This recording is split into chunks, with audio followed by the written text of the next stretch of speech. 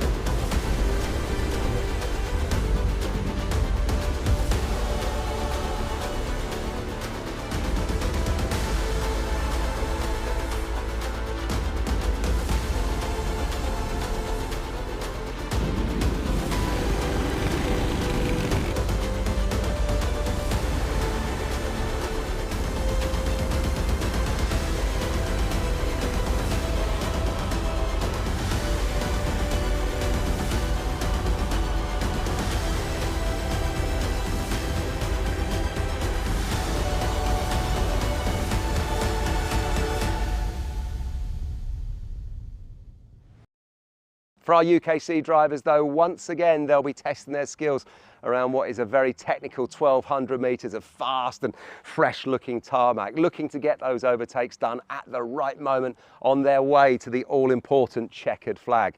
So let's take a look at a lap of the circuit now then and work out where some of those moments might be.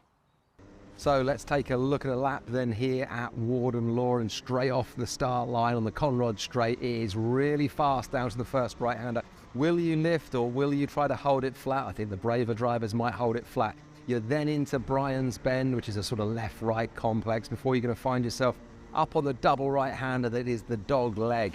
It's then only a short sprint on a straighter section down to the left-hander that is St John's, and then you find yourself on the infield, the first of two hairpins that make up the Senna S's. Could you get an overtake done here? Well, maybe you can. You then find yourself up on the chicane out back there. It's a right, left, right, and you want to leave yourself as much curb as you can on the exit of that one to carry your speed down the back straight, which isn't actually a straight at all. It's a big, long, sweeping right-hander, and you might get an overtake done then at Gasworks Bend as it dips down. And then when you've made your way around that Gasworks downhill bend, you find yourself coming back into the infield, and it's the horseshoe section, which is actually a triple sort of apex left-hander before you then come around that final bend, paddock bend, and then it is foot flat to the floor as you cross the finish line, hopefully taking the checkered flag.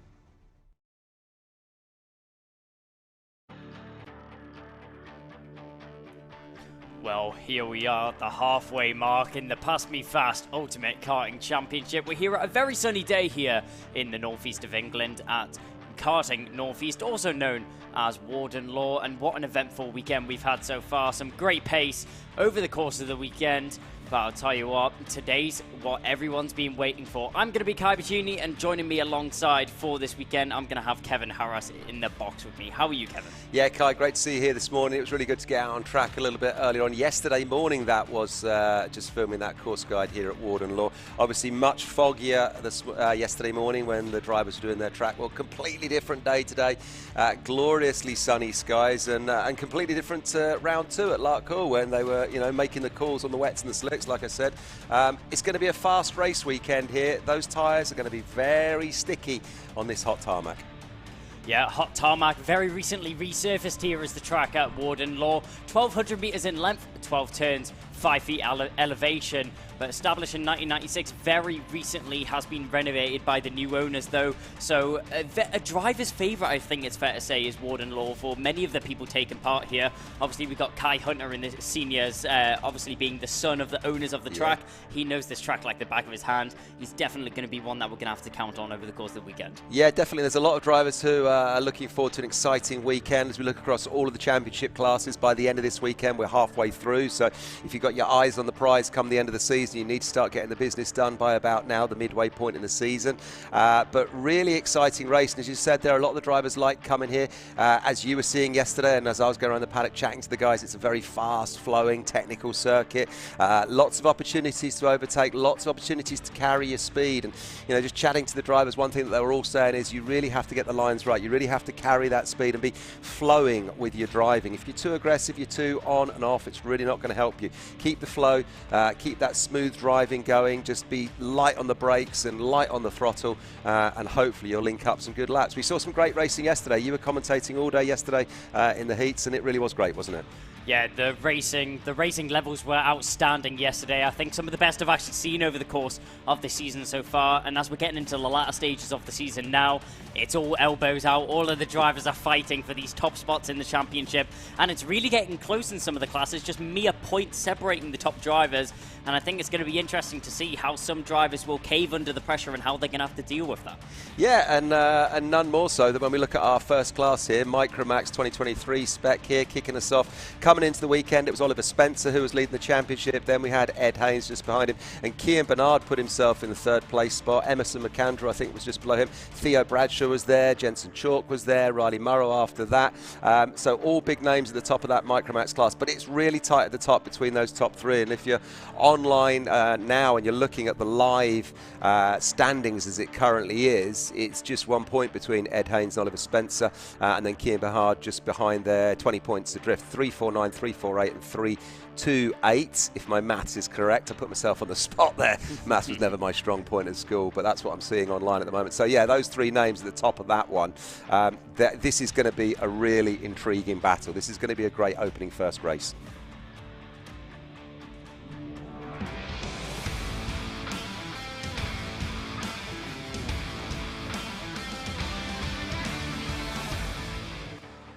So heading onto the circuit, we're going to have our first tier of the Super Heats. It's going to be Micromax taking to the track to warm us up for the day. Emerson McAndrew Ewan's going to be starting on pole position. Joining him alongside is going to be Oliver Spencer. Second row of the grid, we're going to see Kian Bernard and Edward Haynes. Third row is Colby Patterson and Riley Muro. Then Harry Taylor, Theo Bradshaw, and on the fifth row of the grid, Jensen Chalk and Otis Cleary. Then Alex Goodson, Austin Oman, Josh Cormack, and Sebastian Lush on the 7th row. Then the 8th row is going to be joined with Lewis Kirkcaldy, then Dax Ferrer, then Drew Davidson, Dian Sinch-Pahal, and on the final row of the grid on row 10, Harry Radcliffe will be starting in 19th position. Now, one of the smaller grids that we have here with us this weekend, but definitely one of those smaller grids that packs a punch. Yeah, it really does. The good thing about the Micromax class is smaller grid. Obviously, 34 is a full grid. I think we're looking at 19 or 20 drivers there in this one. But lots of opportunities for overtaking, lots of opportunities for all these drivers to sort of show their worth. Thinking about the last round, Riley Murrow had a great round, making up lots of places. Coming into that super final, I think he went from about 9th all the way through to about 4th, just missing out on a podium. But yeah, lots of drivers who've got lots of talent there, and a great scene as we see the dummy grid. Brilliant pictures from the guys at Alpha Live here, showing us behind the scenes here at Warden Law. This is obviously where, if you're watching us somewhere else in the world right now, this is where the drivers are lining up before they go out on track. And I think we're looking at one or two warm-up laps before then we're off and racing on this one. Nervous time for all of these youngsters sitting there at this point in time. You've got the mums and the dads leaning over the railings, and then one mechanic per driver there in that dummy grid. Nervous times, but great times, Kian, and a great scene to watch this morning. Yeah, it's definitely one of the most nerve-wracking things, sitting on the grid waiting before one of the crucial races of the weekend, something that can be setting you up for the finals. If drivers have a bad performance in the super heats, obviously we know that it's boosted points for them, which will help them in getting their secured final starting positions. Yeah. Just one bad result in the super heats and that can knock you all the way down the orders. I mean, Micromax is probably one of the most diverse classes that we have right now, with 3 different winners that we've seen over the 3 heats that we've seen so far. Yeah, exactly, 3 different winners, and you know, lots of talent right throughout the field. But you know, my eyes, I'm going to be honest with you, they're firmly fixed on Kian Bernard this weekend. He won the super heat last time out at Larcourt and then went on to win the super final by about 10 seconds. Kian this weekend joining Zipkart, going under their awning. Luke Hines and Earl there looking after Kian this weekend. Great team under that Zipkart awning, and I'm just I'm keen to see what that kind of relationship is going to do for Kian. has a brilliant relationship with his family and his brother who's mechanicking him, and now he's got the support of the data of the Zipkart team. So that's going to be an interesting one for sure. But Oliver Spencer, well, he's going to be wanting to put himself back on the top spot. Edward Haynes as well. He's going to be really looking forward to this one from RCE. Had a chat with him yesterday. He was feeling confident. Edward Haynes, I mean, there's a driver. What a great young man. 5 heat wins out of 6 so far in rounds 1 and 2, but has yet to put himself on the podium. He's got the pace. He knows he can do it, but I'm not quite sure why he's not made his way to the podium just yet. Could today be his day? Today it definitely could, but all the pressure, as you mentioned, being on the shoulders of Oliver Spencer, coming off the back of a great weekend out at Lark Hall. He finished second in the final. We've got to keep an eye out on Kian Bernard, though. Won last time round, so we'll have to watch if he's able to do the double and see if he can get the back-to-back victories here at Warden Law. It's going to be 2 formation laps here for the Micromax drivers, so plenty of time for them to get themselves composed, ready for the race, and most of all, get their tyres up to temperature, as that's probably one of the most important things going into the first couple of laps of a race, to have yourself prepared and also have your car prepared underneath you so you can push it to the limits and gain those crucial positions off the start. Yeah, absolutely. As we look at these scenes, they are absolutely glorious. You'd be forgiven for thinking that we're commentating on a European karting round right now. We're actually in the northeast, folks. This is Sunderland here, karting northeast, Warden Law. Glorious pictures. Look at these images that Alpha Live are bringing us. So good. Really looking forward to calling this one with you, Kian. I'll hand over to you for the start as they're making their way in now. All about getting this start formation spot on. And these youngsters, they're learning their craft, but it's looking good so far. Yep, and all the drivers now accelerate out the final corner. Do we go green first time round? Yes, we will. So the timer starts ticking down. A 10-minute superheat is going to be what we have here for the action. All the drivers filing through that fast and furious first corner there. Now up through Brian Bend, up towards Dogleg. All the drivers squabbling for positions. A couple of drivers looking for a position up there. Definitely one of the most difficult places to make an overtaking move on this first lap. As we now go into the first of the 2 center S's, we see a move down the inside there. That looks like that was Kian Bernard making up a few places in the mid-pack and in the fray. You can see there, that's the number 33 going for a move. That's Bernard making up a couple places as well. He's looking like he's currently sitting in 4th position. But our leader, the number 42, sorry, that's Edward Haynes, the number 46. That's breaking away from the rest of the pack. Yeah, brilliant. All of the key players are off and running in this one. Big names running at the front, but good to see as well the rest of the pack making their way safely around these opening couple of laps. Fastest through sector 1 then, Oliver Spencer it was. In fact, now Edward Haynes is 17 seconds dead. Best lap then, Edward Haynes, 57.9. Just putting his marker down early. Here we go. Close race of these youngsters. Graphics on screen now. There we go. Edward Haynes, Oliver Spencer from Emerson, McAndrew and Kian Bernard back in 4th. Really exciting stuff. And shout out to Theo Bradshaw as well, back there in 6 on double duty, also racing Honda Cadet this weekend. Yeah, a couple of drivers making up a few places on the start. We've got biggest gainers of being 2 places made there in the mid-pack from one of the drivers. That's looking in around a 12th position. That's Sebastian Lusch, the number 36, on a charge through the field already. We're looking back up in the mid-pack there. That was Jensen Chalk being very closely chasing down there by Taylor. If you look in the background, though, there's a move there by the 24 making up a position. You can see that's going to be Colby Patterson making the move on Theo Bradshaw. That's going to be for 6th position as well. So with not long left in this race, obviously only 8 minutes that we have left of these races. Drivers are going to have to be on the ball as soon as they get onto the back of a driver and feel like they have the pace to go for the overtake. They're going to have to take advantage of every situation. Yeah, just following the battle there of Theo Bradshaw, just chasing down Riley Morrow there. That's the battle for 5th as we get a fastest lap on screen. Edward Haynes with his 57.98. I think he's just jumped to 57.3 as well, looking at the live timing on the iPad. But yeah, he is on the bubble. Really good racing so far and driving from Edward Haynes. As Colby Patterson just gets the fastest sector 1, 20.7 there, back in 9th, kart 24, Colby. On screen then, kart 22, all eyes on Riley Morrow being chased down by Theo Bradshaw. Bradshaw doing a great job, like I say, this weekend, running in Honda Cadet and a Micromax. He's going to have tired arms and legs when he gets back to school tomorrow morning, isn't he? Yeah, and I think the position that Colby Patterson's in right now really doesn't give him justice for the pace that he's been putting down on the circuit all weekend. We've seen him being able to set fastest lap after fastest lap in all 3 races that he's taken part in so far, and definitely won the drivers up at the front end in the practice sessions just based off the pure pace that he's able to put down on the circuit. But unfortunately, the racecraft just letting him down a little bit on that side. Emerson McAndrew-Uren picking up the fastest lap on that previous lap. There you can see some of the drivers nose and tail. McAndrew-Uren running off the back of a fastest lap. He's showing that he has the pace and also looking for the overtake on Oliver Spencer. So waiting for that opportunity to arise. And actually, that's a loose visor sticker. That's something that you don't see very often there. Not. Oliver Spencer getting hindered a little bit by a floppy visor sticker. Emerson McAndrew-Uren, can he take advantage of the distraction? Maybe. The battle out in front then is those 3, but a little bit further back, Riley Morrow is the man with the target on his back there. We're just seeing the battle just going on a little bit further back with Riley Morrow. Look, this train of them here, 4 or 5 drivers there, being led by this man. There we are. Oh, coming up the inside, who have we got there? That's the O plate of Jensen Chalk, fully in the mix, as you expect from a driver of his talent then. This is great racing. And look at Theo Bradshaw on the bubble, as I think Jensen Chalk just makes up a place past Theo Bradshaw. Yep, a couple of places made up there by Jensen Chalk.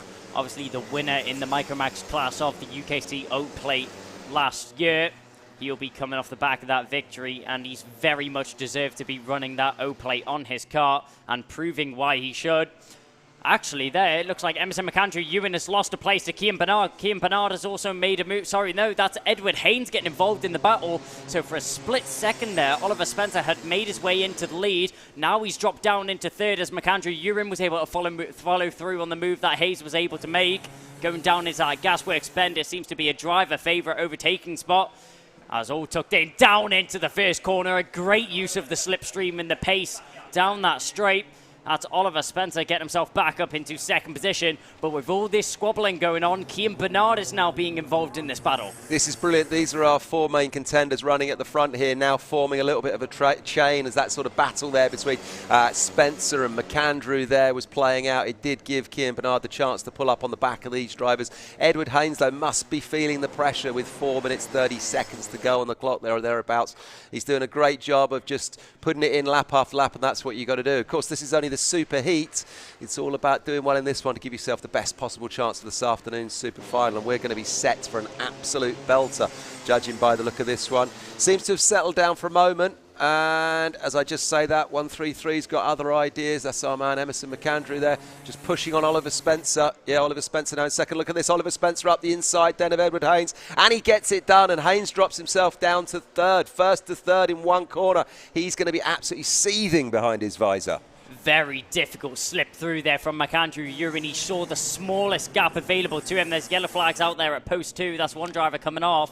That might be Otis Cleary that's came off up there at the dog leg. So that's a shame to see. But as I was saying, the smallest gap available to McAndrew-Uren, and he's taken that with a pinch of salt as well, diving through on the inside down into turn 1. It's not an easy move to make as well, but he was able to get it done.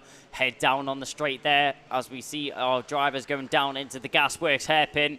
Edward Haynes down in 3rd position now. Oliver Spencer is out in front. Let's see if he's able to keep up with that. A little look to the inside there from McAndrew-Uren, just showing Spencer that he's not out of this fight, showing that he can put the cart down the inside. A look over the shoulder. Spencer will now know that all of these drivers are breathing down his neck, going down into the first corner. A little bit wide there from McAndrew-Uren, loses a little bit of momentum as they go up through the dog leg. Haynes waiting for his chance, biding his time in behind the 133 in front of him. And as we go down the section into the center S's, no attempts for an overtake yet, but I'm sure over the course of the weekend, drivers will be diving down the inside into that first one. Yeah, they will. I'm wondering if at this stage these 4 drivers are just kind of just keeping something back a little bit, not wanting to do anything silly in what is only the super heat. They need to finish it. You know, to finish first you have to finish and all that. So they'll probably be thinking, I want to do my best here, but I've also got to keep it on the black stuff and get it across that line with only 2 minutes 30 to go. But the man who's going to be feeling the pressure, Edward Haynes, he was leading it, and now he finds himself sitting there in 3rd. He's going to be sort of ruining his mistake on that corner, but he's got to keep a cool head, because if he starts to sort of let it get to him, it just takes your eye off the driving. As we cross the line once again, looking a little bit further back now at the battle there. 53 of Henry Taylor at the back of that chain. Yeah, as you were mentioning, obviously all the drivers will be wanting to finish in the highest position possible to them, but with this only being the superheat, you don't want to risk anything, because if you do come off the track and if you do finish down in the lower end, but going for that upper end move there, that's the 133 McAndrew. You're in now, he's going to have to defend into the second, and center S is there on the switchback is Spencer, and he'll gain that first position back, thank you very much. He's not going to give that up with any hand that he has to. McAndrew Urine, he's going to have to settle for second for now. There's no point in these drivers having to put their car on the line and put their race on the line.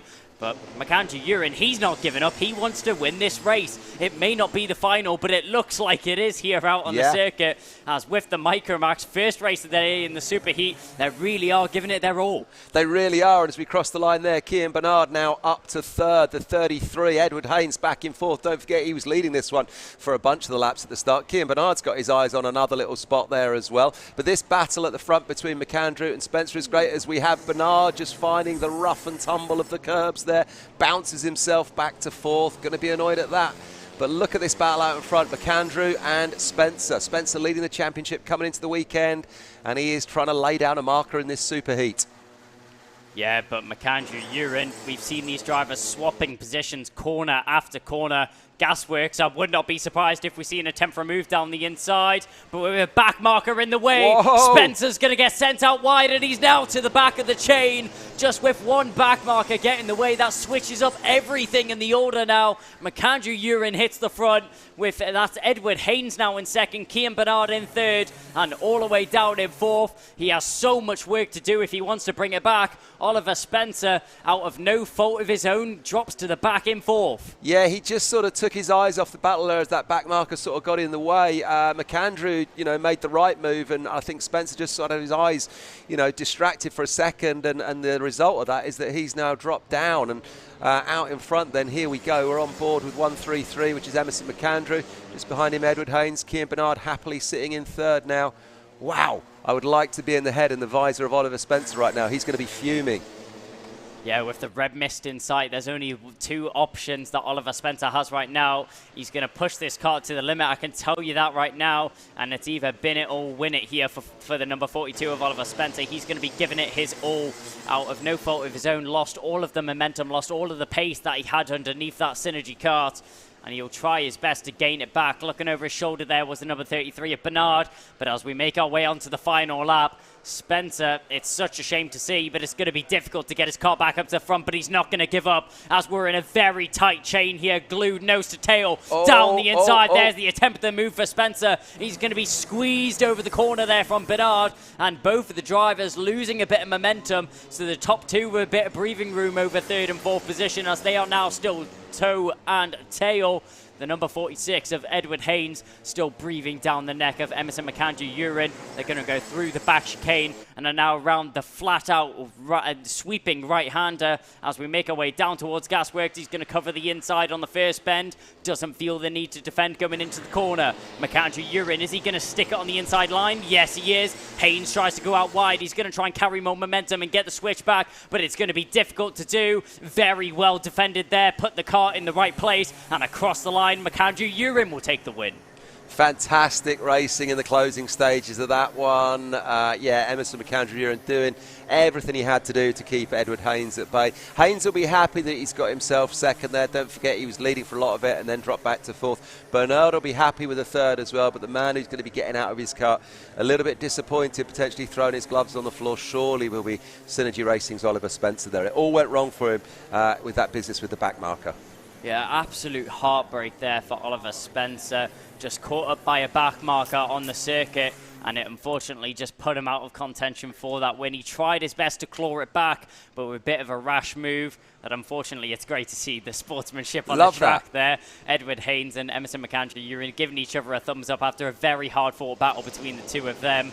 But I think it's fair to say no more of a deserved winner in that race there from McAndrew Urine. Yeah, definitely. He did lots in that race there to put himself across the line first. All four of them. Great driving and racecraft from all four of those youngsters out in front. But yeah, well played to Emerson there. doing the business, learning his craft, holding it off in the last couple of laps, and really excited to see. Good scenes then as we pull it round then now into scrutineering, just getting the front bumper fairing penalties checked. All good, pushback bumpers, all look good. It's Callum from UKC there giving the check, thumbs up. That's Kian Bernard there, is that 33? Yeah. Really exciting stuff for our first one then, Kai. Yep, amazing standing order. All 19 drivers will be in the finishing orders. A couple of drivers will be finishing off the track. That's 18th and 19th position. But with that being the end of the Micromax Superheat, we're going to take a short break, but we'll very soon be back with more action for the Mini-Inters. Want to get on the road as quick as possible? Pass in as little as 3 months with PassMeFast, the UK's leading intensive driving course specialists. A PassMeFast course is the fast and hassle-free way of getting your licence. Plus, our 100% money-back guarantee means it's all risk-free. This isn't your average driving course. We've revolutionised how Britain learns to drive with our fast-track test system, modern learning methods and flexible monthly payment options. Plus, you can track your progress and manage your course anywhere, anytime with our industry-leading student portal. Take the faster route to driving. Book today at passmefast.co.uk.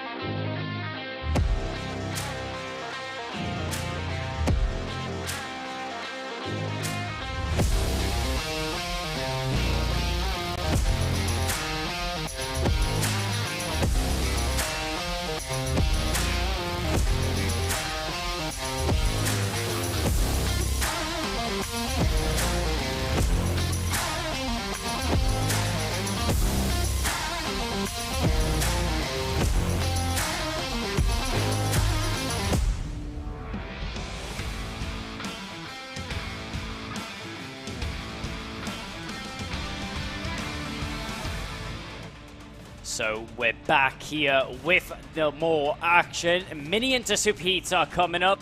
Let's have a little look at the grid running order. Charlie Wolfett will start on the front row on pole position, joined alongside by the 81 of Finley Lines, with Thomas Hill and Luca Holmes-Ballack on the second row. Then Daniel Minto, Oliver Meek, Charlie Very, Jack Collinson, and on the fifth row we're going to have Charlie King and Jacob Ashcroft. Sixth row will be Hussein Khan and Noah Barham. Then we're going to have Oliver White, Harris Ali, and on the eighth row is JJ Lowe and Stanley Clark. The ninth row is going to be Isabella Stansmore-Wilson with Jack Cordingley alongside her. Then Charlie Conti and Jake Gruffity rounding out the 10th row. 11th and 12th row will be Louis Radcliffe, Elliot Surtees, Zach McKay, and Mason Webster rounding out the 24 driver grid here for the Mini-Inter Superheat. Really looking forward to this one, Kai. The talent runs deep in Mini-Inter. All of the big guns there in the mix, and they are going to be loving these conditions. Fast and furious here at Warden Law this afternoon. Jacob Ashcroft, Charlie Wolfett, Luke Holmes-Ballack, Thomas Hill, Oliver Meek, Oliver Majewski. All of these names. Well, Majewski's not here this weekend, but all of these youngsters pushing their way towards the top of that championship table. It's going to be really good. And big shout out as well to Noah Barham of Dan Holland Racing, who very kindly gave us his onboard camera, helping us out with our course guide little edit earlier on. Great onboard shot that we had on Noah's kart there to give us those pictures. Charlie Wolfett, though, what a weekend he has had so far. The pace that he has been putting down on the circuit has been electric. He has been outstanding out of all of the 3 heats. 2 wins and 1 second place. The only driver that's been able to top him is Jacob Ashcroft. So let's see if he's able to dethrone him here in the Superheat again. But Charlie Wolfett, you can't glaze over him at all. No, that's really good. I mean, obviously you were commentating on the heats yesterday. I was running around with Miles, our videographer, who helps me with the highlights television program edit, which will go out in about 3 or 4 weeks' time after this weekend on the telly. But yeah, you got to sit and watch it all heat by heat yesterday, Kai, which must have been really good. Your voice has held out for today, which is great. Just about. Just about. But yeah, lots of action yesterday, and none more so than at the wheel of Charlie Wolfett there. Yeah, taking the Heat 1 win, taking the Heat 2 win, and Silver second place in that Heat 3, just behind Jacob Ashcroft. Jacob, I'm telling you, he's going to be coming out surely wanting to lay down a marker in this this pre-fun, this super heat this morning. This is going to be really good. Yeah, of course. A lot of drivers have nothing to lose in this heat starting from the back of the grid. They're just going to be charging forwards, trying to gain as many positions as possible. Charlie Wolfett, obviously, we've been 3 randomized grid heats yesterday. Yeah. He had to come from the back and the middle in 2 of those races. Yep. So he's got to have won at least one of them from the back of the grid, and he's just showing his racecraft combined with his pace. He's a force to be reckoned with out here on the circuit. Yeah, exactly. The mixed grids in the heats work well because it does sort of encourage those drivers who've got the talent to work their way through. Gives everyone a fair crack of the whip, and on a nice fast-flowing circuit like this, it does really work well. As we come round then for the start, here we go. Yep, we go racing across the line here. We go green and the timer starts ticking. 10 minutes of racing, but diving down the inside. That was a great start there from Lucas Holmes-Balak as he manages to promote himself up a couple of positions. We saw Charlie Wolfett there try to squeeze his competitor off the start and actually lost them both a little bit of time as they go through the dogleg and now down through St. John's towards the Center S. Is a great overtaking opportunity here on the first 2 laps. The front 2 already breaking away a little bit though. Lucas Holmes-Balak, what a start that he's had, but it's Thomas Hill topping the way right now. The number 66 is in the lead. The racers were going 3 wide in the mid-pack, going down towards the back end of the circuit, but back in front, the 81 right now of Finlay Lines, you can see working with his teammate, a dive down the inside there. That was Noah Barham picking up position as he goes down through the Gasworks hairpin and through the horseshoe, through the final section of the lap. The 74 there losing out on a position. That's Charlie King, which will be dropping down 1 through the horseshoe section and now down through Paddock Bend. What a start there from Thomas Hill as he now hits the front, but he's got Charlie Wolfett breathing down his neck. He'll be chasing him down like a hot charger. I'll tell you what, he's not chasing him down anymore because Wolfett's already hit the front. Wolfett's already done it. Fair play to Thomas Hill of Zipcart there. Got himself out in front off that start. Was the benefactor of finding a little bit of a gap up the inside on the opening corner there. But Wolfett's saying, you know what? You may like it out in front, but you're having none of it. That's where I want to be. And he's put himself straight back out there. The 195 of Charlie Wolfett. Behind him, it's looking like Finlay Lines. And there's your man, Lucas Holmes-Balak. This is just like a who's who of mini inter-kart racing here out in front at the moment. The talent runs so deep in this class. It's brilliant. This is one of those classes where any one of these top 5 names, top 10 names, in fact, could probably take this one. But really exciting start with 8 minutes, 12 seconds left on the clock. Yeah, Wolfett there. Thomas Hill comfortable in second, a gap behind Hill, back to the next little train of 4 or 5 drivers, started by Finlay Lines. Yeah, Thomas Hill started down in 4th position. Didn't have the best of the heats that you would have been hoping for yesterday. He did walk away with 1/3 position in the first heat, then a 4th and an 8th followed up that one. Noah Barham setting the fastest lap on that second lap of the race. That's good to see. That's our man Noah Barham, who helped us with the course guide earlier, so I picked the right man to get his onboard. There you go. He obviously knows a clean line around this circuit, so well done to you, Noah. Thanks for helping us with that once again. Great battle out in front then. Well, not out in front. This is the battle about 4th or 5th. The cameras are on now. Dan Holland racing their car. Oh, can't quite see the number. Might be Lucas Holmes-Balak there, looking at 4th probably, I think. Yep, no, that looks like the number 81 there. So that will be Finlay Lines. Finlay That will Lines. be leading the way there for the DHR team. We saw Lines and Holmes-Balak working together quite a bit yesterday. That looked like a move down into turn 1 there by Holmes-Balak on the Synergy chassis. Well defended there by Lines, the 228 trying to get involved. That's Daniel Minto actually losing out on a few positions as he was trying to fight his way back through, losing out to that DHR train of drivers, obviously being split up there by Lucas Holmes-Balak. But Lines, Minto and Ashcroft all running for the DHR team. I would not be surprised if we see those 3 drivers working together to try and push forward. Yeah, exactly. And I just saw that 1-2-2 of Jacob Ashcroft having a look up the inside, a couple of corners back. He's going to be sitting there in the middle of that train right now thinking, I've got the pace, I've got the talent. Come on, Jacob, get myself out of this situation. There he is there, 3rd in that line of drivers. It is a wash of blue, yellow and white of the Dan Holland Racing and, of course, Synergy Racing as well in the mix. Lots of blue, yellow and white in karting these days. Doesn't make it easy for us. No, but not at all. But we just saw on our screen there going through Gasworks and through the final section of the horseshoe. That was Oliver Meek making a move there on Charlie Very down into the first corner. Great move there from Ballack, but he leaves him out to dry as Finley Lines will also lose out to his teammate of Jacob Ashcroft. Fastest lap, we've seen it before and we'll see it again. Charlie Wolfett tops the timing tables and also pulls a fastest sector one this time round. Quickly swept away there by Oliver Meek with a 19.699 in the first sector. Just a 10th quicker there by Charlie Wolfett. But we're keeping an eye on this battle here. You can see Lines now under pressure from what will be Barham in behind. Barham does have a look down into Gasworks. Yes, he will. He'll go down the inside. Lines losing all of his momentum in this sequence of overtakes as he'll now drop down 4 positions on that previous lap. A less than ideal lap there for the number 81. Yeah, great move there from Noah Barham. Textbook overtake, just kept his head, kept his line. As we're on board here then, looking on our screen now, it's the 66 of Thomas Hill. Well done, sir. 28, breathing down his neck. That's Luca Holmes-Ballack. I tell you what, my money maybe is on Luca Holmes-Ballack for this one. He's got the bit between his teeth. He's made up places already. We seem to be talking about Luca doing a few overtakes in the early stages of this one. Charlie Wolfett on screen then on the graphics with the fastest lap of a 54.3. I think he's just even done a 54.2 just a second ago, but you'd expect that. He's got a bit of clean air out in front as the rest get involved in this battle just behind. Yeah, Thomas Hill just not looking to have the pace right now, looking to be 4 or 5 tenths a second, 4 or 5 tenths of a lap slower than the other drivers, and 3 in one corner. That's not what you want to see there. It's great for the 3 DHR drivers all working together as Ashcroft, Barham and Lines all managed to slip through there on Thomas Hill, and from second down to 6th in one lap. Let's hope he's able to regather himself, continue on, maybe gain back a few of those positions there, but we're over halfway into this race, and Charlie Wolfett has completely checked out from the rest of the field.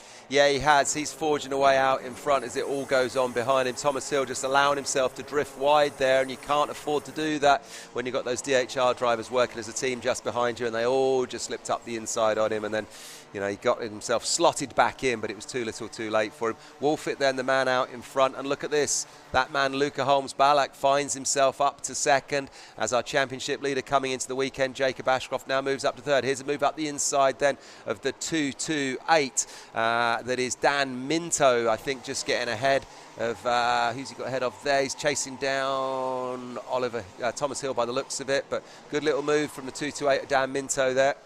Rejoining the battle then back out at the front by the looks of it here. Great pictures, the sun just glistening off the tops of those karts. They make it difficult to pick out the numbers sometimes on our screen, but we're doing our best for you here, calling it as we see it. Yeah, we got the 127, the 122, and then just ahead there, the 28 of Luke Holmes-Ballack. This is the battle for second then that we've got on screen right now. Yeah, Charlie Wolfett looking to be 4 tenths a lap faster than anyone else out on the field right now. As, we're looking at the battle there of Ballack actually losing a position there in the back chicane. That's a rare overtaking opportunity, but Ashcroft taking opportunity of it, showing that he has the experience in the racecraft to get that one done. You could see that, unfortunately, Barham wasn't able to follow through, but he'll try it into the horseshoe. He looked down the inside, but shuts the door in his face. Not today, says Lucas Holmes-Ballack, and he'll survive another lap there from the 127, but Barham head down on the straight. He's determined to get this third position, and he won't give up until he manages to get so done. Lucas Holmes-Ballack, though, he's going to have to defend for his life if he doesn't want to let the DHR car of the 127 of Barham let through.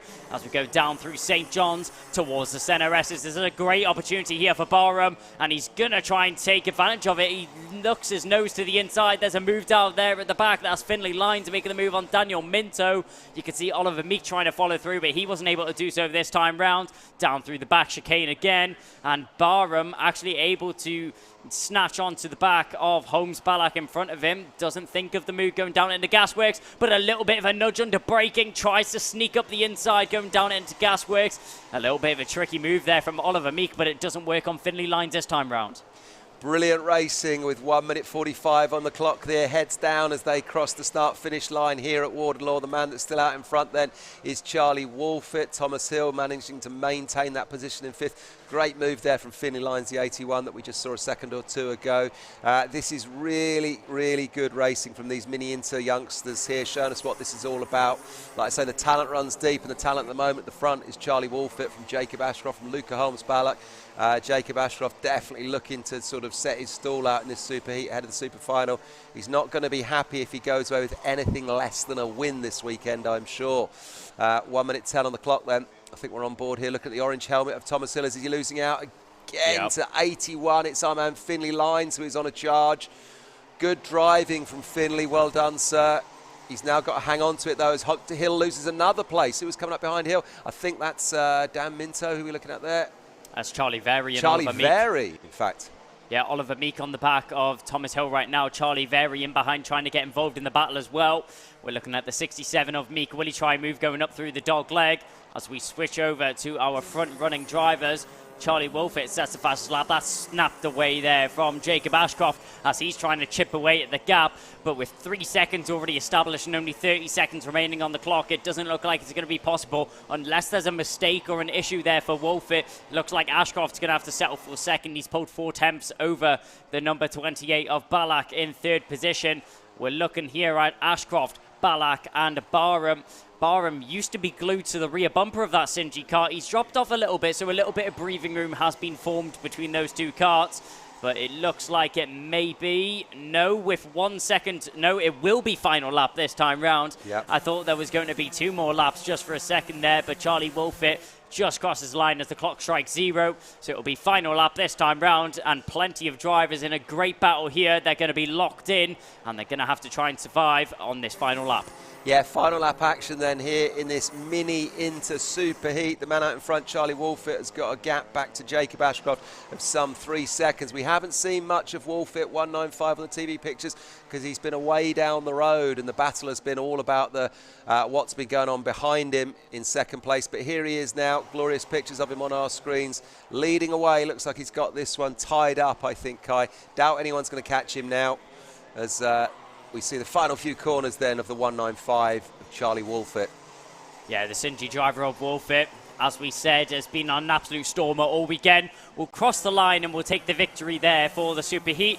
Jacob Ashcroft, though, great racecraft provided and shown throughout that race. He'll pick up 2nd place from Lucas Holmes-Balak, managing to secure and hold off Noah Barham in 4th. He'll be able to pick up 3rd. Daniel Minto just about holding on there from Finley Lines and Thomas Hill. Thomas Hill, unfortunate race there from him. He had such a great start, managed to get himself up to the front position, got himself into that 1st position off the start, and then just fell back from there. Wasn't able to maintain the pace to stay up at the front and fight with the big boys. He still finishes in a very respectable 7th position, though, and that'll set him up well for the finals. Yeah, it really will. That was an excitable race there for those young Mini Inter drivers. As you say, Thomas Hill's had a taste of it out in front. Looking at some of the other names, Charlie Very, Oliver Meek just behind him there in 8th and 9th. Hasnain Khan finishing out in 10th in the end. But at the front, it was all the names that we would expect. That battle between Wolfett and Ashcroft was brilliant. You got Holmes-Balak and Barham and Minto and Lines.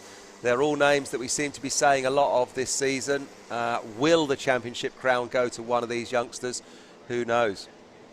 But I'll tell you what, with 31 points being the lead that Ashcroft had going into this pre-final and going into these final couple of races of the weekend, I would not be surprised if that gap is taken down, or even we see Charlie Wolfett hit the top of the tables if something goes wrong there for Ashcroft in the finals. We'll have a look at the bumper check here.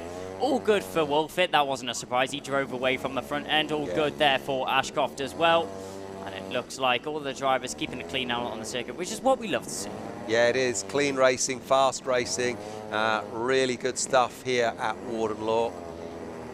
Absolutely spot on. Exciting stuff. And the good news is there are still 3 of these Superheats to go, Kai. Yeah, 3 more to go. Next one coming up is going to be Junior Rotax Superheat A very shortly.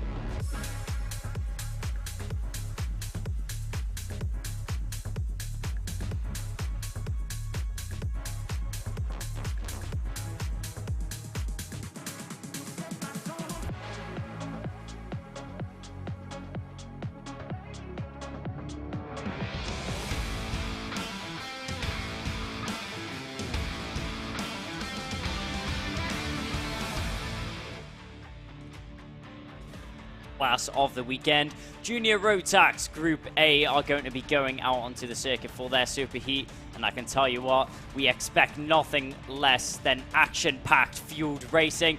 Joshua Graham and Finn Leslie are going to be going off the front row of the grid from Alexander Savinkov and Ollie Stevens. Jack Thompson and Elliot Powell from Tommy Harfield. Archie Buttle, and on the 5th row is going to be Ewan Charman and Joshua Whitcomb. From Zach Turner, Lizzie Mentia, Zukas Privialonis, then Kasper Tomilevsky joining him alongside on the 7th row. The 8th row is going to be Joseph McCannon, and it's going to be Kenzo Craigie, Matthew Sayer, Emily Cooper, Michael Dalton, and Archie Lyons rounding out the 10th row. The 11th row is going to be Charles Green from Ollie Hughes, then Rachel Robertson, Jensen Pritchard, John Brownie, then it's going to be Finley Buck on the 18th row. 19th row is going to be Bella McConville, Matteo Plazo, and on the 15th row of the grid is going to be Riven Welsh and Craig Stevens. Obviously, we've got a couple more rows of drivers, and there they are. The 11th and 12th rows are going to be Ethan Head, Harry Gilbert, and Logan Howes and Jensen Hinchcliffe, rounding out the 34 driver grid here for the first group of Junior Rotax.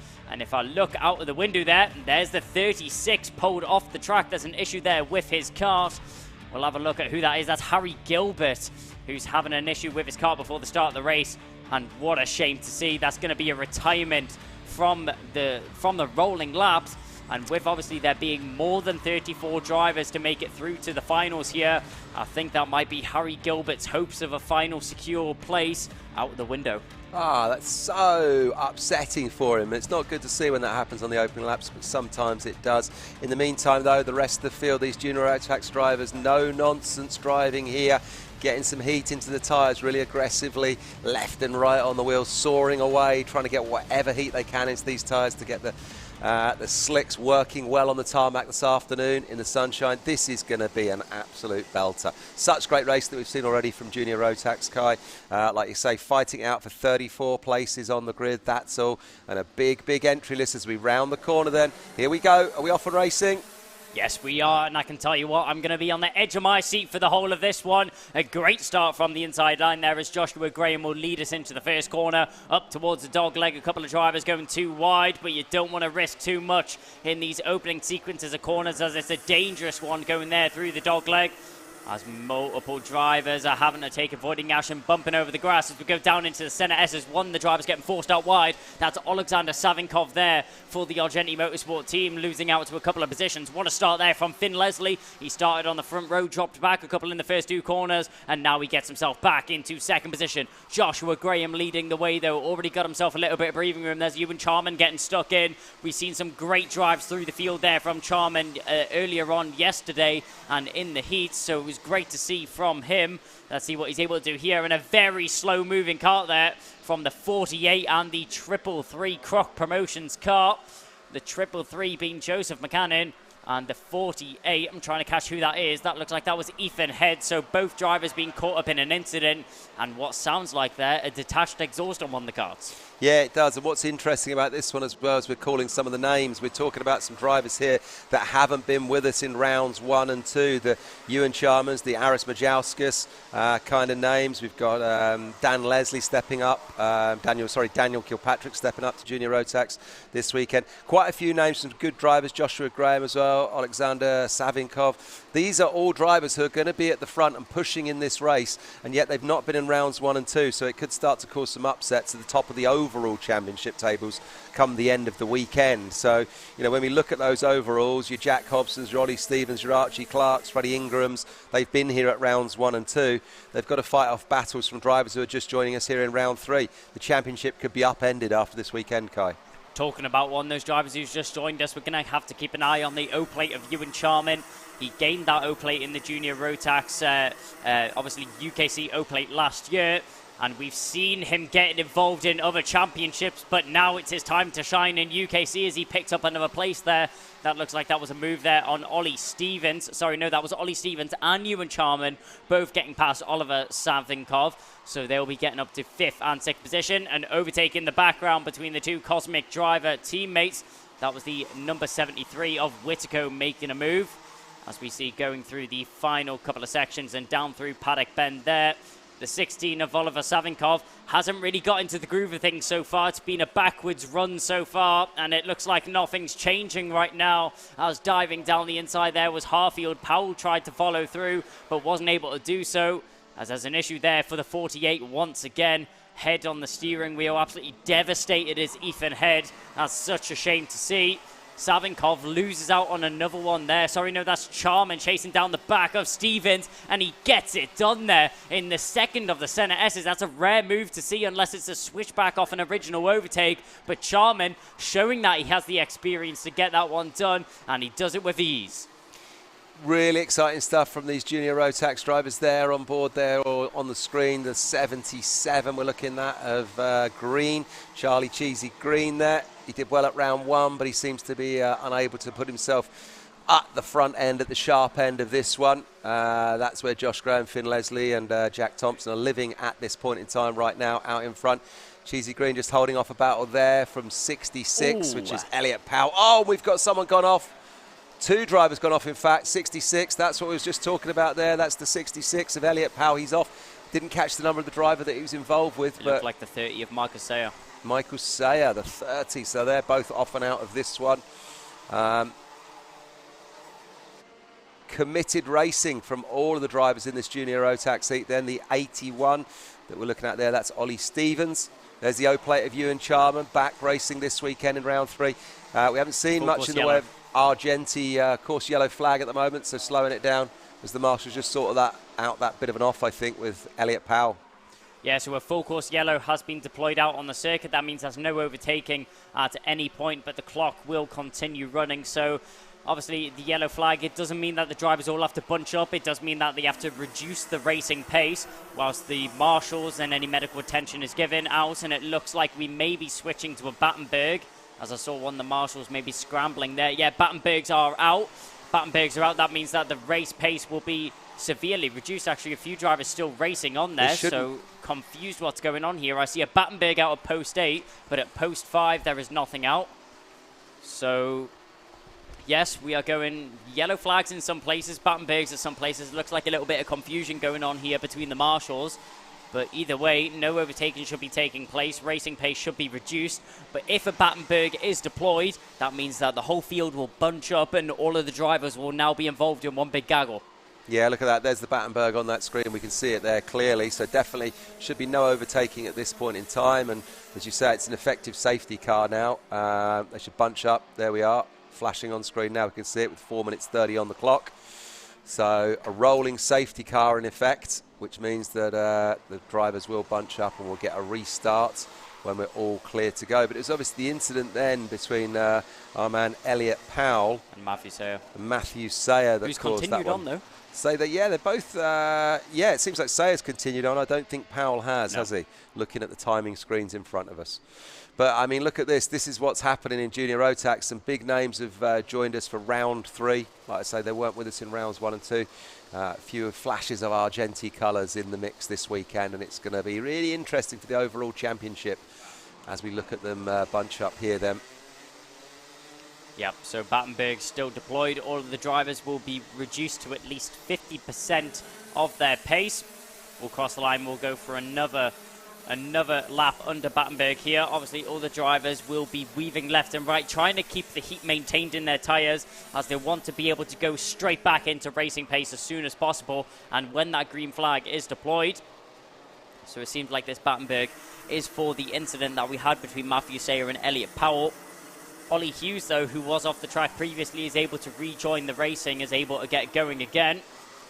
So with the whole field bunched up, though, this now throws a massive spanner in the works for all of the drivers up at the front, especially Joshua Graham, who'd already extended a little bit of a lead over Finn Leslie and behind him.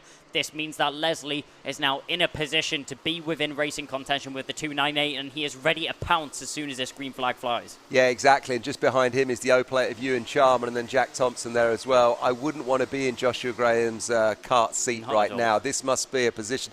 Green flag, we go racing again. Here we go. Let's see what happens then now. We've got Finn Leslie and Ewan Charman just behind him, pushing hard on Joshua Graham. We've got an effective restart here, and they're closing together as they come around the next couple of corners. This is going to be good. Let's see what happens, Kai. Yep, it looks like very good restart there from Finn Leslie. He was all over the back bumper of Josh Graham as they crossed the start-finish straight. You can see going defensive there into the first of the center S's. Joshua Graham's not going to give up any gaps on the inside that he doesn't have to, because Finn Leslie, he'll be ready to dive down as soon as he sees one. But Joshua Graham, the 298, still holding it in front right now. Watch out in third position, Ewan Charman. What a race it's been for him so far as he finds himself within the top 3 of the Superheat here. He started a couple places down here in the Superheat, but obviously making up the ground that he lost in the heats yesterday. And he looks like he's not here to play at all. He's here to aid his teammate and looking to get past that Kato Motorsport car of Finn Leslie, who's in a lot of trouble right now as they go down into the first corner. We go up towards the dog leg. Ewan Charman, we've seen him make a move here before. He's not going to try it again. Maybe he'll think about setting himself up for the center S's, as he loved that overtake yesterday, and I'm sure he'll be loving it today. But let's see if he is on Finn Leslie. Leslie down the inside, though. He actually reacts. He doesn't be the one having to attack and defend at the same time as Charman's trying to fend off Thompson in behind. Joshua Graham dropping down into second position now. Now is the 2 Argenti carts in a train. They'll be putting a lot of pressure onto Finn Leslie in behind, who's going ultra defensive here. Still a minute 10 left on the clock, and he's parking it on the inside. He doesn't want to give up any space if he doesn't have to. No, he really doesn't. And my eyes were on Ewan Charman as that battle was playing out in front, because I was thinking that we're going to have Graham and Leslie getting so involved with, moving and counter-moving each other. The better factor will be Charman, and it still could be, because they are bumper to bumper with our front 5 here at the moment. Just 49 seconds left on the clock. Someone's going to make a dart down the inside with a lap or 2 or a corner or 2 to go. You just know it. You can really feel the excitement building in this one then. Finn Leslie, now the KMS driver, Kato Motorsport, there out in front, being chased down by teammates Josh Graham and Ewan Charman.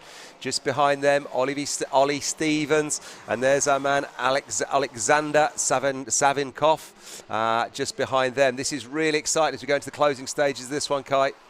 Yep, defensive there goes Graham. He looked to the inside of Leslie, but Leslie closed the door and was able to cover that inside line. Graham actually lost a little bit of time there trying to go defensive from his teammate of Charman. He's also got to keep an eye on Stevens, Savinkov and Thompson in behind. They are all just tucked in a train, as nothing separating these drivers all the way down to 5th position. Only 8 tenths separating from 1st all the way down to 8th. As everyone is running in this order, everyone in with a shout of getting an opportunity. We're on the penultimate lap of the race right now, lap 11. Diving to the inside as soon as he gets the chance, does Finn Leslie. He doesn't want to give up any room, but trying to go for the opposite line is Joshua Graham, trying to get a switch back out of one of the corners, hoping and betting on Finn Leslie getting a bad exit out of one of the center S's. It doesn't work that time round, though. Ewan Charman getting a little bit restless there in 3rd position. I'm sure he'll be wanting to try and get a move on and get himself up the orders. He's currently been sitting in 3rd position ever since the restart. Hasn't had a chance to make an overtake on either his teammate or Finn Leslie so far. Leslie, the only one that's really capitalized on this restart so far. Obviously had a little bit of a gap to Graham before that restart was even announced. But we go down into the final lap, up through the dog leg. Nothing separating these 6 drivers here. It could go anyone's way.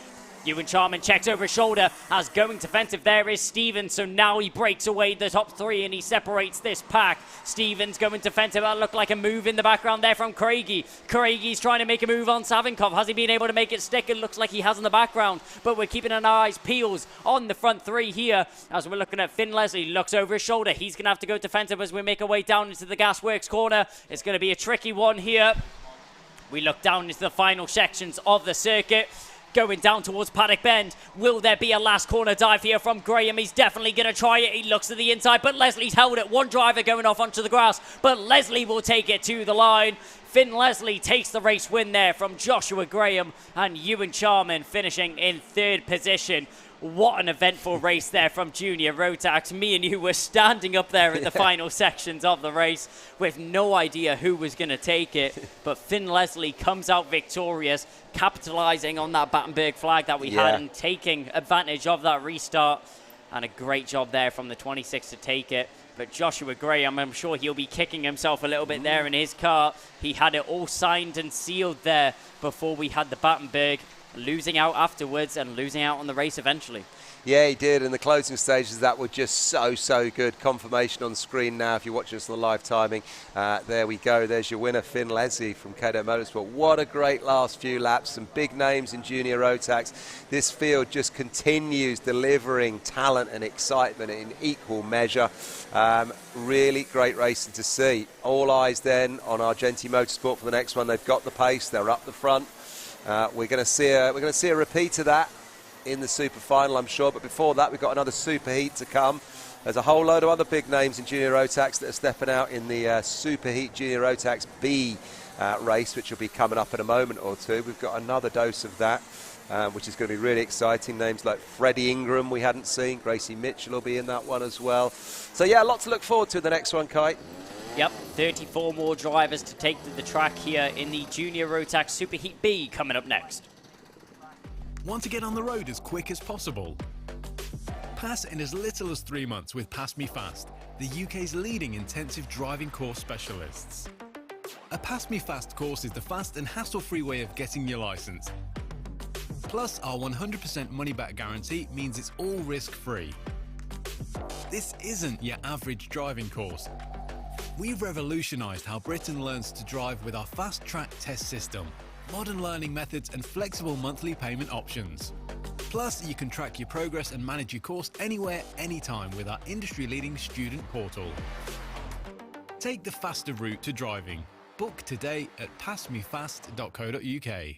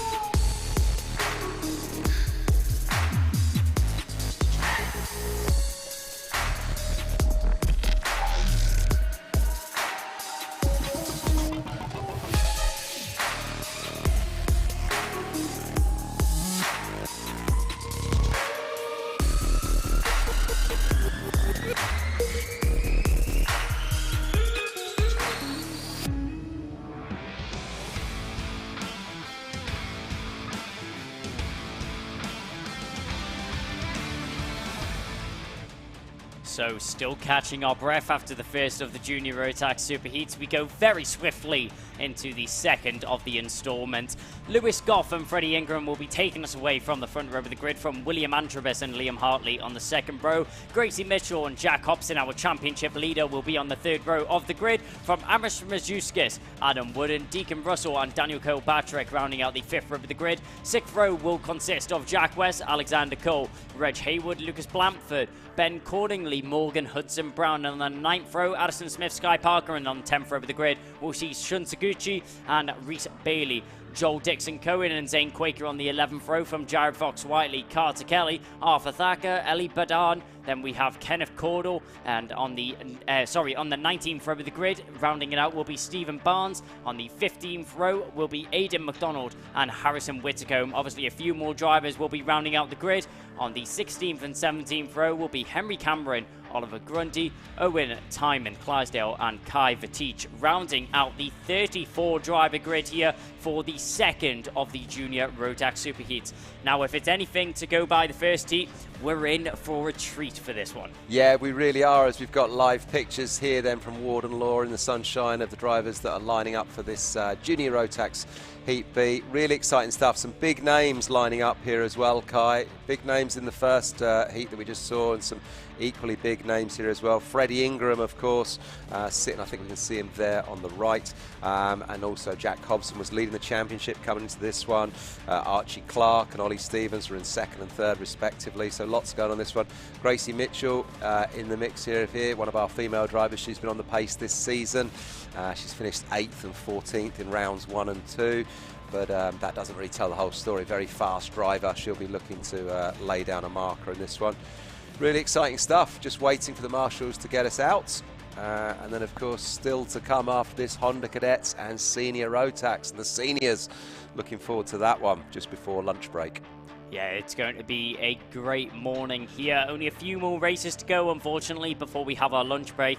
But don't worry, because after that lunch break, we're back with the main event. It's going to be the big finals, and obviously with 69 drivers entered here for the Junior Rotax, only 34 make it to the final. So after these superheat points have been accumulated, only the top 34 will be going forward to race this afternoon. The rest will be sent packing up and going home early. Yeah, that's it, going home early. This is what it's all about. This is what makes Super Sunday, the Superheat, the Super Finals good here at Warden Law on the UKC, because these guys are really fighting for their lives now. Just 34 spaces available. So if you make it to the Super Final, that in itself is a great achievement. So well done to everyone who does that. And thanks to everyone else for coming out for the weekend, doing their best to try to get there. Yesterday, you were calling the heats on all of this one for us yesterday, Kai, and we had some good races. Freddie Ingram, I just gave him a mention, he won Heat 3 yesterday. Joshua Whitcomb came second in Heat 3 yesterday. In third, Lewis Goff, doing well. Nobody, by the looks of it, Ollie Stevens won Heat 1, just looking. Nobody actually picked up, consistent wins across all of the heats yesterday, did they? No, there was no consistent driver winning every single one of the heats. Obviously, we see the same drivers up at the front end of each of the races, but you can't put your finger on just one driver that's going to take this one away. I think it's going to be very difficult to say just a few drivers which will be up at the front end, because with such a large Junior Rotax grid, really anything can happen in these races.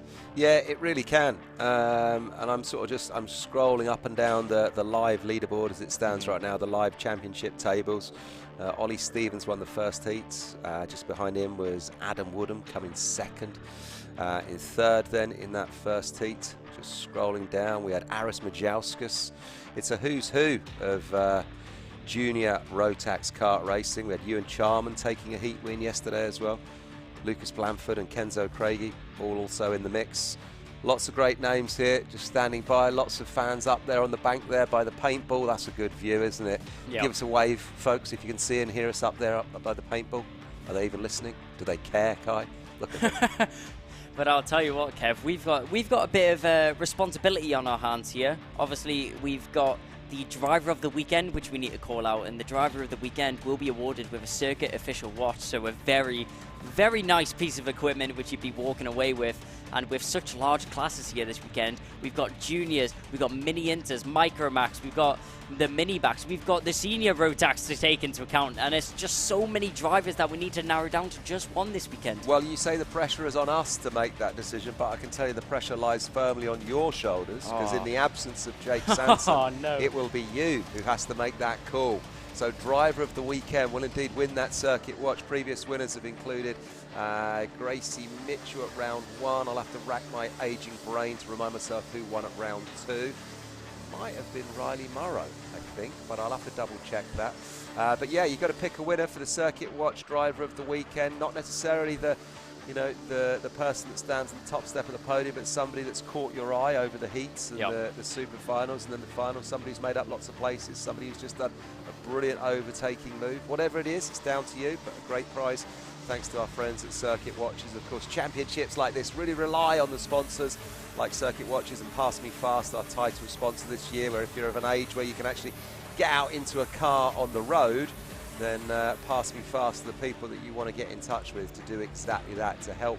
They will help you or your youngster pass me fast. Yep, and as you were saying, I've got a lot of pressure on my shoulder here, but we've got a lot of people watching along at home. We've got people watching on the YouTube. We've obviously also got people watching on the Twitch chat. So if you guys are watching at home, how about we get a little bit of an opinion from the people watching along? Who do you think so far should win the circuit watch? And I'll definitely take it into account. There you go. So if you're watching along at home, drop a comment. We'll make sure to keep an eye on it as well, and tell me who and why should win the circuit watch, and I'll definitely take it into account. I think that's a great idea, Kai. Yeah, big hello to all of the people who watch us around the world right now on Twitch and on YouTube. And yeah, Kai will have a look at the live chat in some of the breaks when we can, just see what suggestions you have. As here we go then, the junior Rotax drivers get themselves around that line, and we are off and racing. Yeah, off we go in this one then. Here we go. Opening a couple of corners. Full start. We're going again. We're going again by the looks of it. Yeah, I can see a green flag with the yellow cross on it. Clock goes back to 10, so we go round again. Wasn't a perfect start for our drivers here in junior Rotax. Just looking out of the window in the sunshine from our commentary position. They'll have to regroup and realign themselves. Always a bit nervy coming into the Sunday, getting the start right. You've got to have the two clean lines, obviously, in the start grid order. Get that final corner right and then accelerate at the right time. And the start marshal will be watching it this time then closely as we look at the front runners. Lewis Goff, Freddie Ingram, Will Antrobus and Gracie Mitchell coming at the front. We just see the yellow flag there, just of that marshal, getting the guys to slow down, getting ready as they come round the final corner then, Kai. Waving yellows just to get the start procedure good. We're on board there then with 69. It's Freddie Ingram, Lewis Goff just ahead of him. Have we got a start this time? False start again, we go again. I'm looking at the digi board there with the green flag with the yellow cross on it. Means that we have to roll again. Yep. Obviously, just the nerves running a little bit too high for some of the drivers, struggling to get in the correct formation that the stewards and race control will be happy with to let the race start go. Hopefully, we can go third time. Look, third time's the charm is what many people say. Hopefully, let's see that this is the third time that we go racing and we go green this time round. Drivers know what they have done wrong these first two times and hopefully can fix that up, as we should go green racing for Junior Rotax B Superheat. Yeah, so we've got Lewis Goff there, the 51 that we're looking at. Freddie Ingram, 69. The number 19 there is Liam Hartley. Jack Hobson, the 114. Keep your eyes on him. He won last time out when we were up at Lark Hall in that super final. Archie Clark came second in that one, and Finn Leslie put himself on the third step of the podium up in what was a very wet and wild Lark Hall. Coming around again then, surely this time, third time by for a start, Kai. Here we go, looking better. Yep.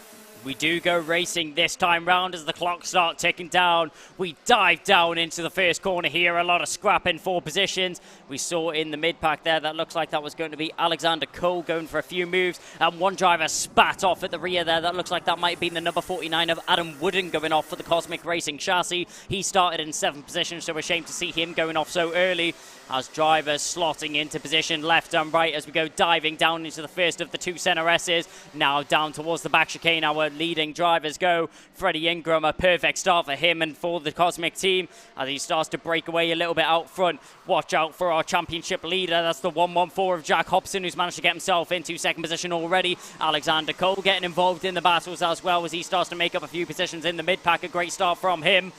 So we come out of the final corner and down the home straight to mark the end of the first lap there. That was a very late move from one of the drivers going down into the final corner. It might have been Sky Parker making a bid for 16th position. But back up at the front end we look. Jack Hobson under a lot of pressure from the MS kart of obviously Liam Hartley.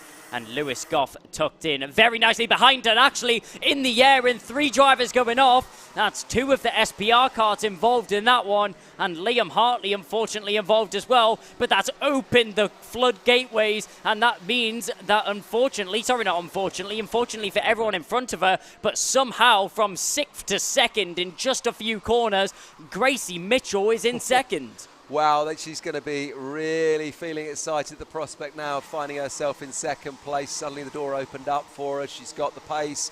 Can she use this to her advantage now and sort of forge her way ahead? Freddie Ingram then, as they cross the line. It's actually Jack Hobson in 2nd, so Mitchell finds herself in 3rd. But can she sort of push her way down the road as all of that excitement and chaos sort of ran into the midfield behind her there? Karts going off onto the grass, almost too fast for us to call. But Freddie Ingram picks up a fastest lap out in front with a 52.29, as it says there on the screen. But since then as well, I think he's done a 51.9 as well. So he's finding some clean air out the front is Chaos Sports' Freddie Ingram there on that Cosmic chassis. So doing really well out in front. Behind him, though, it is all going on. And all the usual suspects like Jack Hobson, Gracie Mitchell, Dan Kilpatrick stepping up to Junior Rotax for the first time this weekend, finding himself in 4th place. Wow, what a step up. What a great drive that could be from him this weekend in this one. Will Antrobus just behind then in 5th. Action on screen throughout, bumper to bumper, as these karts are forming a bit of a chain with 7 minutes left on the clock. Early stages of the race, but still lots going on as people find their feet. Yep, right now we're having a look at the battle that was being led there by Lewis Goff. That was Liam Hartley, Jack West and Alex Cole in behind, as Jack Hobson sets a fastest lap there, trying to cut down on the gap between Freddie Ingram, but trading fastest laps and actually very similar lap times being set by the top 2 drivers, only marginally gaining or losing on each lap, so not much separating them. Lewis Goff, you can see him behind him. That's Liam Hartley and Jack West going at it. West looking for an overtake. Will he try down into Gasworks? He has a look on the inside, but it's a little bit too late to even think about it there from the 92. But all of this scrapping means that Alex Cole has now arrived on the back. The Scotsman, the number 13, is in 7th position right now as we go around the final corner through Paddock Bend. Alex Cole is not here to play. A little look down there. There was a warning flag going out to the 125. So one driver getting in a little bit of bother there. That's Sky Parker in 8th position. Obviously something that the stewards or race control is not happy with that she's doing out on the circuit right now. But Jack Hobson did set the fastest lap initially, and then that was taken away very quickly there from Sky Parker. At 51.322 was the time that was set on that previous lap. So great pace there from the 125 on the same lap that she picked up the warning flag. Maybe that was for track limits? Yeah, maybe, but the action at the moment that we're seeing on screen then is number 19, Liam Hartley, who is doing a great job of just fighting off a battle that's going on behind him there from Jack West, having to defend corner on corner, as we're now on our screen with our leaders Jack Hobson and Freddie Ingram, who are out in the 1 and 2 position. Then Gracie Mitchell in 3rd. It getting a bit wild and sideways through the lefts and rights in the middle of the circuit there, but back out in front then. Here's your leader. It's the 114 of Jack Hobson being chased down by Freddie Ingram. Freddie Ingram, a really committed young driver, going to be looking to put a marker down this weekend, having previously made the podium and doing a great show of himself in the opening 2 rounds of the UKC this year. Ingram definitely in the better of the 2 positions right now, obviously with similar lap times between the 2 of them. Ingram is in the slipstream of Jack Hobson in front. We saw an overtake in the mid-pack there, as that looks like that might be William Antrobus trying to make up a few positions, kicking up a bit of dust as he made his way through the back chicane there. But we look back up to the front end of the field and through the horseshoe, our 2 leading drivers go, as Freddie Ingram still tucked in behind the rear bumper of Jack Hobson. The Ultimate R still leading out in front, who's leading the championship right now. He needs every single point he can get, only leading by 4 points in the total championships, and with the heats already completed. So Jack Hobson Will he be able to hold on to this one? It's going to be a tall order as he gets a little bit of a nudge there under the braking there from Freddie Ingram. Just a little bit of a lub tap there, letting know the 114 that he is in behind him and he's not here to play. He's ready to pounce for a move as soon as the opportunity is available to him. Freddie Ingram biding his time right now. Still 4 minutes 20 remaining on the clock, so still plenty of time there for the Cosmic Driver to get himself into the lead of the race when he wants to, and he wants to now. Down the inside he goes into the Gasworks hairpin. He will hit the front. Now it's Jack Hobson on the hunt. Yeah, Jax Hobson now on the hunt. What a great battle that's going on out in the front between these two. But just glancing down the live time, and then full credit to Harrison Whitcomb, number 166. Way back in 21st, he's clocked a 50.9, turning the timing purple there as the fastest lap. So well done to you, sir. That just goes away from no stays there now. 50.9, then still our fastest lap on this one. As that battle out in front plays out between Ingram and Hobson. Gracie Mitchell then in some clean air in third. And just behind them is Lewis Goff and Sky Parker then in fifth. Really exciting stuff out the front. The top five then, 3:30 on the clock.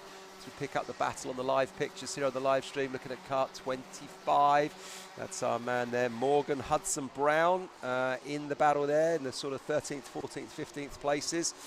Midfield battles going on throughout this one then. It's not just about finishing at the front. Every place counts. Don't forget these junior road tax drivers. As we look at kart number 40, who has gone off. 40 has gone off there. Dan Kilpatrick is going to be gutted, absolutely gutted. Did brilliantly in the opening 2 rounds and steps up to junior road tax for this one.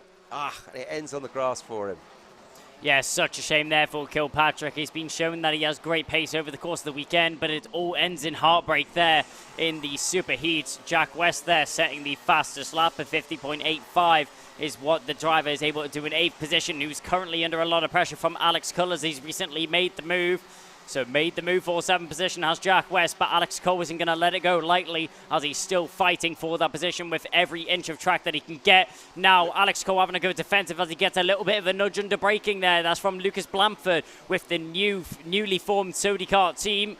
Blamford, known for racing with the X-Kart chassis, now moving over to the Sodi Kart team, trying something new here in the Junior Road Tax class. Currently sitting in 9th position, so a very respectable race from him so far. But Alex Cole isn't looking to let him move up any further. He's not. Alex Cole doing a great job of defending there. Blamford is all over the back of him, and just behind Blamford then we got kart 58 just scooping right. But as we come back on screen now out front, oh, what a great move from the number 19.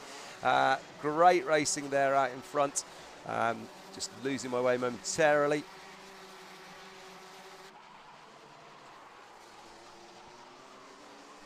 Yep, so as we move on, we can see there, diving down the inside. That's going to be a move there from Blamford as he manages to get past Cole. The number 19 also making his way through. A bit of a difficult move there and a little bit of a difficult sequence there for the number 13.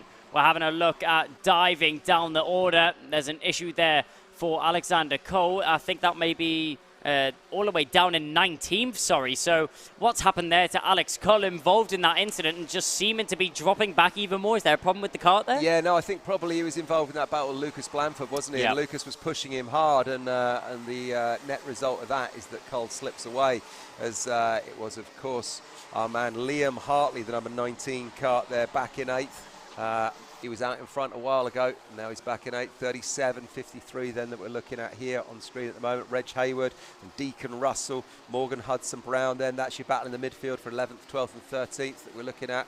It seems that everywhere you look at this race at the moment, whatever place we're talking about, there is a battle going on for it. It really is.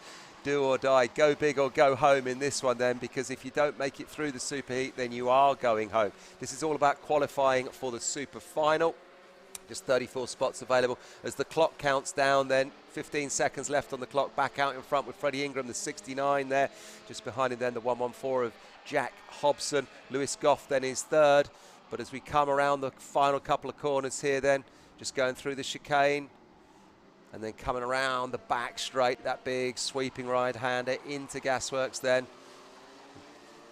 Ingram from Hobson. Goff nowhere on our screens at the moment. There's a little bit of a gap back to him. And it's all about these two drivers out in front.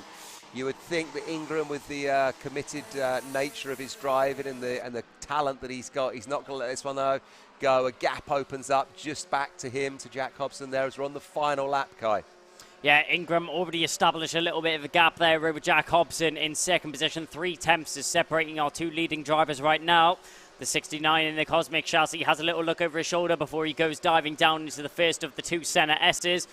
Looks like he has a little bit of breathing room. Lewis Goff overtaking his teammates in third position as he's made his way up, does the 51. A great move that he made earlier on in the race to get himself into a podium contention position here in the super final. The final super final here for the junior road tax class.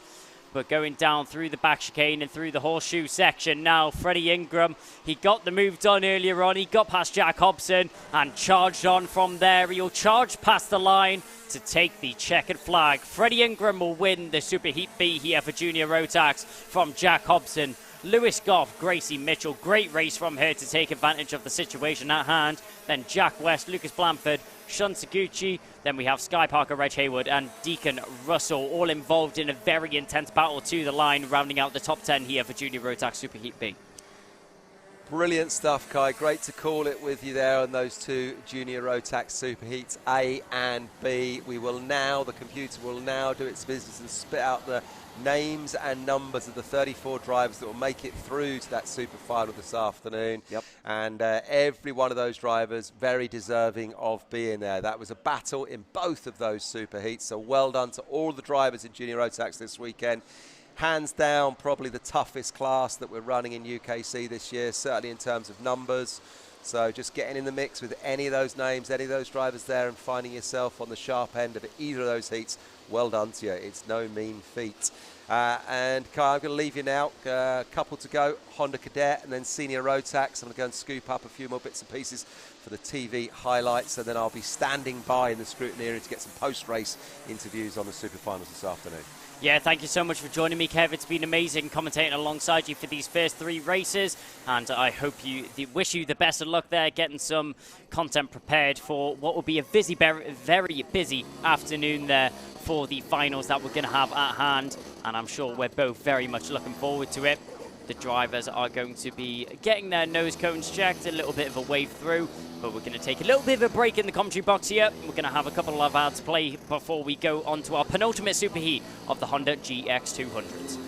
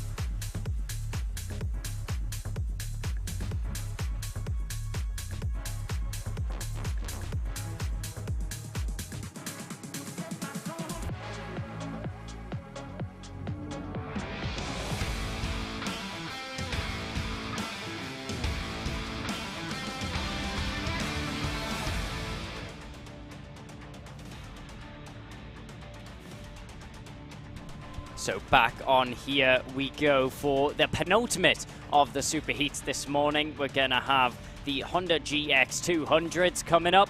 So joining on the front row of the grid is going to be Ryan White and Ralphie Branscombe from Theo Bradshaw and Ollie Thompson on the second row. Third row is going to be Ed Spain and Ashley Haas, then Blair Smith, Andrew Sutherland, Amaya Thompson and Leyland McNeish rounding out the fifth row. And on the sixth row, the 11th and final driver will be Esme Rosie. So what a morning we've had here already. Honda GX200 has been very eventful over the course of the weekend so far, and obviously it has been the only class over the course of the weekend where we will see standing starts for all of the races. The Honda Cadets and the Honda GX200s, the only drivers to have to take these standing starts. Two classes will be taking part in the Honda GX200s. That's the 950 class and the 900 class as well. And as we go off the line here, you can see the drivers bobbing up and down in their seats, trying to get the best acceleration off the line, but we will go green and racing. So Ryan White, a great launch off the start there from the inside line. It looks like he really got a good run into the first corner. As battling all the way through, the number 18 actually losing out on a couple of positions there, as Ralphie Branscombe, the Rogue 900 class driver, which has been able to mix it with the 950s. He's got himself into second position already, fast charging all weekend. An amazing pace he's been showing on this Warden Law circuit. Gets a little bit of a tap on the exit there of Center S2 and diving down the inside. A very difficult move to pull off there, but Ollie Thompson gets his car in the right position and promotes himself up into second position past Ralphie Branscombe. So very close between those two drivers as they go forwards. That was the 49 making a move there on the 56. That's Andrew Sutherland making his way past Blair Smith. So around the final corner and to cross the line, ending the first lap here. Ryan White will lead the way from Ollie Thompson, Ralphie Branscombe, Theo Bradshaw, Ed Spain, Ashley Harzay. Then in 7th, it's going to be Andrew Sutherland, Blair Smith, Esme Rosie, and Amaya Thompson rounding out the top 10 so far. So we go down through what is St. John's, down towards the main overtaking place of the two Senna S's. Having a little look to the inside there. That's the 96 of Branscombe as he's trying to make up a few positions. Blair Smith also trying to do the same as well.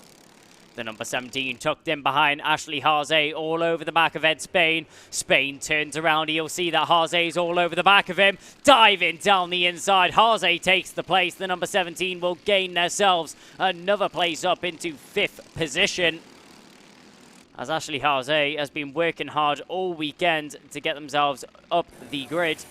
And across the line we go.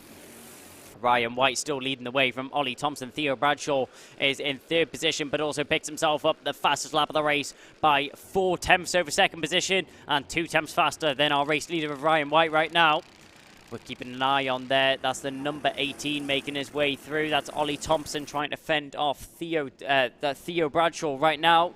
The number 43 has managed to breathe down his neck the whole race so far. So Ollie Thompson just about holding on for now. We're keeping an eye on this battle. We saw Harzay make the move not so long ago.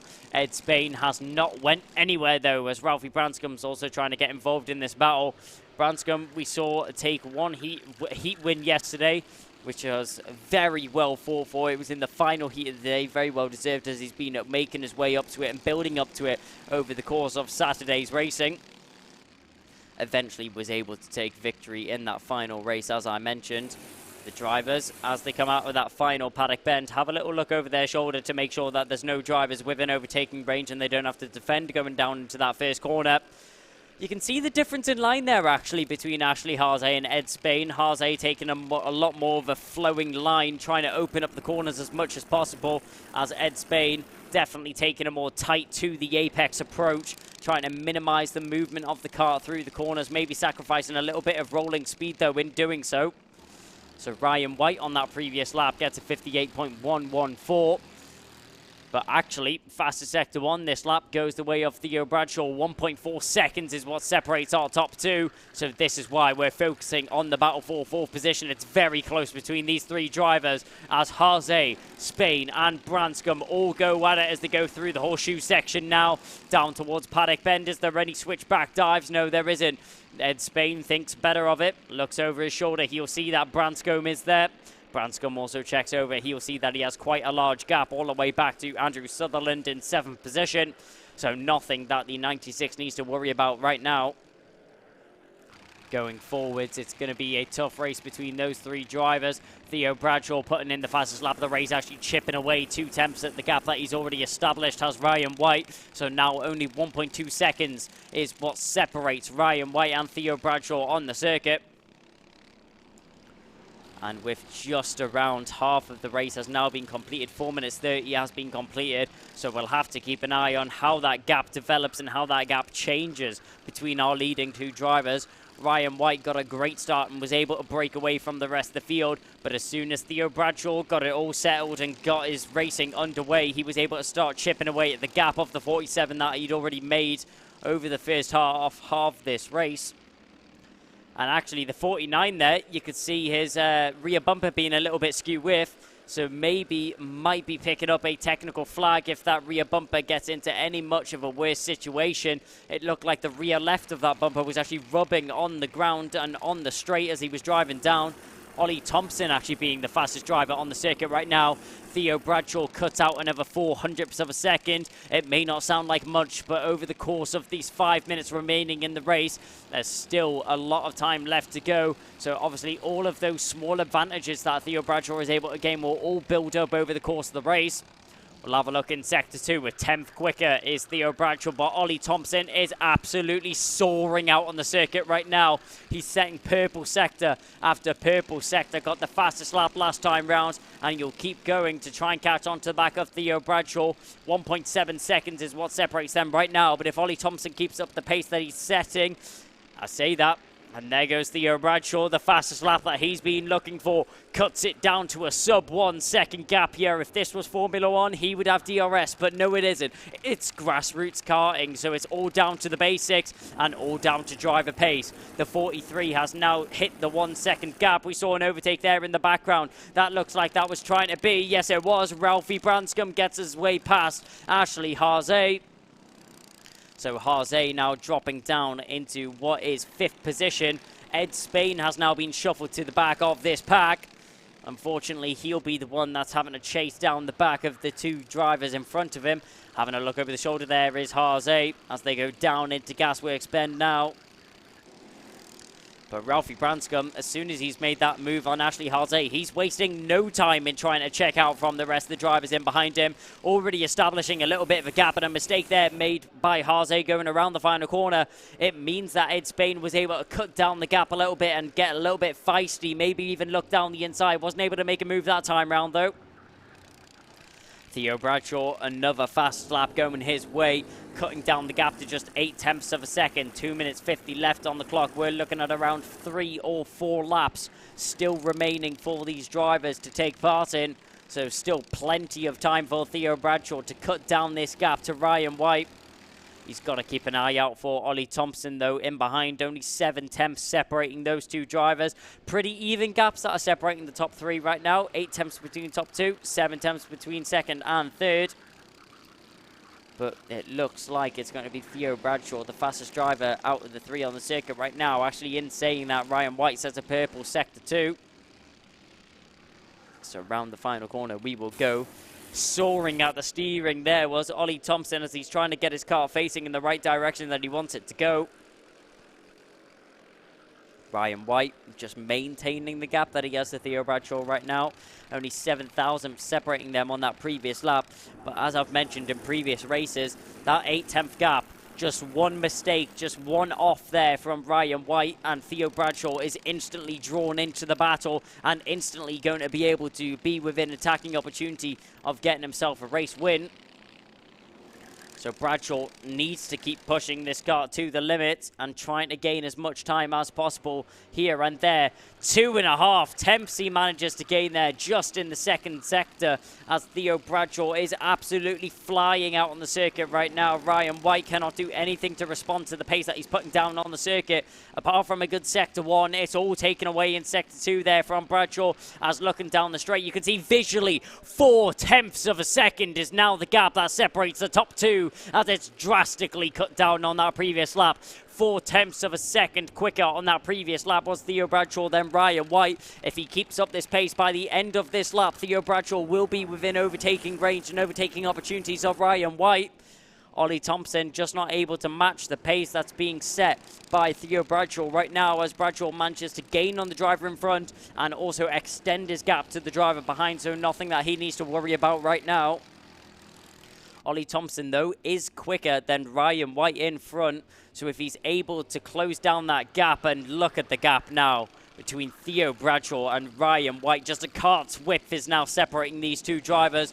What used to be 1.5 seconds earlier on in this race is now down to just a mere few tenths.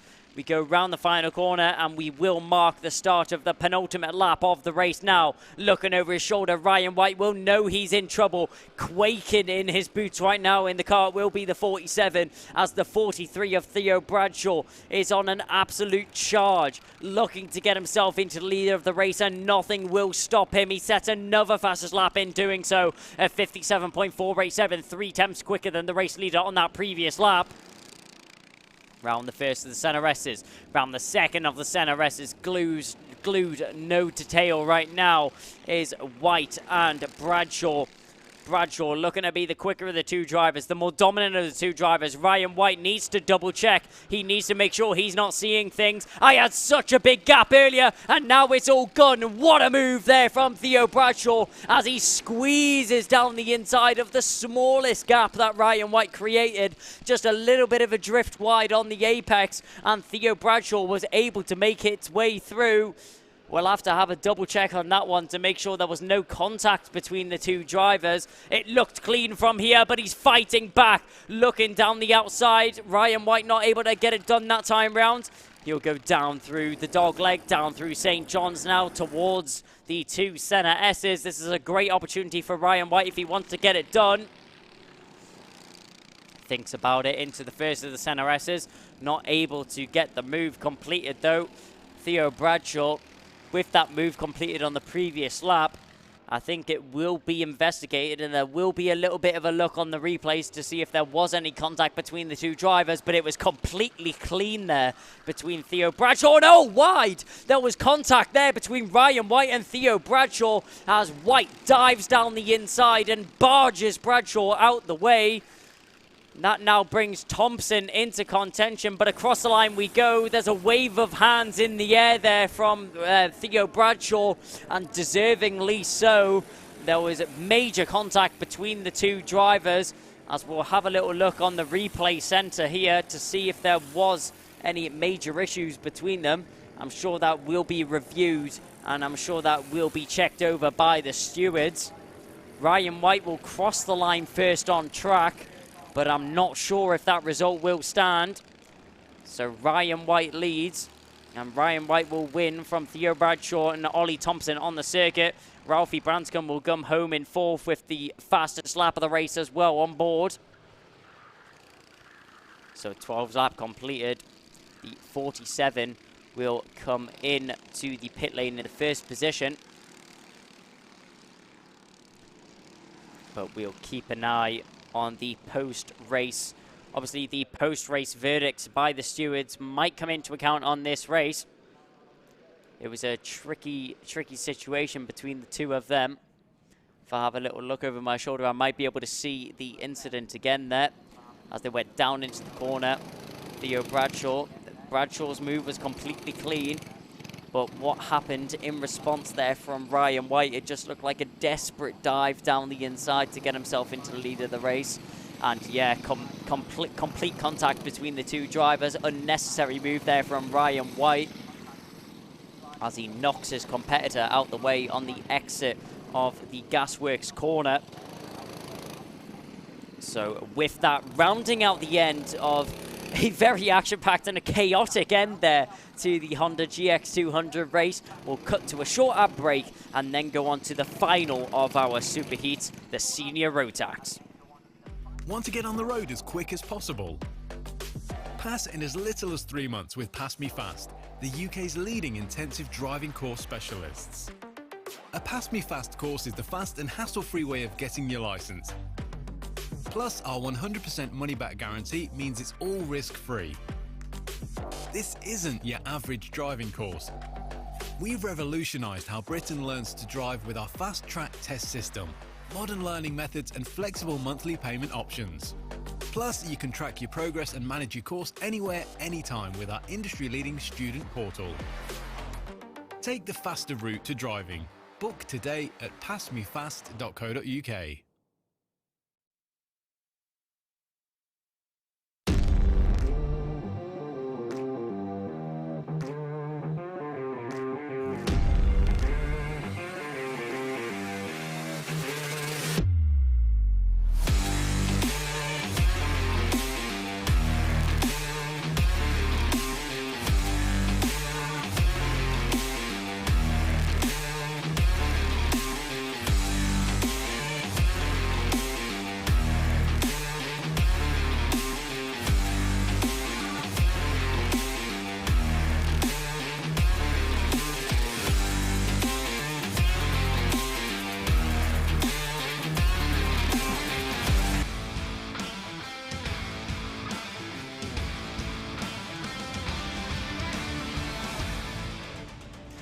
And the final superheat we've all been waiting for. The big boys now come out to play. The senior Rotax superheat will take to the track, and home local Kai Hunter and championship leader will be starting from pole position, with James Loafer joining him alongside on the front row. Then it's Willem Rawson and Tristan Rennie on the second row. Third row will be Lorenzo Cordal, the second seed from last year, joined alongside by the 8th seed of Thomas Wood. Scott Mackerel and Pearson Bullock-Carter on the 4th row. In the 5th row, rounding out the top 10, will be Stephen Dunker and Callum Kinder. Then it will be Jack Lilly, Angus Scrivener, Alex Duncan. A tough weekend so far from our third championship runner of Lucas Ellingham.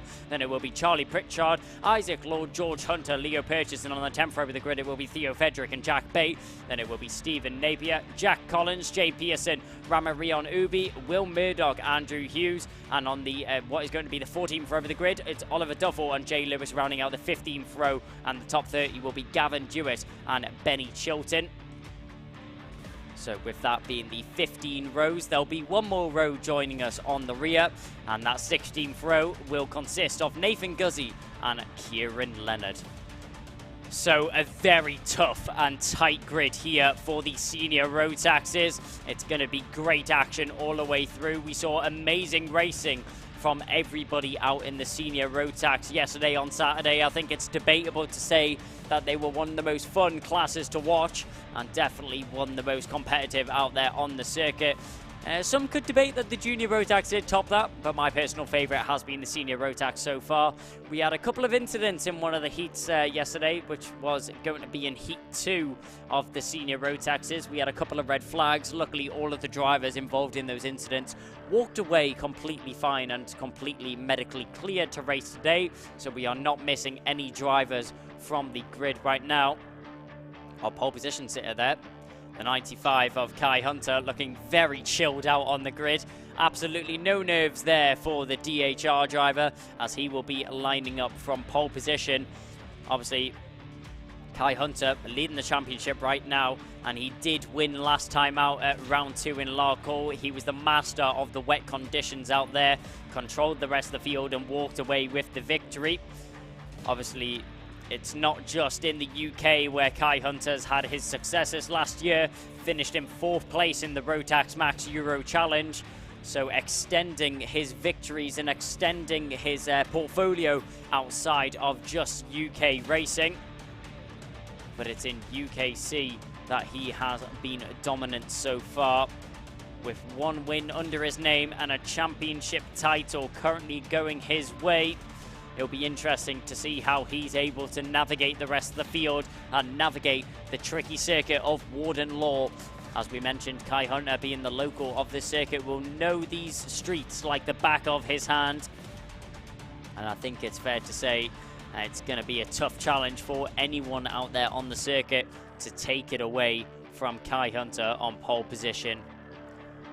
It's set in the stars for all of these drivers. You can see there our cameraman on the grid there. Josh East just getting a couple of photos of the drivers whilst we're waiting for the stewards to give us the go-ahead and for us to go racing again.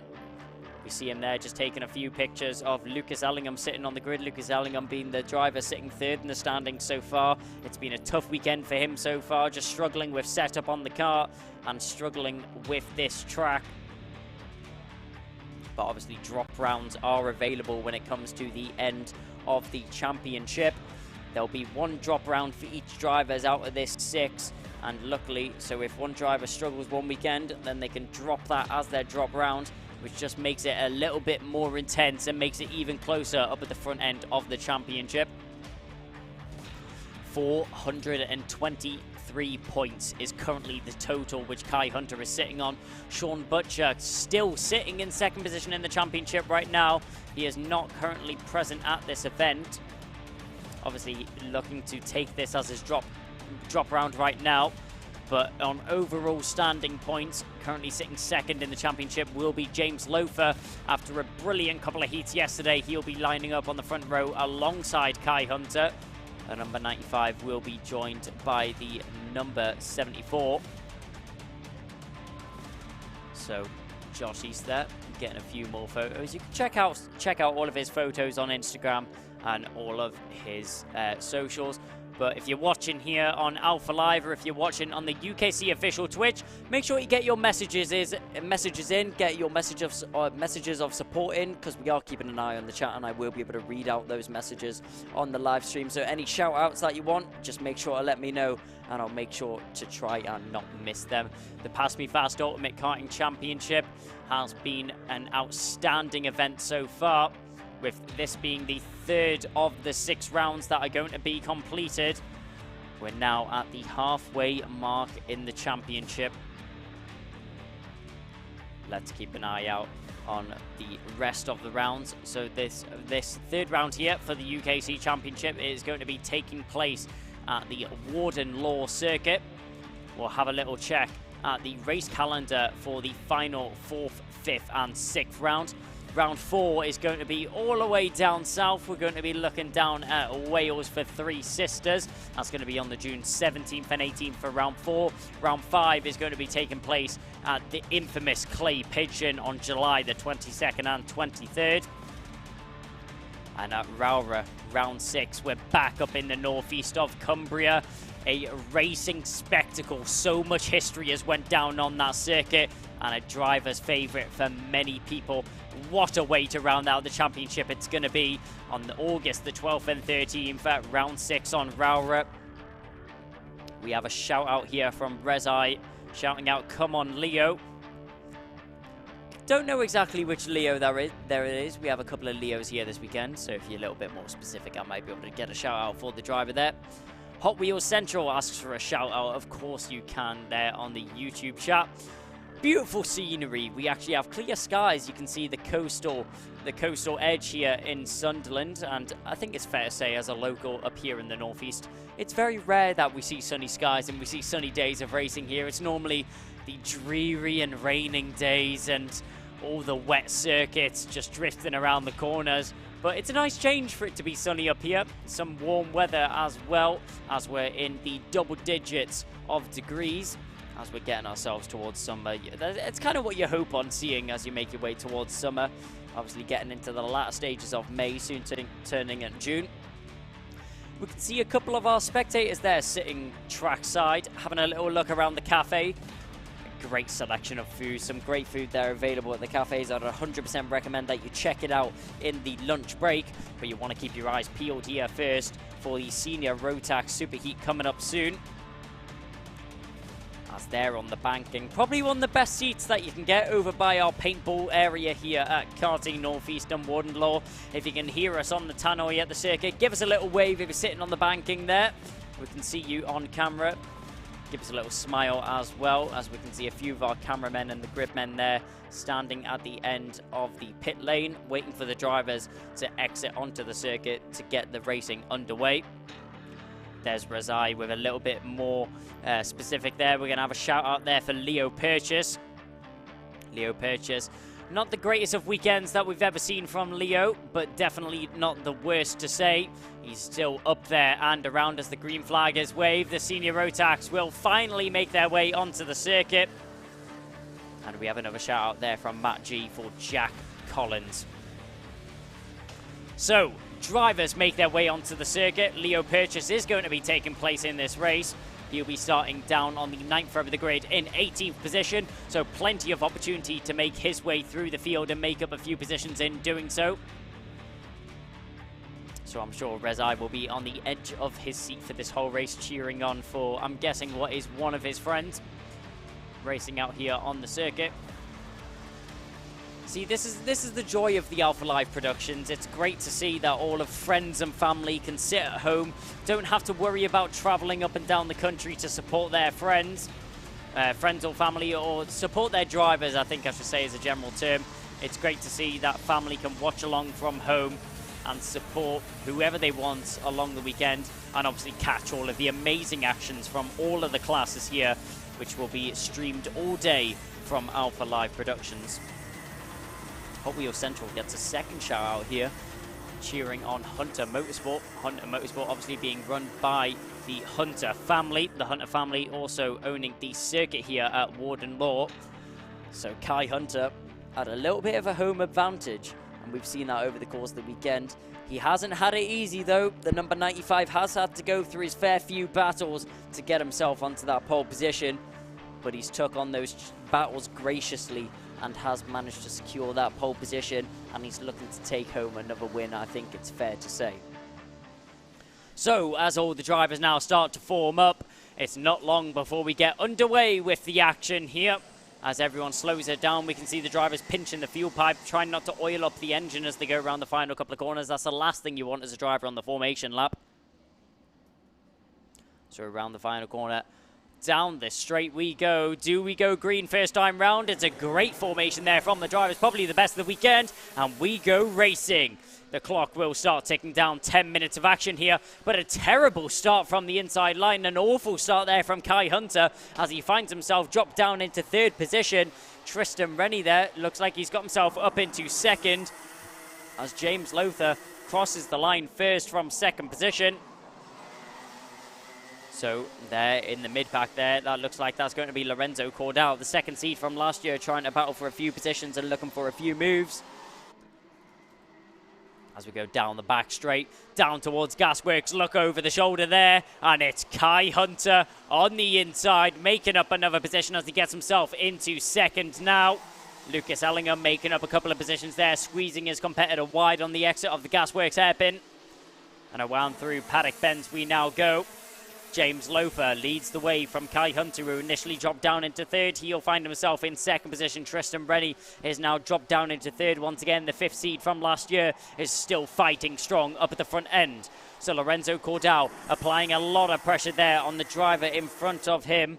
The number 2 is currently sitting in 6th position with Philip Rawson in front, but Philip Rawson's not in front for very long, actually loses out on 2 positions there as Cordal and Bullet Carter are both able to squeeze through in the second of the center S's. But Kai Hunter, he won't sit around for long, I can tell you that already, as he dives down the inside to make another move. He'll get himself back into the lead of the race. Started on pole position, dropped down a few, but it didn't take long for him to find himself back in the attacking position as one driver goes off, and that's Lorenzo Cordal. Lorenzo Cordal pulls off the circuit, and it looks like he's retiring from the race.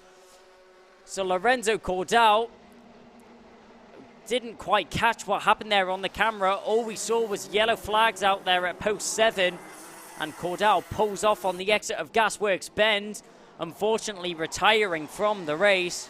That's such a shame for what has been a great weekend from Cordal so far. Has to pull off the circuit and unfortunately retiring from this race so far. So out in front right now, Kai Hunter sets the fastest lap of the race last time round. I think it's fair to say that that's no surprise right now. James Lothar doing a good job to maintain second position for the time being. I'm sure he'll try to hang on to the back of Hunter, but with the pace that DHR is putting down on the circuit, it's definitely going to be difficult to hold on to the back of him. We're having a look at the battle in the mid-pack here. That's Lucas Ellingham, Scott Mackerel, and looks like that's going to be Philip Rawson. What a start it's been here from Lucas Ellingham. Started on the 9th row of the grid, now finds himself in 9th position. What's been a difficult weekend for the driver, 3rd position in the championship. He now finds himself fighting back within the top 10, where he feels he deserves he should be, as they go down towards Gasworks Bend. And now down through what is going to be the final couple of sections through the horseshoe and now down through Paddock Bend. Kai Hunter crosses the line, already breaking the 50-second barrier of 49.811 is the time that he set on that previous lap. Tristan Rennie, though, only being a mere couple of tenths away from Kai Hunter. The gap is now extending to 0.8 of a second. Around the two center rests as we go up at the front end. There's a confirmation, and there's a confirmation on the inside there from Tristan Wood. Sorry, that's Thomas Wood going down the inside of James Loafer. So James Loafer was in third position. Actually, he thinks he'll take that third position back very much. You can see Thomas Wood, you've had enough time in third position. Now I'll take it back. Thank you very much, says James Loafer, as he gets himself back into a podium position.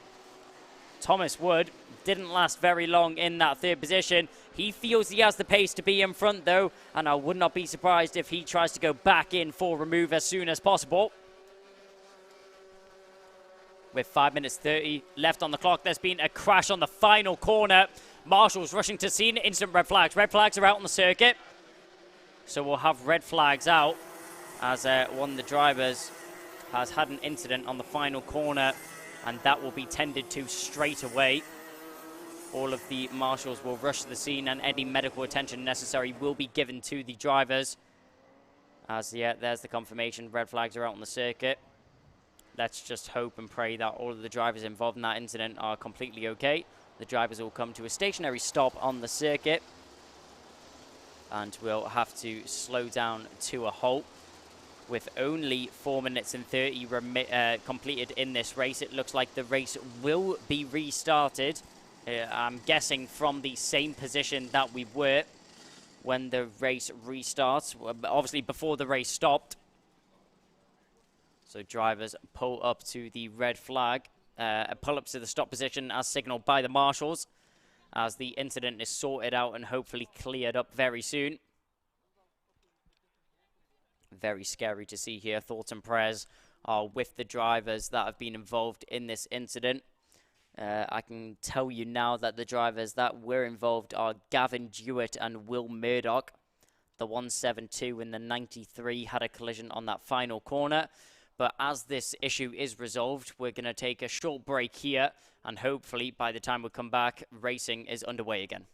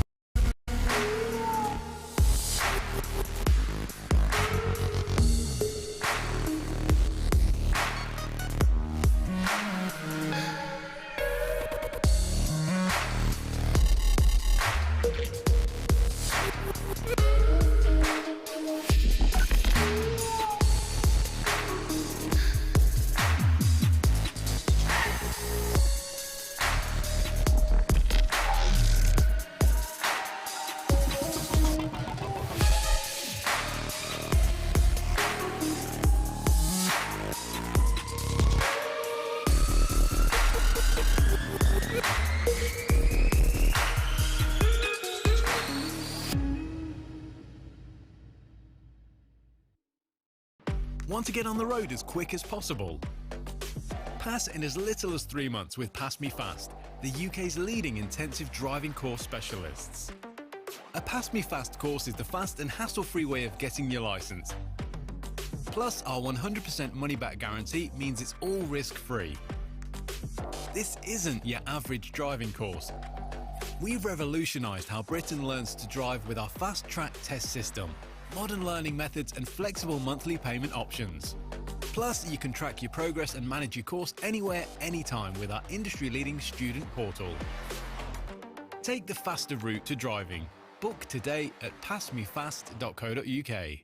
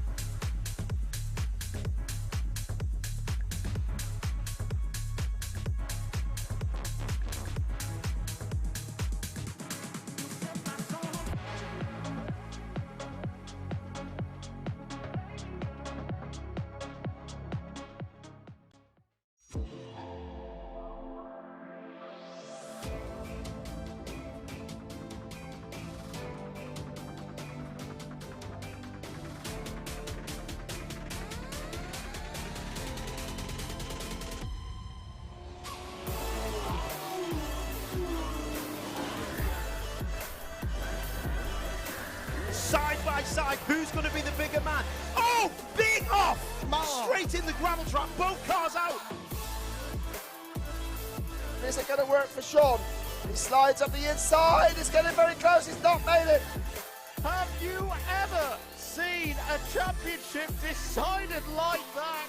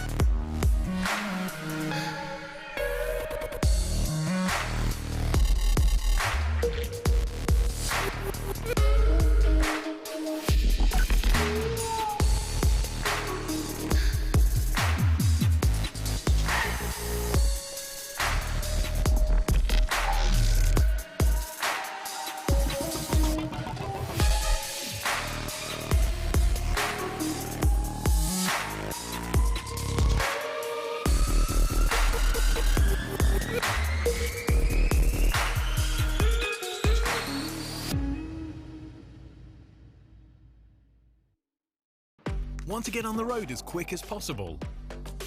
Pass in as little as 3 months with PassMeFast, the UK's leading intensive driving course specialists. A PassMeFast course is the fast and hassle-free way of getting your licence. Plus, our 100% money-back guarantee means it's all risk-free. This isn't your average driving course. We've revolutionised how Britain learns to drive with our fast-track test system, modern learning methods and flexible monthly payment options. Plus, you can track your progress and manage your course anywhere, anytime with our industry-leading student portal. Take the faster route to driving. Book today at passmefast.co.uk.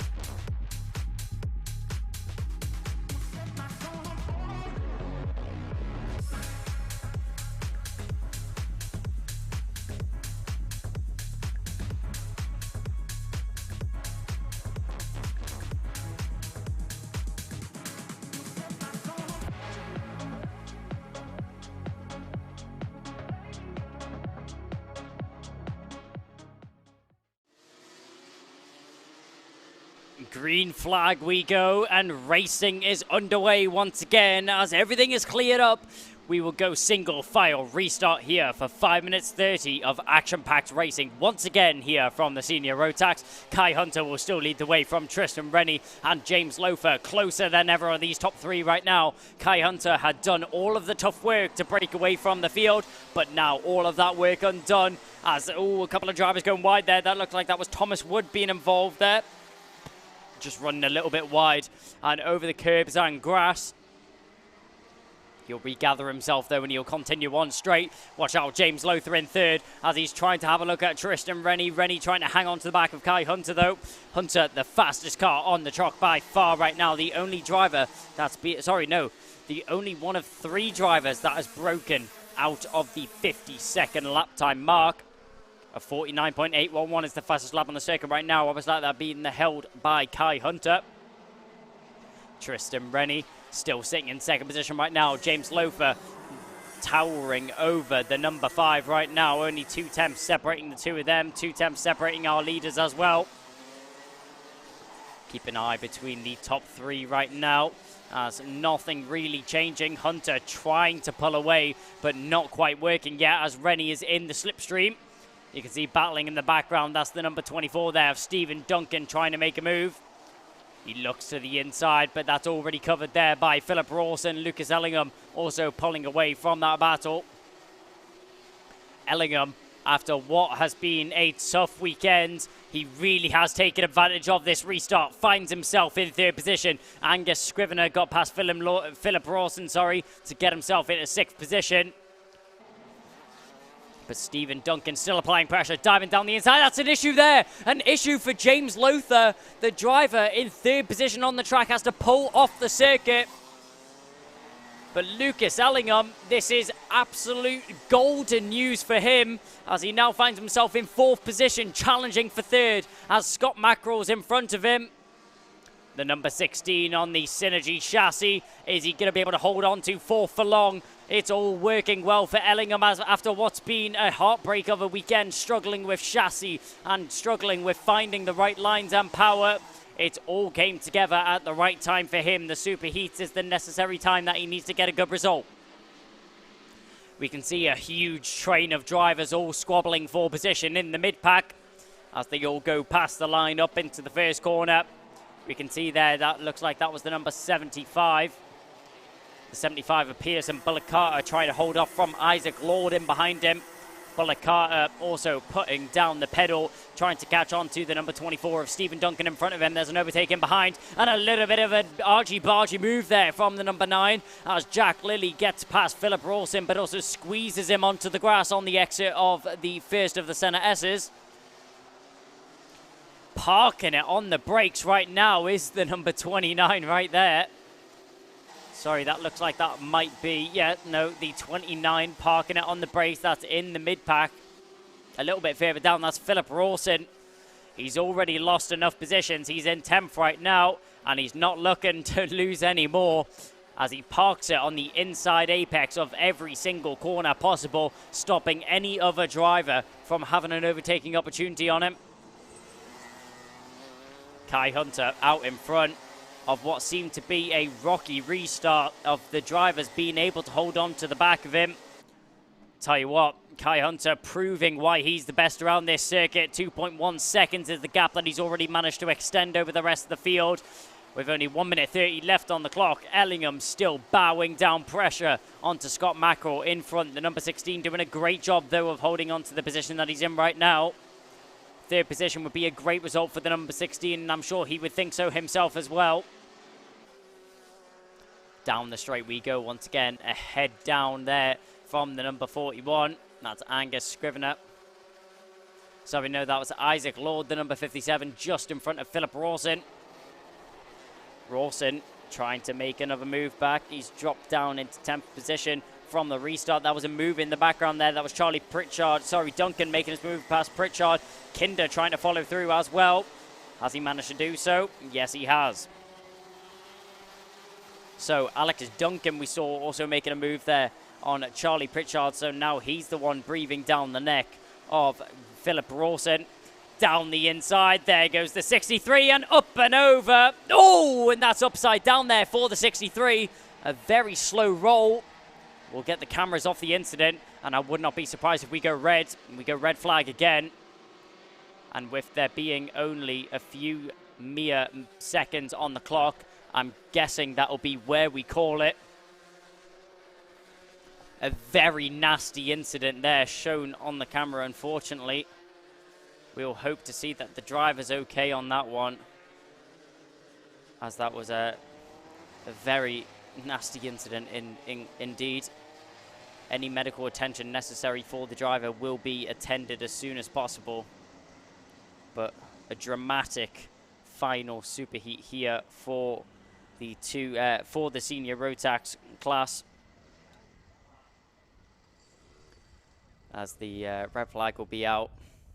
Nothing more will be done in this race. I'm guessing that is where it will be called by the stewards, with pretty much the whole race completed. I would not be surprised if that is the end of all of the senior Rotax race.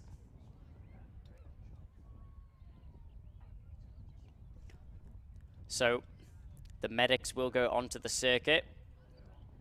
The ambulance will make its way onto the track to provide the attention needed to the driver. All of our thoughts and prayers go to the number 63 there involved in the incident. That's Alex Duncan. So we hope to see that he walks away from this incident okay. So with that being the end of the senior Rotax heat, that's going to be called there by the stewards. We're going to take a very early break, and we're going to go into the lunch break straight away. So we're going to call it there. We're going to go into a lunch break where racing is predicted to be resumed at around 1 o'clock, and that will be started by the Micromax Super Finals. So we'll swiftly move into the lunch break, and racing will resume at around 1 o'clock. We hope to see you back then.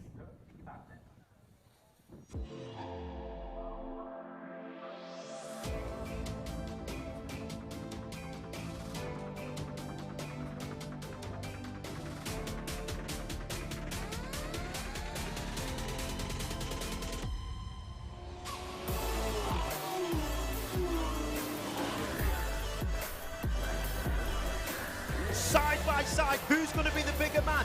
Oh, big off! Straight in the gravel trap. Both cars out. This isn't going to work for Sean. He slides up the inside. It's getting very close. He's not made it. Have you ever seen a championship decided like that?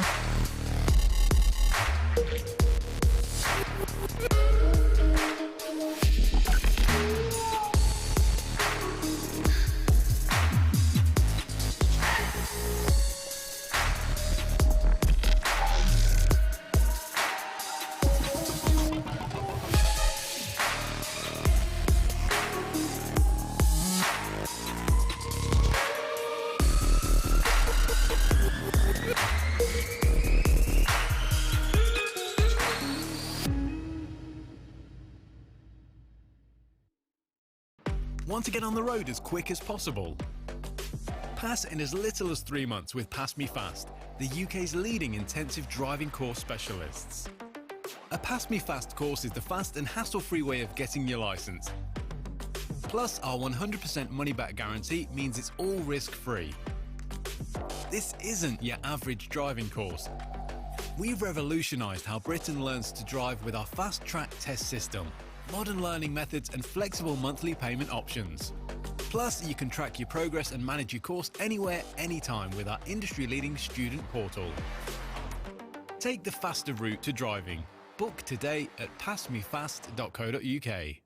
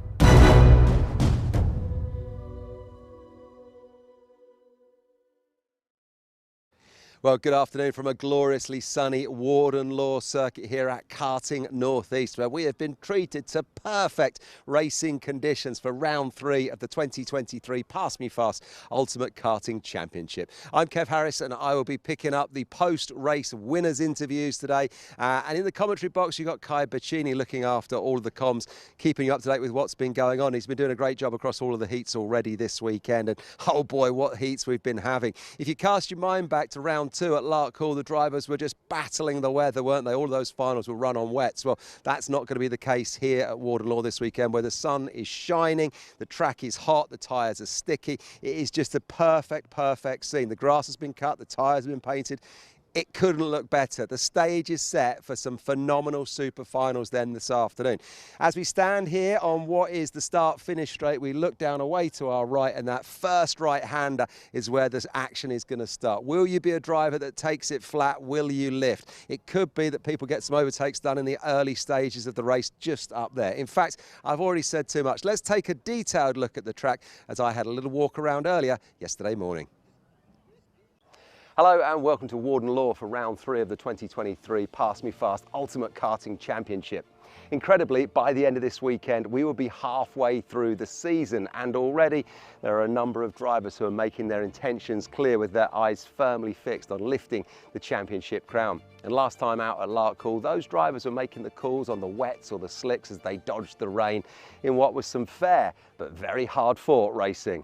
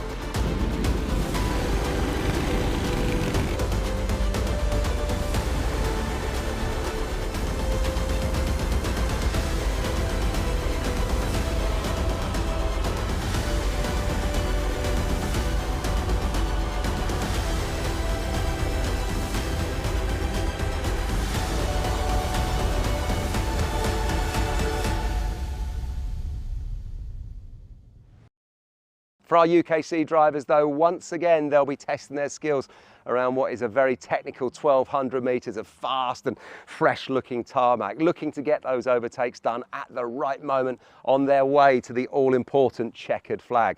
So let's take a look at a lap of the circuit now then and work out where some of those moments might be. So let's take a look at a lap then here at Warden Law, and straight off the start line on the Conrod straight, it is really fast down to the first right-hander. Will you lift or will you try to hold it flat? I think the braver drivers might hold it flat. You're then into Brian's Bend, which is a sort of left-right complex, before you're going to find yourself up on the double right-hander that is the dog leg. It's then only a short sprint on a straighter section down to the left-hander that is St John's, and then you find yourself on the infield, the first of 2 hairpins that make up the Senna S's.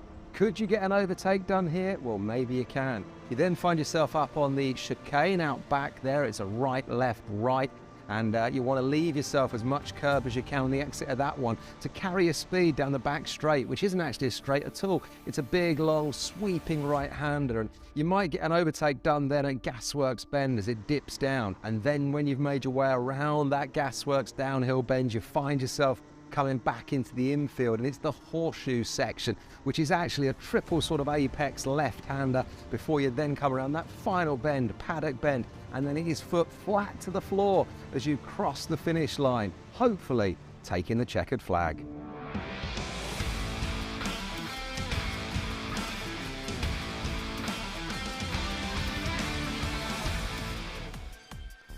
With the lunch break over, the tension has risen over the last couple of hours. Micromax Super Final is now going to go underway very shortly. Emerson McAndrew-Ewan, unstoppable there in the superheats. Amazing performance from him so far this weekend, and definitely a top contender up at the top of the charts. He'll be starting on pole position, joined alongside by Edward Haynes. Then it'll be Oliver Spencer and Cian Bernard on the second row from Colby Patterson and Harry Taylor. Theo Bradshaw and Jensen Chalk with Riley Muro and Josh Cormack rounding out the fifth row of the grid. Then on the sixth row, we've got Alex Goodson, Austin Oman, Lewis Cicaldi, Otis Cleary on the seventh row. Eighth row will be Dax Ferrer, then Sebastian Lush, Drew Davidson and Dean Sinchpal will round out the ninth row of the grid. Then the 10th row and the 19th final driver starting will be Harry Radcliffe. Well, that's going to be the starting order there for the super final here for the Micromax. They're going to be the first ones out onto the circuit. I can tell you what, it's going to be such a great way to kick off all of the action. We've got lots of support from home, lots of support at the track as well. Many spectators watching along. If you're watching along from home on either the UKC official Twitch or the Alpha Live YouTube channel, make sure to get your messages of support and make sure and make yourself known in the chat. I will be reading the messages and I'll do your shout outs in between the races as well. But for the time being, all sets of eyes are focused here onto the Micromax finals, which is definitely going to be one of the best races of the day. I cannot wait for this one, and I think I can say that for most of the people standing here today at the Warden Law Circuit under the beaming sunlight in the northeast of England. So Emerson McAndrew-Ewan coming into this round third in the championship, and he's looking pretty strong to be gaining a couple of positions in the standings as well as he's going forwards. With only the finals ahead of him, I think there's nothing to say that he can't win this race. He definitely has the talent to do so, and all my faith is behind him as well. So 2 formation laps for these drivers, 1 formation lap already completed. All the drivers will cross the line, and then we will continue on. We have a couple of messages during the lunch break, which I missed. Can we get a shout out for Dixon Cox? Of course we can. That's from Jamie Strings. When is Reese Hunter coming on? Reese Hunter is not racing this weekend. His brother Kai Hunter is racing though in the senior Rotax, which will be the final race of today. So if you keep tuned in, we will see the senior Rotax go out for their finals later on. So we also have some support coming in for Alex Goodson. That's coming in from Lindsay Goodson. So obviously a bit of a family trait going on there, and a bit of family support for Alex Goodson, who's starting in 12th position. So best of luck to him from a family member. But as the drivers now form up, we are going through the horseshoe section. Everybody in order and everybody ready to go now. This is where it all starts to heat up. The action will soon be getting underway with Micromax Super Final. Around the final paddock bend we go. The revs will rise and we will go racing. Will we go green first time round? Yes, we will. 12-minute final we're going to have here, so 2 minutes longer than the superheats that we've seen previously. And already arging, barging, and elbows are out through the first couple of corners as drivers are all squabbling for track position. Edward Haynes just about holding on to it going into the first corner there as drivers are getting squeezed over the curbage there. That was one of the drivers. That's the 44 Theo Bradshaw going bumping over the dirty part of the circuit. Definitely not optimal of where you want to be on this track. So going around a couple of corners and now down through the second of the center S as we saw a great move down the inside there. That was Theo Bradshaw making up a couple of positions. Didn't have the best start he would have been hoping for, but on the charge back already. Edward Haynes obviously still out in front. There's Jensen Chalk. Not the best of weekends, but he's making up for it when it counts here in the super finals as he dives down the inside, gets himself a position. As you see, battling once again there from the 133. That's Emerson McAndrew-Ewan, and that looked like that was the number 42 of Oliver Spencer trying to make the move. So down the inside, the move is done there. That's Oliver Spencer up into second position. Emerson McAndrew-Ewan is going to have to yield and drop himself down into third position for the time being. But if these two drivers work together, it won't be long before they start catching on to the back of our race leader of Edward Haynes. Only half a second has already been pulled, but no working together here for second position. Emerson McAndrew-Urin is determined to stick himself into that second position on the track. He wants to be the one chasing down the back of the number 46. Through the back chicane we go now. You can see Jensen Chalk in 4th position now, starting to get involved in this battle. Lifts up the engine flap, but we have to focus forwards once again as Oliver Spencer returns the favour once again and dives down the inside to get himself in a second position. With all this battling going on though, this is just letting Edward Haynes extend his gap and run away with the race lead. Around the final corner and down the straight we go. So McAndrew-Urin down into 3rd. Colby Patterson, the fastest lap charger we've seen through the course of this weekend, down in 8th position right now. He's looking to make up a few places if possible. But we're keeping our eyes on Emerson McAndrew-Urin. Is he going to try and make the move once again to get himself into second position, or is he going to work here with Oliver Spencer to try and catch on to Edward Haynes out in the front right now? Haynes out in the lead by 7.5 tenths. It's all down to the drivers in behind to work together. 2 cars is always faster than 1 as they go through the back chicane. Oliver Spencer in 2nd. You can see McAndrew-Urin got a great exit there out of the back chicane. Had the opportunity to go for the move, doesn't even think about it. Still slotting in behind Oliver Spencer right now. These two drivers working together. Bit of a tighter line there from McAndrew-Urin, so he's still thinking about making the move. Definitely feels like he has more pace than Oliver Spencer in front, but yielding off from making the overtake just yet. Kian Bernard sets an absolute blistering pace of a lap time. Gets a 57.363 when all the other drivers are in the 56.6s. So great lap time there from Kian Bernard in 5th position right now. Breathing all over the neck of Jensen Chalk. Will he try the move into the first of the center S's? Yes, he will. Down the inside, there goes Kian Bernard. Gets himself up at a 4th position. So Jensen Chalk, the O-plate, down into 5th now. Edward Haynes, that 7/10 gap last time round, now knocked down to 4.5 tenths. As Oliver Spencer, Emerson McAndrew-Urin, Jensen Chalk and Kian Bernard are all chasing down the back of that number 46, who initially got a great jump off the line and was able to pull away from the rest of the field, but it doesn't look like he's going to be able to maintain that gap if anyone else has anything to say about it. So down the straight we go. As we mentioned, Jensen Chalk down into 5th. Kian Bernard gets another fastest lap that time round, a 57.249. 2 tenths quicker than anyone else, a 10th quicker than Edward Haynes, who's in front of him. Edward Haynes out in the lead right now. Extends the gap just a little bit as he was a 10th quicker than Edward and then Oliver Spencer and Emerson McAndrew-Urin in 2nd and 3rd.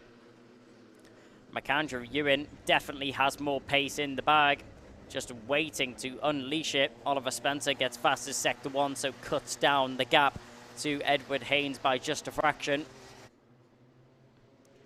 Down the back straight we go, down towards Gasworks corner, all over the rear bumper, and actually a little bit deep into the corner there goes Emerson McAndrew-Urin, as that will definitely compromise his exit off the Gasworks bend. He'll have to try and find the time and claw it back at other points on the circuit, but as we go down the home straight, the gap now down to just 3 tenths of a second between Edward Haynes and Oliver Spencer. Spencer picking up a 57 flat on that previous lap time. Edward Haynes on a 57.270. So nearly 3 tenths of a lap quicker was Taylor on that, was Spencer on that previous lap. So going down towards the back chicane now. Haynes just about in the lead. We've got to keep an eye on Oliver Spencer, who's all over the back of his competitor right now. Looks to the outside and dives down the inside. There goes the move from Oliver Spencer. Gets himself into the lead of the race now. Edward Haynes is on the back foot. He's the one who's going to have to be chasing down and trying to get himself back into the lead of the race. But watch out for McAndrew-Urin. He's not going to sit around for long. I would not be surprised in the next couple of complexes, next couple of corners, that we see McAndrew-Urin attempt for an overtake. As through the first couple of corners we go. Up through the dogleg now. And now down towards St. John's. The center S's are really where it's going to be heated up. Center S is probably best overtaking opportunity on the lap. Is Edward Haynes going to think about it? No, he isn't. Maybe into the second of the two. McAndrew Ewan taking a much wider line there. Looked for a second like he was going to try for an overtake, but thinks not of it this time. Oliver Spencer, though, able to pull a little bit of a gap, a little bit of breathing room over the drivers in behind him of Edward Haynes and Emerson McAndrew Ewan. Kian Bernard setting fastest lap on that previous tour of the circuit. I'm sure he'll want to get a bit of a move on sometime soon. So around the final corner we go. You can see Spencer looking over his shoulder to make sure how big the gap is back to Haynes in second position. McAndrew Ewan under pressure as trying on the inside was Bernard, but he's not going to be able to get that one done. McAndrew Ewan slams the door there in Bernard's face, and Bernard not able to get the overtake completed. Will he try again into the center S's? Thinks not of it. Through the first, through the second, there's still an opportunity. No, there isn't. So 4 minutes and 45 seconds left on the clock. That's a very late move and a great one done there by Emerson McAndrew Ewan as he dives around the outside of Edward Haynes, dancing on the circuit to make his way past. A tap on the helmet there from Kian Bernard. Come on, let's work together. But McAndrew Ewan's not working with anyone as he dives into the lead of the race, gets himself into first position, and Edward Haynes is now dropped down into fourth position. Oliver Spencer demoted down into second, but he's not in second for long as he responds as soon as he can. McAndrew Ewan back on the back foot. He's down into second once again. It's all spicing up here in the final of the Micromax. Emerson McAndrew Ewan looks to the inside, tucks back in. He's not going to think about the move into the center S's. Well, he thought about it, but he's not going to get it done. He's going to try for the switchback coming out of the second of the center S's. He likes the move going into the back chicane, but doesn't do it this time. As we see the drivers going through once again, Oliver Spencer still in the lead of the race, but Kian Bernard thinks about having his chance of second position. Very well defended there from Emerson McAndrew Ewan. Just carried as much speed as he could through the corner, and now that loss of momentum on the exit of the corner from Kian Bernard opens the gateway to Edward Haynes, who now manages to promote himself up at a third position onto a podium spot.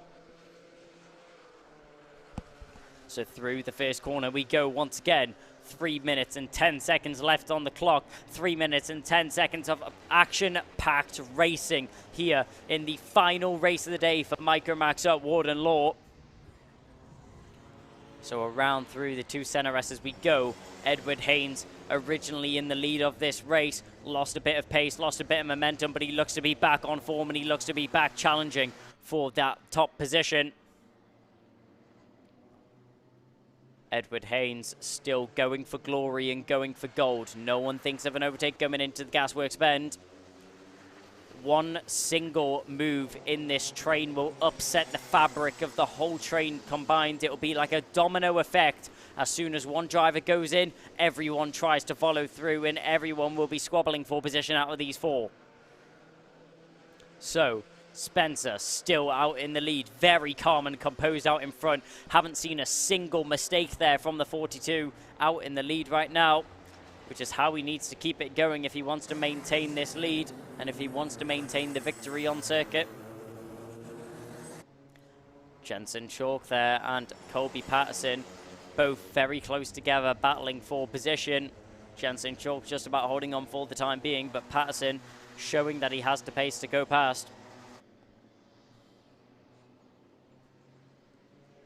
So the top four checks over his shoulder once again, does Oliver Spencer as he makes his way down towards the Gasworks bend. You'll see that Emerson McAndrew Ewan is tucked in, but he's not tucked in for longer as he goes down the inside, gets himself into the lead. Here comes Edward Haynes. Bernard tries to follow through, but he's denied access. So Bernard has to stick in fourth. He points forwards to Spencer. So Bernard and Spencer trying to work together to get past these two drivers in front, as there's only a mere couple laps left right now. So McAndrew Ewan in the lead of the race right now. Edward Haynes previously in the lead of this race off the start. But will he be able to regather himself and get himself back in front? He's going to still stick in second position for the time being, the number 46, patiently biding his time. He's had the whole of the race to lead himself up to this moment. He doesn't want to throw it away. He needs to wait for a golden opportunity. Emerson McAndrew Ewan He goes wide going into Gasworks. I'm surprised that Edward Haynes didn't actually try up the inside for that overtake. It would have been a prime overtaking zone there for Haynes.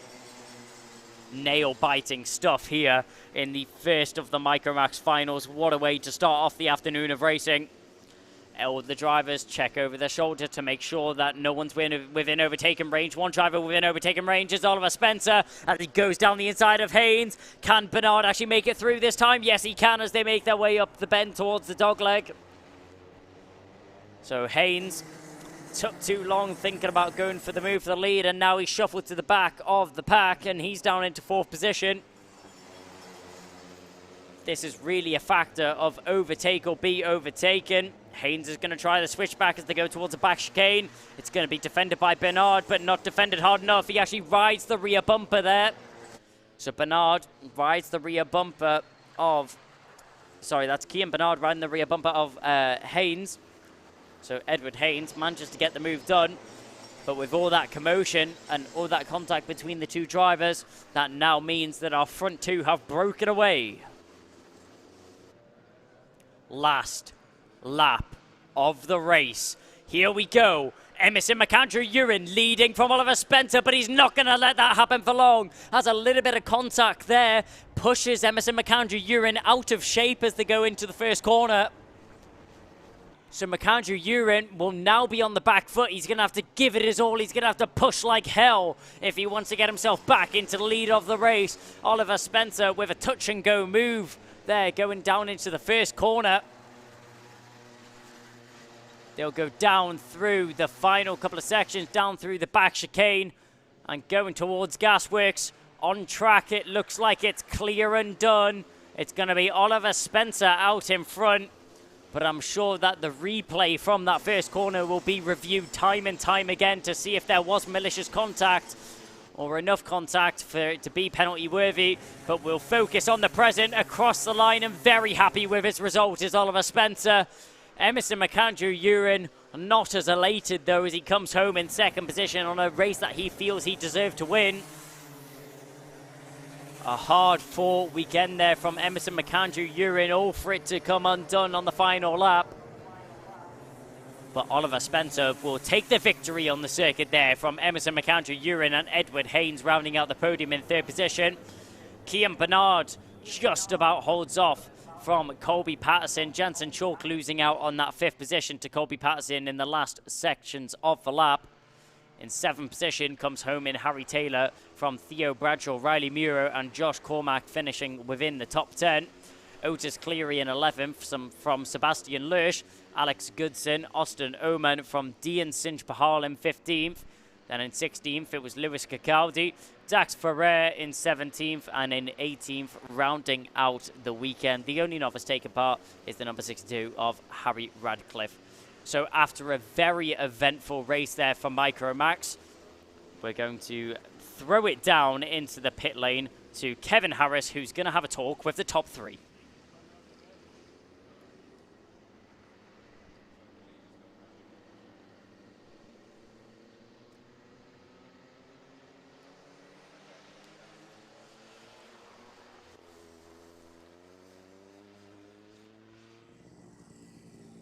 Well, there we go then. That kicks us off here at Warden Law. Micromax Super Final rounds out in the finish with Emerson McAndrew-Urin in 2nd. In 3rd place sitting there is Edward Haynes, but our 1st place man then was Oliver Spencer. I think had a little bit of a celebration on his in-lap, so he's not made his way onto the number 1 board just yet. But fantastic stuff in that opening race. Commiserations to Kian Bernard, who's just making his way into the scrutineer, and even as we speak right now, looked like he could have been on the podium, just found himself in 4th. But number 42 was Oliver Spencer. He's the last man in because he's been celebrating. There he is in the pink and green helmet, got to get himself on the scales. Been celebrating on that final lap. Here he comes then, Oliver Spencer. Let's get him onto the number 1 spot. And I'll tell you what, while we're waiting for him, let's get Edward Haynes over first, our 3rd place man. Come on over, Edward, let's get him over. Let's get a word from the man that came home in 3rd. Edward, that was quite some race. There was 4 of you going for that one there. Huge congratulations. Big high five there from your mechanic, Adam. Just tell us about the closing stages of that race. It could have been any one of you on the top spot. Yeah, it could have, but it wasn't me, sadly. Wasn't you? It wasn't the best because now I was in the lead by 3 points. Now I'm not really. Because Spencer's won and I'm third, so. I can see you're visibly disappointed, but I have to say, from a spectator's point of view, watching all 4 of you running at the front, you gave us quite a show. And, you know, you 4 drivers, you were ahead of the rest. Can you take any positives from this result? Yeah, there are some positives, but most of them are bad. It's going to take a while for that one to sink in for you. Who would you like to thank for this weekend? Your mechanic, Adam, was straight in there giving you the high five straight away. Anyone else? I'd like to thank Adam, my family. I'd like to thank Wellbro. I'd like to thank Andrew Coulson, Stings, and Jordan at Force, and Dave RC. Listen, well done to you. Huge congratulations. I know you're a little bit disappointed, Edward, but go and see your mechanic, go and see your team. It's a great result all the same. You're on the podium. Well done. Yeah, I suppose. Let's bring in Emerson McAndrew. Uran now then makes his way into second place. Emerson, Edward there was disappointed with the result. You've ended up in second place. Can you put a smile on your face in any way? Well, it was a tough race, but just keep pushing. Really was a tough race. That battle was going on between yourself, Oliver Spencer there, Kian Bernard and Edward Haynes. Any one of you could have won it at any stage. Just tell us how come you're not on the top step. What do you think was the mistake that perhaps you made this time? Going into the last lap, first corner I got hit and then forced me wide, which then Spencer went through and then I couldn't close the gap. Yeah, well done to you, like I say. I can see you're visibly disappointed, just the same as Edward. You want to win, it's what it's all about. But consistency is the key to winning the championship. You got some more championship points on the board.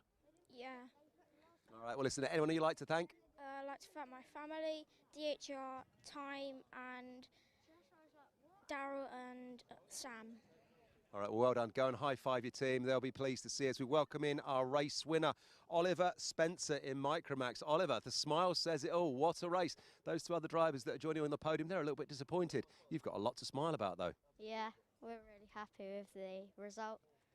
Talk to me about those closing stages of that one, because you were duelling with Emerson for most of that, but behind you it was going on with Edward and Kian, and Edward was in the lead at one point as well, so it really could have been anyone's, couldn't it? Yeah, it could have been anyone's. We just had the luck on the last lap, got the move done first corner and come away with the win.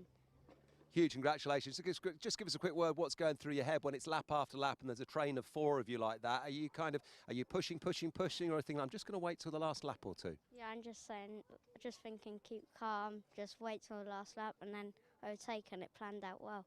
Well, huge congratulations. Who would you like to thank? I'd like to thank Rob, Mike, KR, Connor, Ash, Sinji and Alex and my dad and everyone else who's come and support me.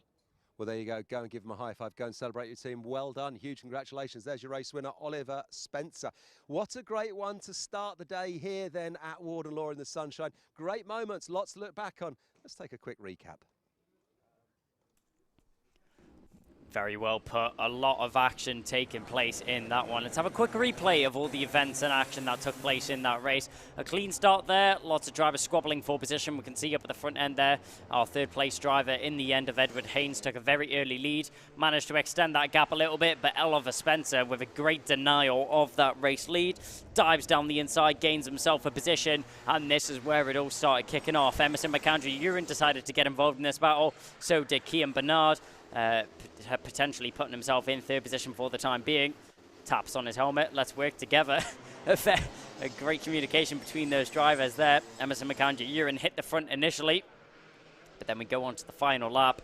And sorry, that's not the final lap there, but down the inside, Oliver Spencer went for the move on Emerson McAndrew, Uran, and now hit the front. Kian Bernard diving down the inside, tried the move, but a great defensive drive there from Emerson McAndrew, Uran to hold it all the way around the outside.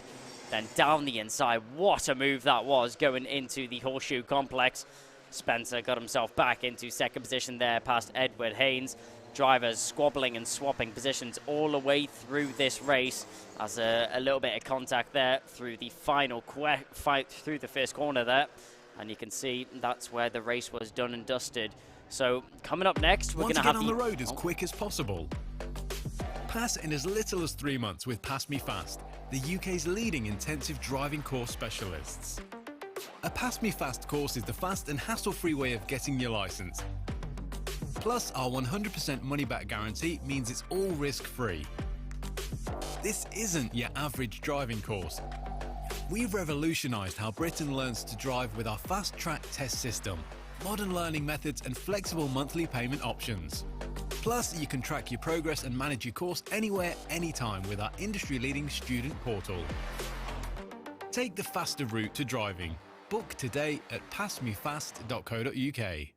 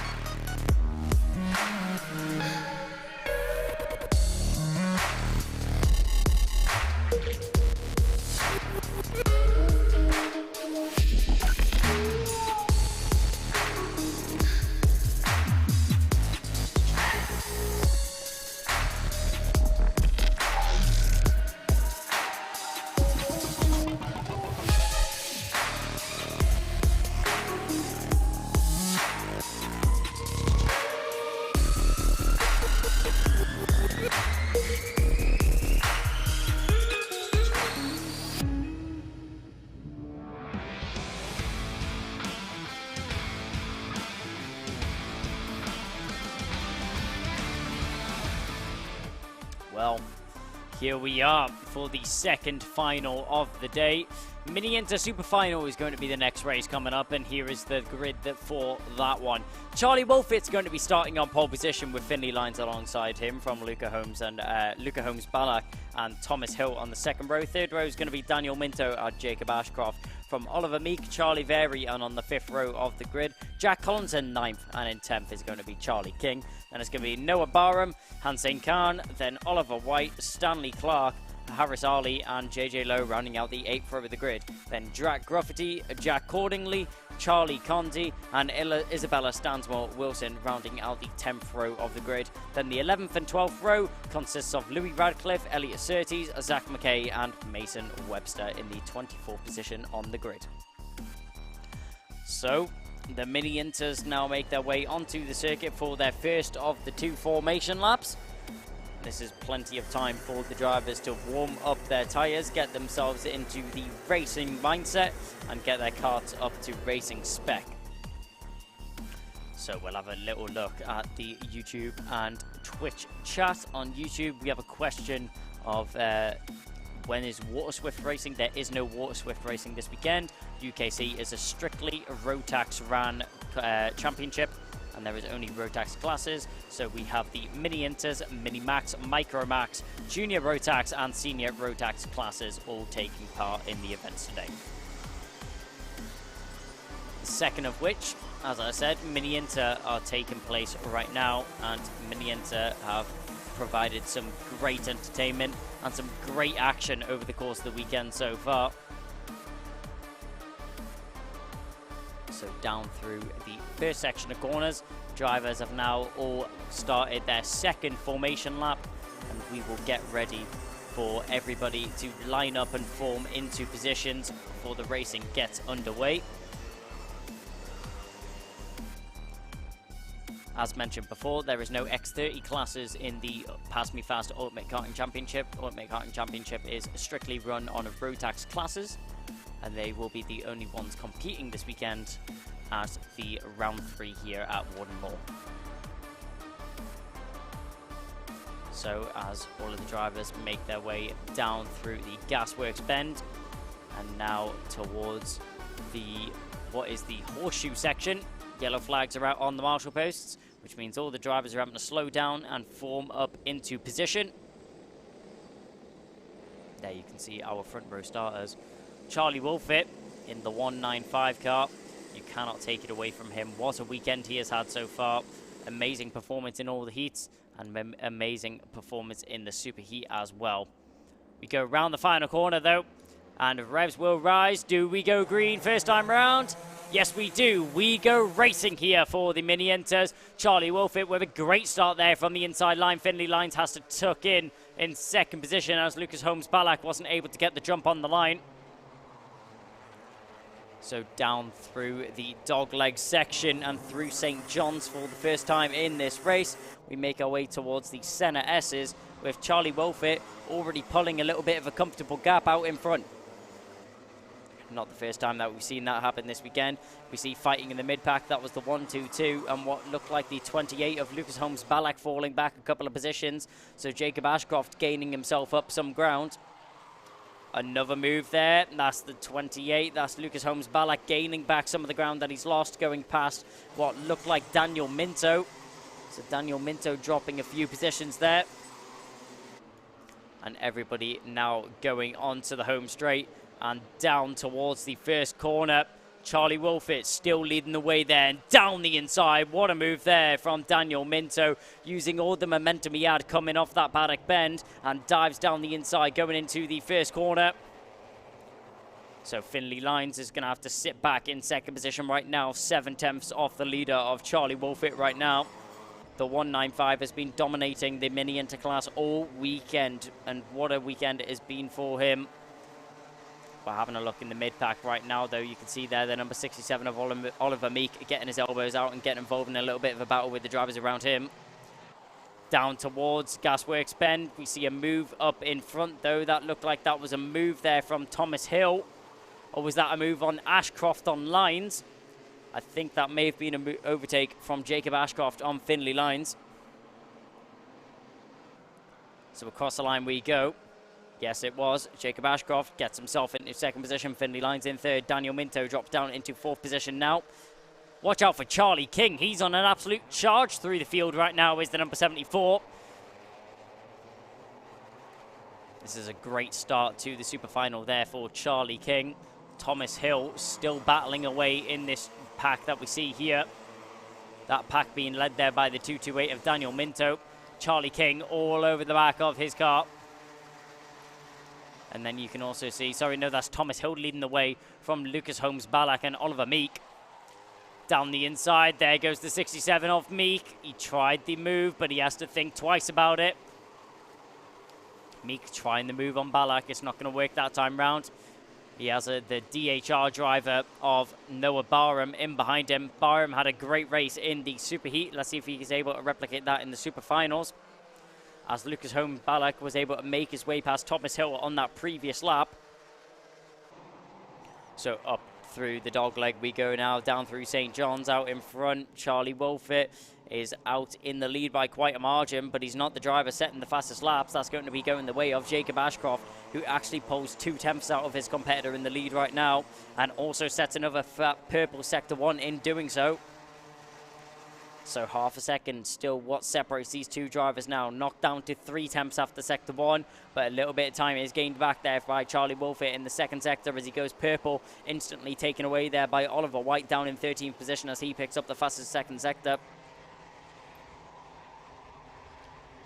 So as our drivers now go down through Paddock Bend and down the home straight, Charlie Wolfett still leads away from Jacob Ashcroft, but what's the gap now? Still 5/10 of a second, as very similar lap times are set there by Charlie Wolfett and Jacob Ashcroft.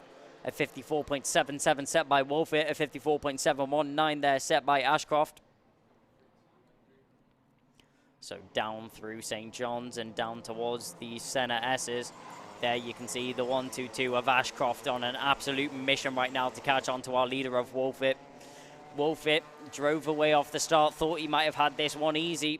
Ashcroft gonna deny him any opportunity of running away with this race win. Trading sectors right now are Wolfett and Ashcroft. Ashcroft faster in the first and Wolfett faster in the second. We'll have to see how this evens out on the total gap between the two of them. But we're looking at a battle in the mid-pack right there. You can see the number 67 of Oliver Meek getting involved in trying to make up a couple of positions in the fray. 6/10 is now the gap from Wolfett and Ashcroft as Wolfett manages to pull a little bit of a gap and extend a little bit of his gap, picking up some pace on that previous one. So down through St. John's we go.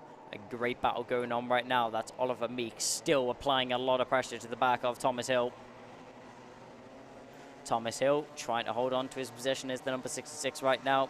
You can see Lucas Holmes-Ballack in front of this train right now. He has one driver all over the back of him, does Lucas Holmes-Ballack. That's Charlie King. We're having a look at the 228 right now. That's Daniel Minto getting involved, and you can see that's the 74 there trying to defend from the number 66. As down the inside, I think the move has been made. Yes, it has. Thomas Hill has managed to make an overtake there on Charlie King. So Thomas Hill gets himself into 6th. Charlie King is now demoted down into 7th. Still squabbling for position right now as Hill trying to desperately grab onto the position that he's just been able to gain. Charlie King doesn't want to give it up though. Jacob Ashcroft trading for the fastest lap right now. Gains another 10th on Charlie Wolfett. Seems like each lap it's going either way of the driver. It's either Wolfett or Ashcroft picking up the fastest lap between the two of them, and it seems to be alternating at this rate. So, our leading drivers there. We're looking at the 81 of Finley Lines as Daniel Minto has fully closed onto the back of that DHR car. So, Finley Lines just about holding on to it right now as he goes down the home straight. Currently sitting in 3rd position, but only a 10th behind him. No, sorry, Daniel Minto has made the move in that final section. So that move was done off camera there, but Daniel Minto makes his way past Finley Lines. Finley Lines has now been opened into the gaping hole of Lucas Holmes-Ballack. As Lucas Holmes-Ballack applying a lot of pressure there to the number 81 in front of him. They go down into the center S's. Will there be an attempt for an overtake? Not this time round. The Synergy driver applying a lot of pressure to the DHR in front. But if you keep an eye in behind, Thomas Hill and Charlie King still going at it.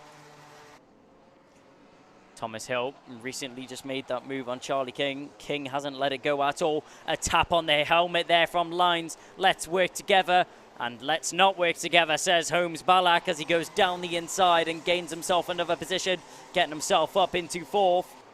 Around the final corner we go now, down the straight once again. Half a second is still what separates Wolfett and Ashcroft. Ashcroft picking up another fastest lap though, but only by 52 thousandths of a second.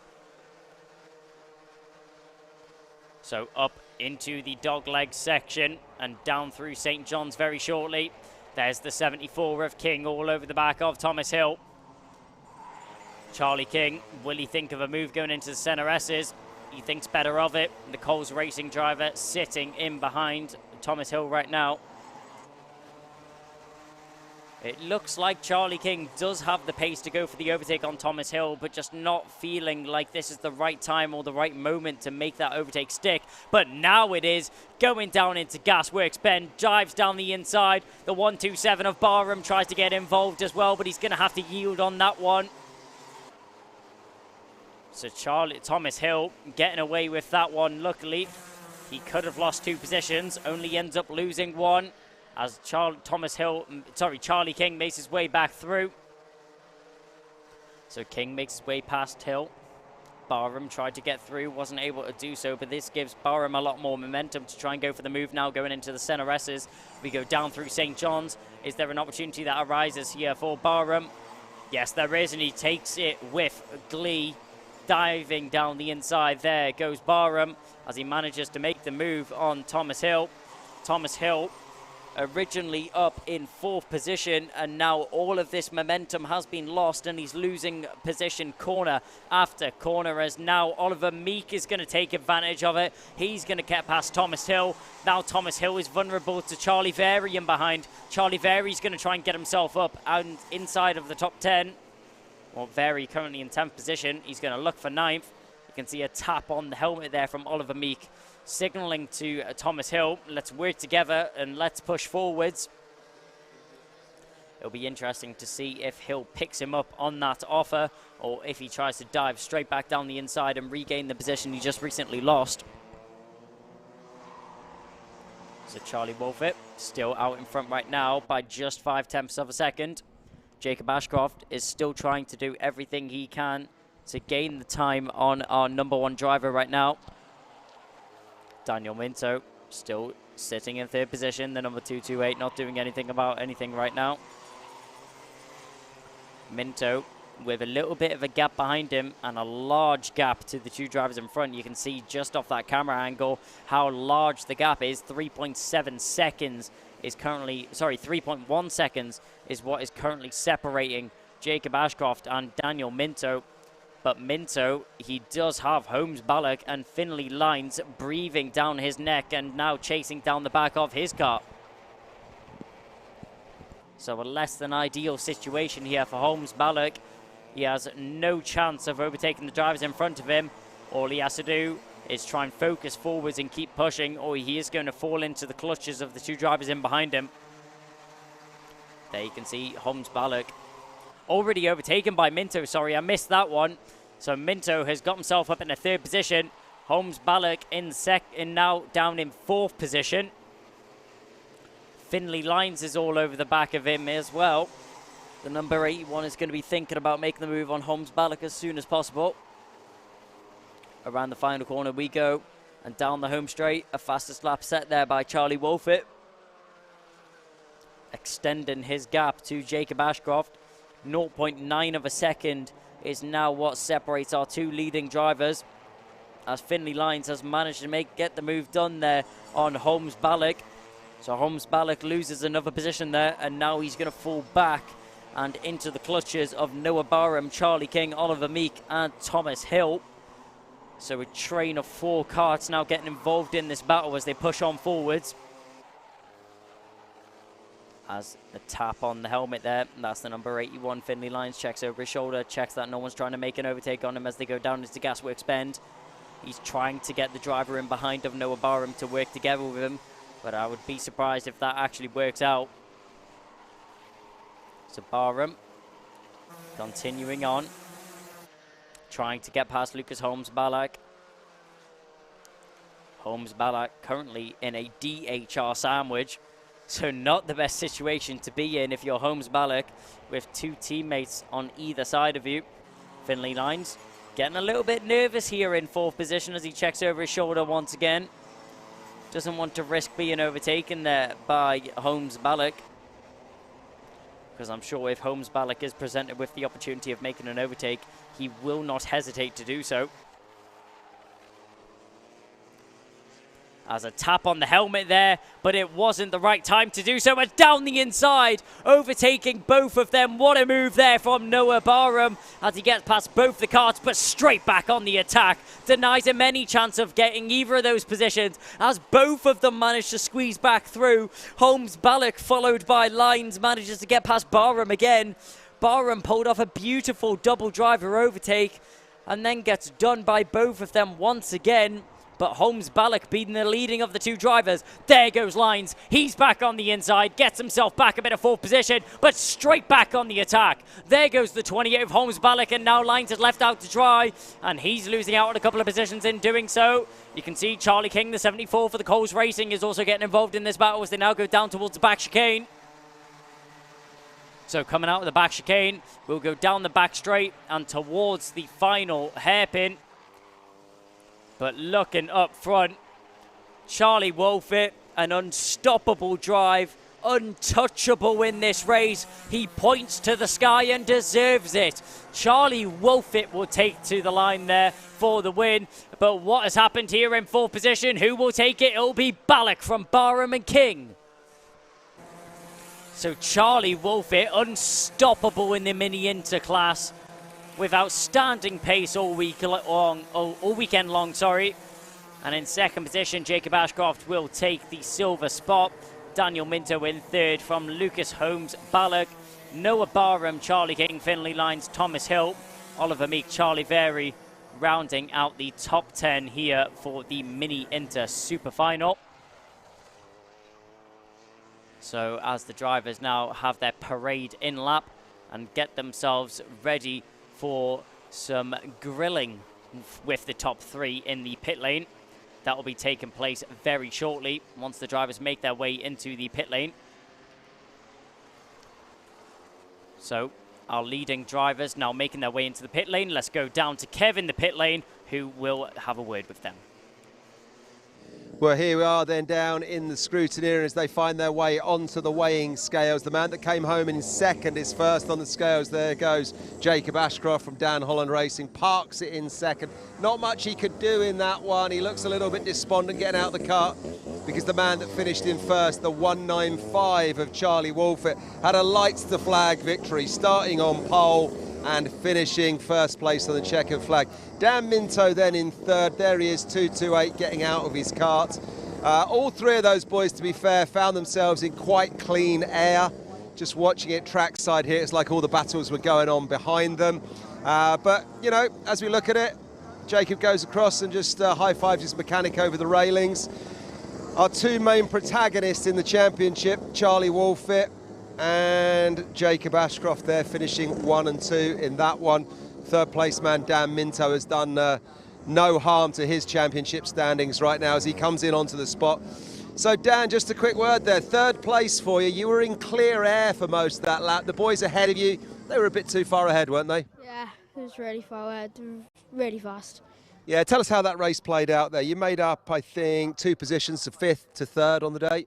Yeah, I had a really good start, and then I tried to pass Lines, and then he got back past me, and then I got him back on the horseshoe.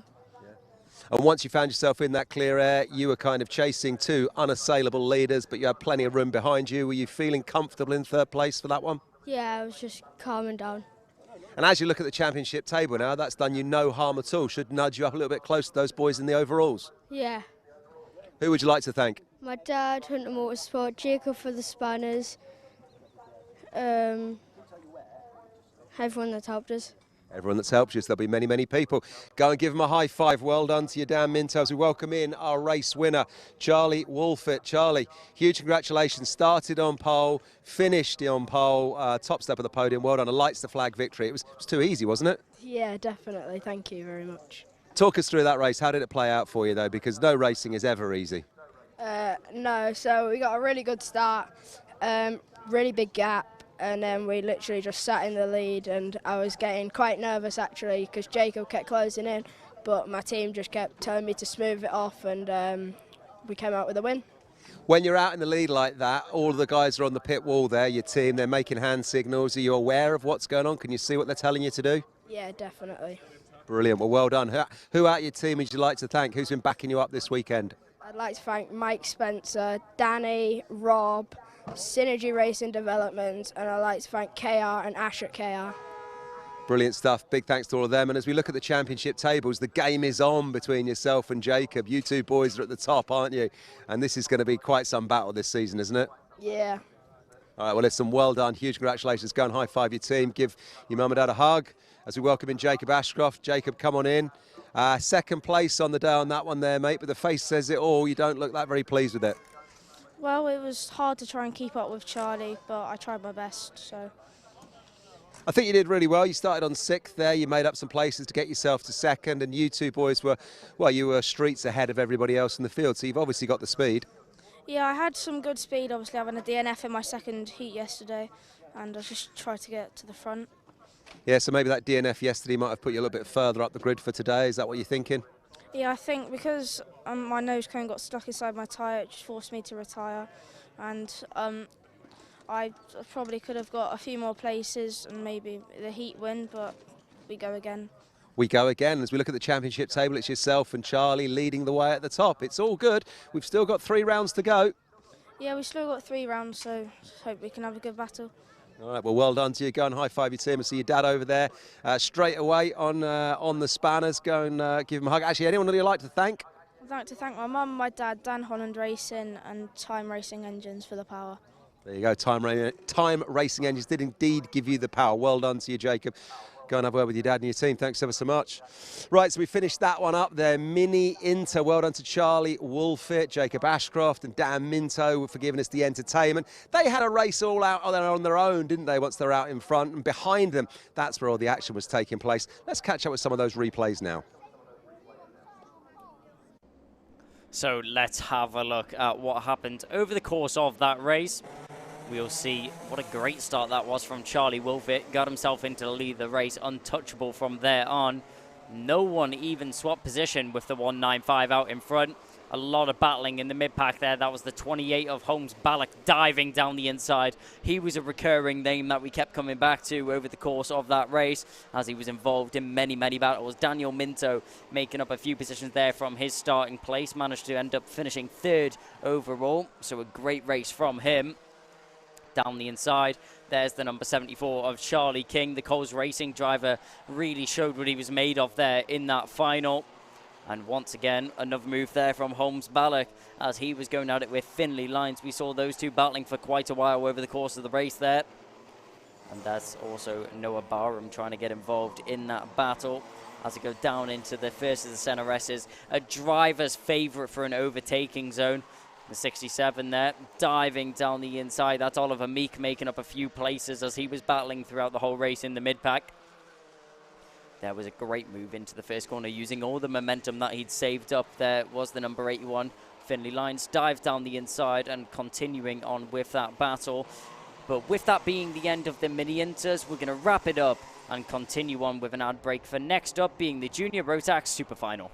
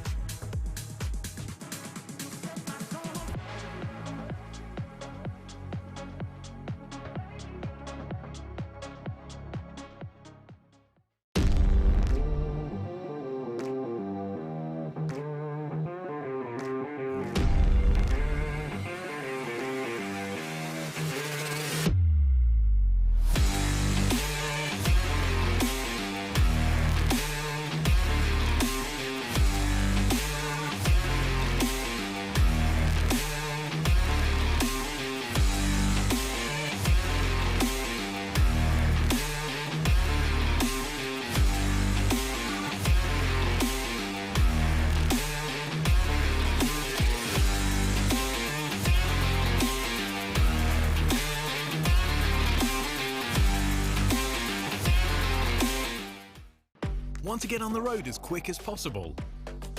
Pass in as little as 3 months with PassMeFast, the UK's leading intensive driving course specialists.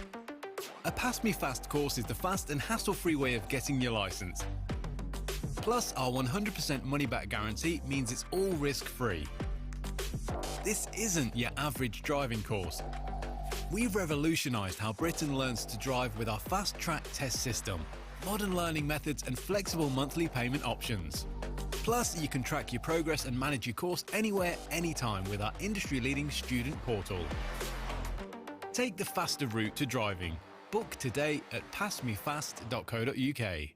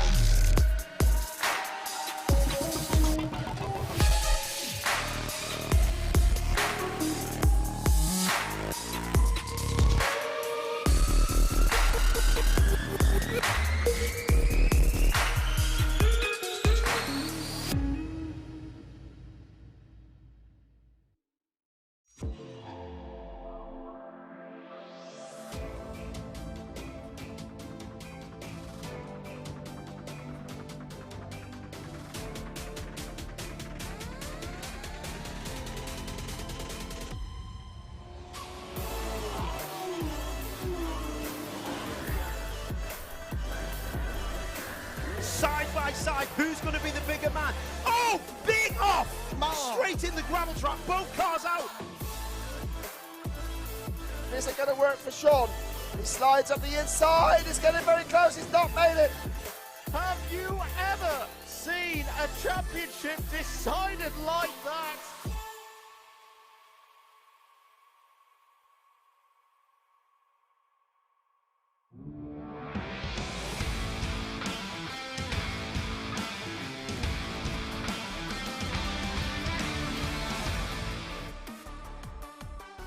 One of the most anticipated races of the weekend are going to make their way onto the circuit. The Junior Road Tax Super Final, biggest grid of the weekend. 69 drivers entered, only 34 remain.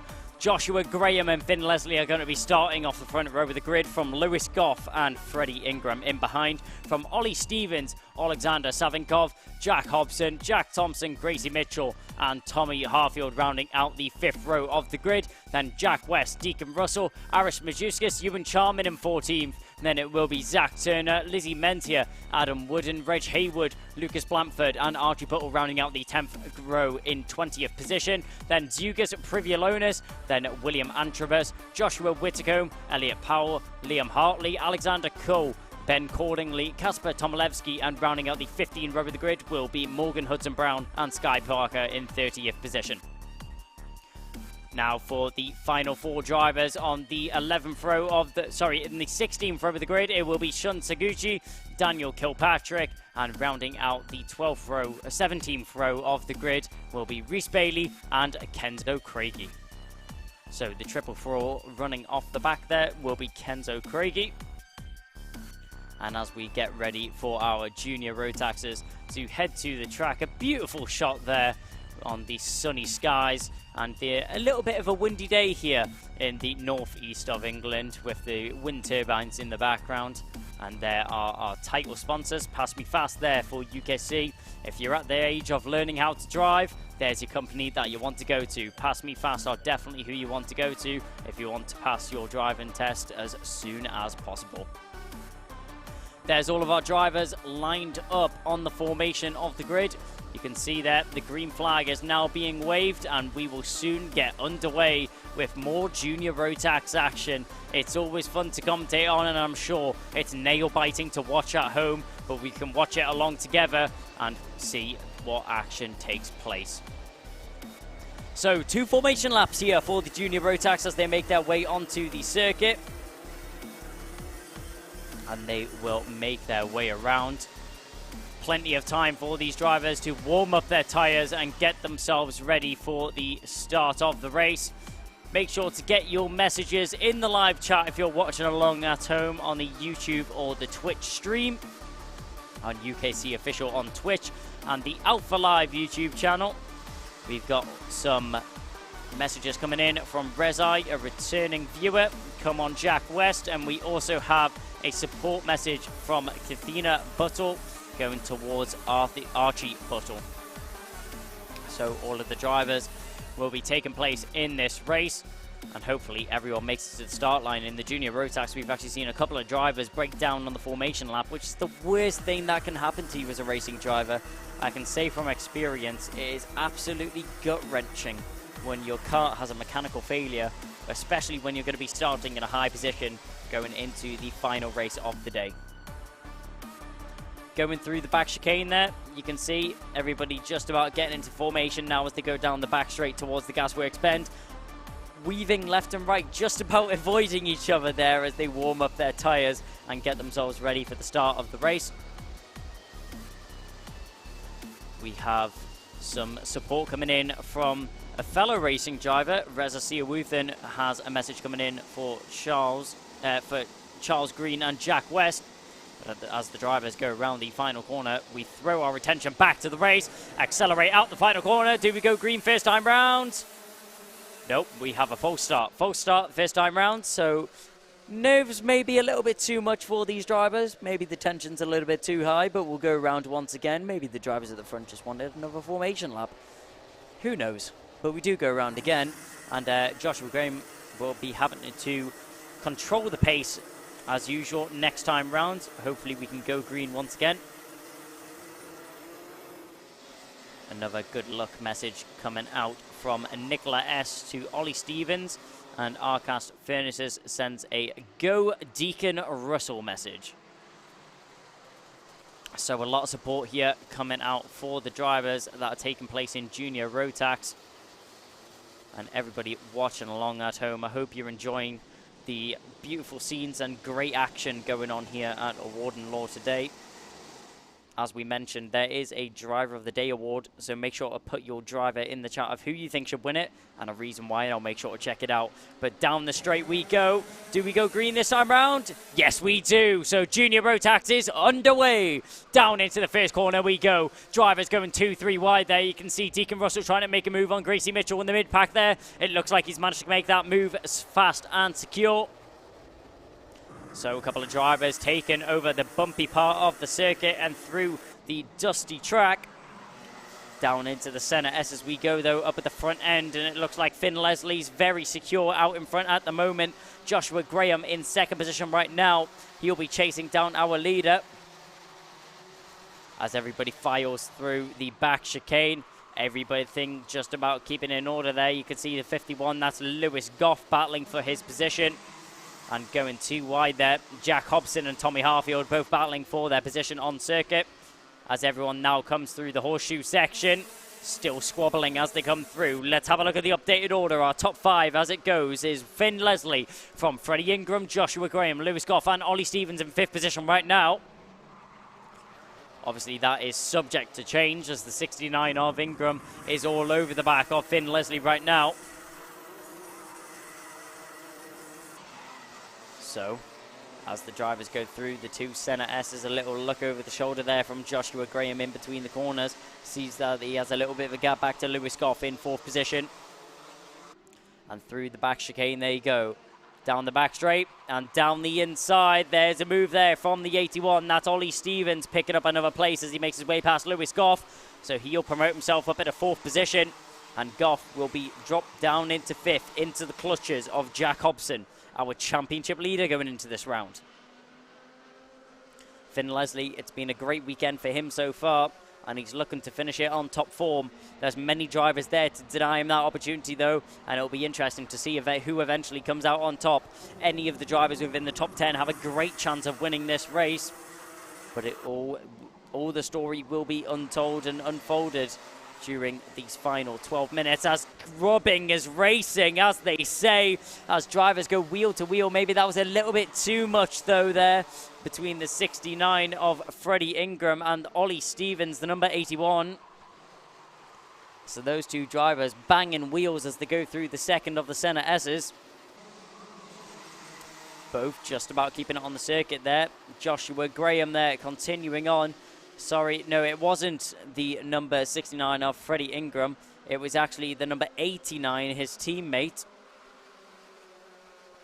Tommy Harfield as well being involved in that one, the 1-2-1. So up through the dog leg we go, down the hill once again. Finn Leslie looking calm and composed out in the lead right now. No need to start defending, no need to start flustering about every driver around you. Jensen Graham though, chasing down the back of his car as he's now promoted himself up at a 2nd position. He'll be leading the charge back onto our leader. So down through the back chicane there. We had a good shot there of Deacon Russell on the back of Ewan Charman as for the lead. There goes the 298 and there goes Lewis Goff as well as he gets himself into 3rd position.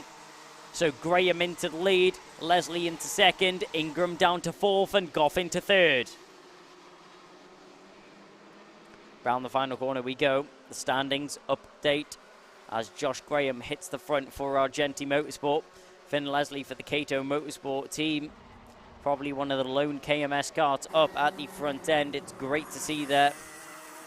KMS, probably one of the longest running teams in the paddock. It's very well run there by Cato and his team.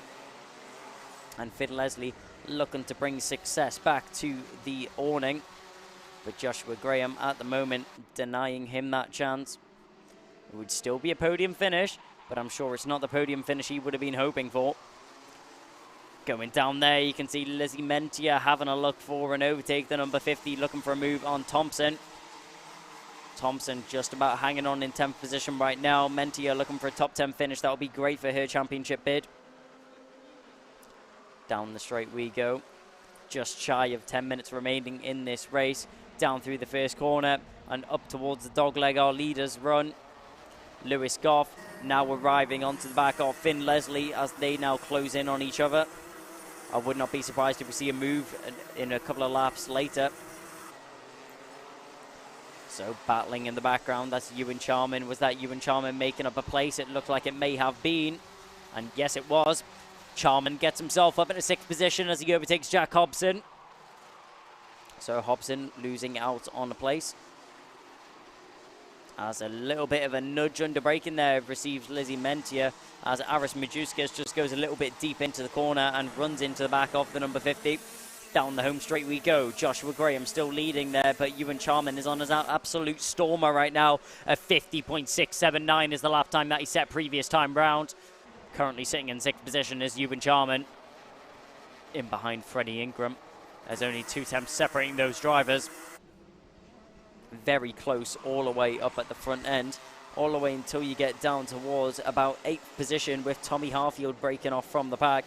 Everyone else separated by less than half a second between each other. A check over the shoulder there. You could see that was from Ollie Stevens, just making sure that Freddie Ingram's still behind him and he's not within overtaking opportunity. Sorry, that wasn't Freddie Ingram, that's Ewan Charman. So Ewan Charman has managed to get himself up into 5th position as he sets another fastest lap this time round. Charman is absolutely flying. Great times are being set here by Ewan Charman. A little bit of a nudge and rub there as Lizzie Mentia manages to get her way through there on Aris Majewskis. Majewskis made the move last time round. Mentia returns the favour. And Ewan Charman, what a weekend it has been for him. His first weekend competing in the Ultimate Karting Championship, but a weekend to remember as he's now still making his way through the field. Let's see what he's able to do here. Joshua Graham, he'll cross the line to mark another one. Let's see the time that he set, a 50.7. Charman on a 50.5. There he is, the man himself, the O-Plate from last year, the UKC O-Plate champion of 2022. And I would not be surprised if we see Ewan Charman standing on the podium here at the end of the weekend, because the pace that he's putting down on the circuit right now is magnificent. No changings in order for the last couple of laps. Everyone just about biding their time. Everyone's staying in order there. There's the number 51. And trying to actually have to defend there from Ollie Stevens. Now this has brought Ewan Charman into the fight. And we know that Charman's not going to sit around any longer than he has to. He'll go for the move as soon as he gets the opportunity. This has put Ollie Stevens at jeopardy of Ewan Charman. And it's definitely put his position at risk. So Ewan Charman trying to make his way through. You can see all over the back of Ollie Stevens right now as they all clip the curb, going through the dogleg, down through St. John's and towards the centre S's once again. Still, Lewis Goff just about holding on to it, having a good defensive there from Ollie Stevens, as we've seen on the past couple of laps, though. Just trying to maintain his position right now in 3rd. Goff looking to be happy with a 3rd place finish, and I'm sure any of these drivers will be happy with a podium finish as well. But down the inside, he doesn't defend this time, and it's not enough. A little bit of a nudge there from the 81, and Charman sneaks through as well. So Stevens gets through on Goff, and Charman follows through as well. So Charman into 4th, Goff down into 5th, and Ollie Stevens up in a 3rd. There's a bit of battling going around the final corner there as Lizzie Mentia was losing a couple of positions. But Ewan Charman on the back of Ollie Stevens. There's Lizzie Mentia in that battle going on. Gracie Mitchell manages to slip past the both of them. So Gracie Mitchell makes her way past Andrew Wooden and Lizzie Mentia at the same time through the first corner. But we can see the O-Plate, Ewan Charman, still all over the back of Ollie Stevens right now in 4th position. It's been a great weekend there from Charman. Didn't start off as the best he would have hoped for. Had a little bit of a struggle in the first heat, but it's all picked up since then. Adapting to the track with every race that he's competed in and getting faster every lap that he takes on. A couple attempts a lap faster than his competitors right now is Ewan Charman. Still just biding his time in behind the DHR car right now, though. Not thinking of making an overtake just yet. Not quite close enough to make an overtake just yet, though. As we pick up Charman once again. Going down towards the centre S's. That's his signature overtake that we've seen over the course of the weekend. He loves diving down the inside into the first of those centre S's. He also likes going down the inside into the second centre S. I think it's fair to say that Ewan Charman just likes overtaking overall. So going down into the Gasworks hairpin.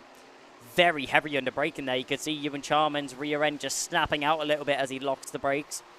Just trying to get that car stopped in the shortest time possible to get himself back on the acceleration. Lewis Goff hasn't disappeared though. Charman checks over his shoulder and instantly ducks his head, trying to get the aerodynamical advantage over his competitor in front.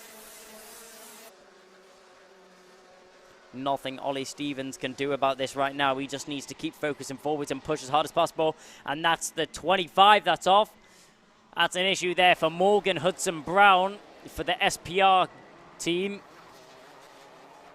So Morgan Hudson-Brown's went off, and the walk of shame, unfortunately, to the marshal post. That's a shame to see there for the number 25. He'll finish down in 32nd position. But battling in the mid-pack there as we just pick it up there. That's the number 19 getting involved. That looks like that's during the mid-pack. That's Liam Hartley trying to fend off Lizzie Mentia on the back of this battle. You can see the number 67 in front as well. Sorry, that's the number 72. So that's Aris Majewskis just in front. The number 65 running a little bit wide on that corner though. That's Jack Thompson as he now gets fired all the way back to the pack of this battle. Alex Cole trying to extend a little bit of a gap over everyone behind him as he tries to break away from the battle and continue on forwards to try and catch on to the drivers in front of him. Shun Seguchi is the next driver that he would be focusing on. A move down the inside there from Mitchell and following through. There's an attempt and it is followed up by the number 40. So Kilpatrick follows Mitchell through as they both manage to make their way past Adam Wooden. Down the hill we go. Mentia down the inside of Majewskis and will pick up that position. Majewskis trying to fend off there. That's the number 65. Jack Thompson was not able to capitalise on the reduced momentum out of the corner. So down into the first corner we go once again. Mitchell all over the back of her competitor in front of her. Daniel Kilpatrick just about holding on to 13th position for the time being. Gracie Mitchell trying to switch that up. The number 61 has been on fire this weekend. Definitely not in the position she deserved based off the lap time she's been putting in. But we continue on. 1 minute 30 remaining on the clock right now as the drivers continue through the back chicane. Mitchell, will she go for a move down into Gasworks? Thinks about it, but thinks better of it. It definitely would have been a bit of a harsh dive bomb if she went for the move down into Gasworks, and that's why she backed out of it. But Joshua Graham, what a race it's been for him. Checked out from the rest of the pack and has absolutely walked away with this one. No one has been able to compete with him over the course of this race so far. As soon as he hit the front, as soon as he got past Finn Leslie, checked out from the rest of the pack and walked away with this victory in his arms. So unless anything drastic happens to Jensen Graham, unless he makes a mistake, unless he spins, I can't see this going any other way than the way of the 298. And it will be a great victory there for Argenti Motorsport here in round 3 of the PassMeFast Ultimate Karting Championship. Around the final couple of bends there, you can see Ollie Stevens still all over the back of Ewan Charman after he's got himself into 3rd position. So Charman in 3rd right now, but he's not settling for 3rd. He's going to look for 2nd as Leslie isn't far ahead, just around half a second, but separating Charman and Leslie right now. Stevens being tagged in along for the journey. Down into the center S as we go now. Charman definitely opting for that more tighter line there than Finn Leslie. Leslie looking like he has the pace to just about hang on to it, but anything can happen over these last couple of laps, and especially when you have a driver like Ewan Charman in behind you. So this is the penultimate lap of the race. Next time round will mark the start of the final lap of the race. We go round the horseshoe and down towards Paddock Bend. This will now start the final lap of the race. Joshua Graham, he still has a 7/10 advantage there.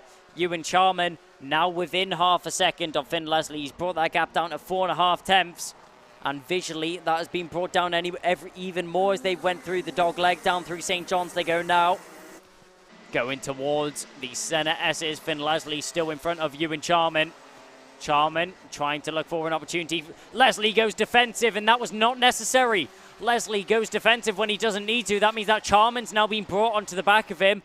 Leslie loses a lot of momentum in going defensive. He does so going into Gasworks as well. Charman has a chance as they go down into the final section. They go through the horseshoe. We're going to keep the cameras on Joshua Graham. We're going to go back to the battle through the final corner. Can Charman find the switchback? No, he can't. Leslie just about holds on to it, but Joshua Graham takes the win here in the Junior Rotax final. Joshua Graham, what a race it was from him. Finn Leslie defending all the way to the line as Ewan Charman will pick up a very well-deserved 3rd position. Ollie Stevens will come home in 4th from Lewis Goff in 5th. Then Freddie Ingram Jack Hobson, Tommy Harfield, Deacon Russell and William Antrobus rounding out the top 10 drivers. Kenzo Craigie, hats off to him, started all the way down in 34th position, finishing in 11th. What a race that was there from Craigie. An amazing, amazing race. So, as the drivers will now go through on their parade lap, a celebration once again there from our race winner of Joshua Graham. It's going to take a while for that one to sink in, but we're going to chuck it down there to Kev in the pit lane to have a word with the drivers. Well, a really strong weekend's racing here for Argenti Motorsport as our winner puts himself on the weighing scales. 298 of Joshua Graham. What a race that was from him. From pole to checkered flag as a second place man, Finn Leslie comes home. He started second on the grid as well, getting himself third last time at Larkhall, now moving one up to second here at Warden Law. And third place man is Ewan Charman with the O plate on his car, just on the weighing scales. But look, you can see pictures there of your leader, or your winner rather, Joshua Graham, high-fiving Finn Leslie. He's going to be a happy man. It was a really confident drive, wasn't it? It was a dominant drive, to be honest, once he got out in front. It was going on behind him, but look, teammates there, Kenzo Craigie high-fiving him as Ewan Charman comes in with the O plate on his car on the third spot. Full credit to Ewan Charman. Don't forget, he started back on row 7 in 14th place on the grid. As we get our winner come on in, high-fiving his teammate here. Here is Joshua Graham. Big smile there, Joshua. You started on pole and you took the checkered flag. A dominant race. Yeah, it was a great race. I struggled a bit at the start, dropped down to third, but made my way up and made a big gap, and I'm chuffed. You should be really chuffed, because once you made that gap, I was stood up here watching you from this first corner. It was a dominant race. You didn't look like you were giving that up. You know, barring a mechanical, nothing was going wrong for you, was it? Yeah, the car was spot on. Thanks to Argenti for a good setup and not Ogden race engines. Yeah, and it's been a great weekend for Argenti Motorsport. We haven't seen you at rounds 1 and 2. You turn up here at round 3 and you got 2. You're on the podium. Your teammate Ewan stepping up to third as well. Yeah, we're definitely making a comeback. It's a great comeback. Well done. Who would you like to thank, obviously, aside from Argenti Motorsport? Argenti Motorsport, Ogden Race Engines, Kart Republic, Danny Sweeney, Ron Meadows, Jono, Dave and my dad. It's a long list. They're all going to get their thanks. Now, are we going to see you at the next round? We'd love it if you can. Will it fit in with your schedule? Maybe. We'll see. Well, let's hope that will happen. Well done to you. Huge congratulations. Go and slide off and celebrate with your team. As we welcome in our second place man from Kato Motorsport. Here he is, Finn Leslie. Your body language says that I think you're happy, but you're a little bit reserved there, Finn. Yeah, it was all right. I mean, it's good points for the championship, but obviously you want to win every time. But, you know, we did our best this weekend and come out with a good result. I think it's a really strong result for you, because what you said there is it's all about winning the championship, good championship points. You got third place at Larkhall. You've gone one better this time here at Warden Law. A strong weekend all in all. Lots to be positive about. Yeah, I mean, a few of our people around us in the championship haven't had the best of weekends, which means obviously, hopefully I can move up a few. But I didn't finish the final at Wilton Mill, so I'm a bit further behind on the points. But it's all added up this weekend. Just a quick word about that race as well. You started on the front row of the grid in second. Josh, as he said there, he dropped down and had to fight his way back up to first. Were there any points where you're thinking that maybe you could have taken that race in the early stages? Yeah, I mean, I had a bit of a gap off the start when obviously Josh came back through to second, but he's obviously been a bit quicker than us all weekend. But yeah, I mean, I started defending with like 4 or 5 laps in, but I knew that would then probably cause a bit, like back the pack up a bit more, and I could have dropped down a few more places. So I just thought I'd let Josh by, see what it was like. Well, a strong weekend for you and your team, Finn. Who would you like to thank? Kato Motorsport, Force Racing Engines, all my family for coming to support me, and Raceway Motorsport and Sensei for you. Brilliant stuff. Well done. Look forward to seeing you in the next round. It's game on in the championship. Well done, Finn. Thank you. Let's welcome in a man who I haven't seen for a little while now. Ewan Charman. You've got taller, the hair's got longer, and the driving talent, well, that's still there, isn't it? Third place from starting back on row 14, or rather row 7 in 14th. Good weekend for you, Ewan. I mean, yeah, unfortunately we had some bad luck throughout the heats, meaning that we had to start P9 for the super heat, which made it a tough race for the final, meaning we had to start P14. But yeah, just making our way through progressively. Didn't have the best of starts, stayed in the same sort of position, and then slowly made our way through. We had the pace to chase after the lead. It's just a shame we couldn't get Finn in the end. You did really well. It was great watching you from this top bend. You were just sort of, like you say, just making your way through the pack. But once you got up there, I mean, to be honest, Josh and Finn, they were a bit unassailable. They got themselves way out in front. Yeah, of course. It was always going to be a task to get to the top two. I know that Josh and Finn are very good drivers, and they were able to build that gap at the start. I was hoping that me and Ollie could work together to push up to them, but evidently weren't able to. But overall, it was a good race. I'm happy to take away a podium from it. Yeah, it's great to see you back here, and well done on getting that podium. Obviously, you've got the kart tuned well. Argenti have done a great job for you this weekend. Yeah, I would love to thank Argenti Motorsport, Aspire, and my dad for being the best mechanic and well, sponsor. Also Danny Sweeney and Ron Meadows. Brilliant. It's a long list. Well done. They're all really proud that you're on the podium. Huge congratulations, Ewan. Last question. Are we going to see more UKC rounds? We'd love it if you can fit it in. Unfortunately not. I think our budget is holding us back this year, so we won't be able to attend many more UKC. But I do know you're doing well and racing elsewhere at the moment. Yeah, I mean, the British Championships are going all right in both Junior Rotax and Junior X30. I mean, it's always nice to do a UKC round because it is a great championship. Ewan, thanks ever so much. Go and give your dad a high five or a hug or whatever you're going to do. He's on the spanner straight away. Well done. Thank you ever so much. Well, there we go. Great to see him back, isn't it, Ewan Charman? First time back at the UKC in a while, straight on the podium. Just ahead of him, though, in second from Kato Motorsport was Finn Leslie, but a dominant drive, wasn't it, from Josh Graham, Ewan's Argenti teammate. Brilliant stuff to look back on then. Here's the replays. Yep, a lot of replays to have a look at here with an action-packed Junior Rotax final that has just taken place here. You can see people battling 4 positions all the way through. That was a great move down the inside there by the 81 of Ollie Stevens, who ended up finishing in 4th position overall. Finn Leslie, he took an early lead from everyone else as everyone else was battling in behind. A little bit of rubbing wheels there and a bit of smoke popped up. With Joshua Graham, that was the move that he made to hit the front. And it was non-stop from there. Joshua Graham checked out as soon as he got into the lead of the race. And you can see that a couple of drivers going 4 positions in the midfield. That was Lizzie Mentia. She was having a great battle all the way through the field and all the way through that race, as she was squabbling 4 positions in the mid-pack. Continue on to see that battle. We can see further up the field now, that's Lewis Goff. That was falling victim there to another move by Ollie Stevens going down into Gasworks. So as everyone continues on to battle, we'll move on very quickly, though, with a short ad break before we make our way on to the Honda GX200 Super Final.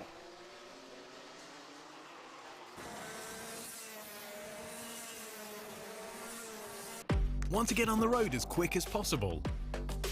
Pass in as little as 3 months with PassMeFast, the UK's leading intensive driving course specialists. A PassMeFast course is the fast and hassle-free way of getting your license. Plus, our 100% money-back guarantee means it's all risk-free. This isn't your average driving course. We've revolutionised how Britain learns to drive with our fast-track test system, modern learning methods and flexible monthly payment options. Plus, you can track your progress and manage your course anywhere, anytime with our industry-leading student portal. Take the faster route to driving. Book today at passmefast.co.uk.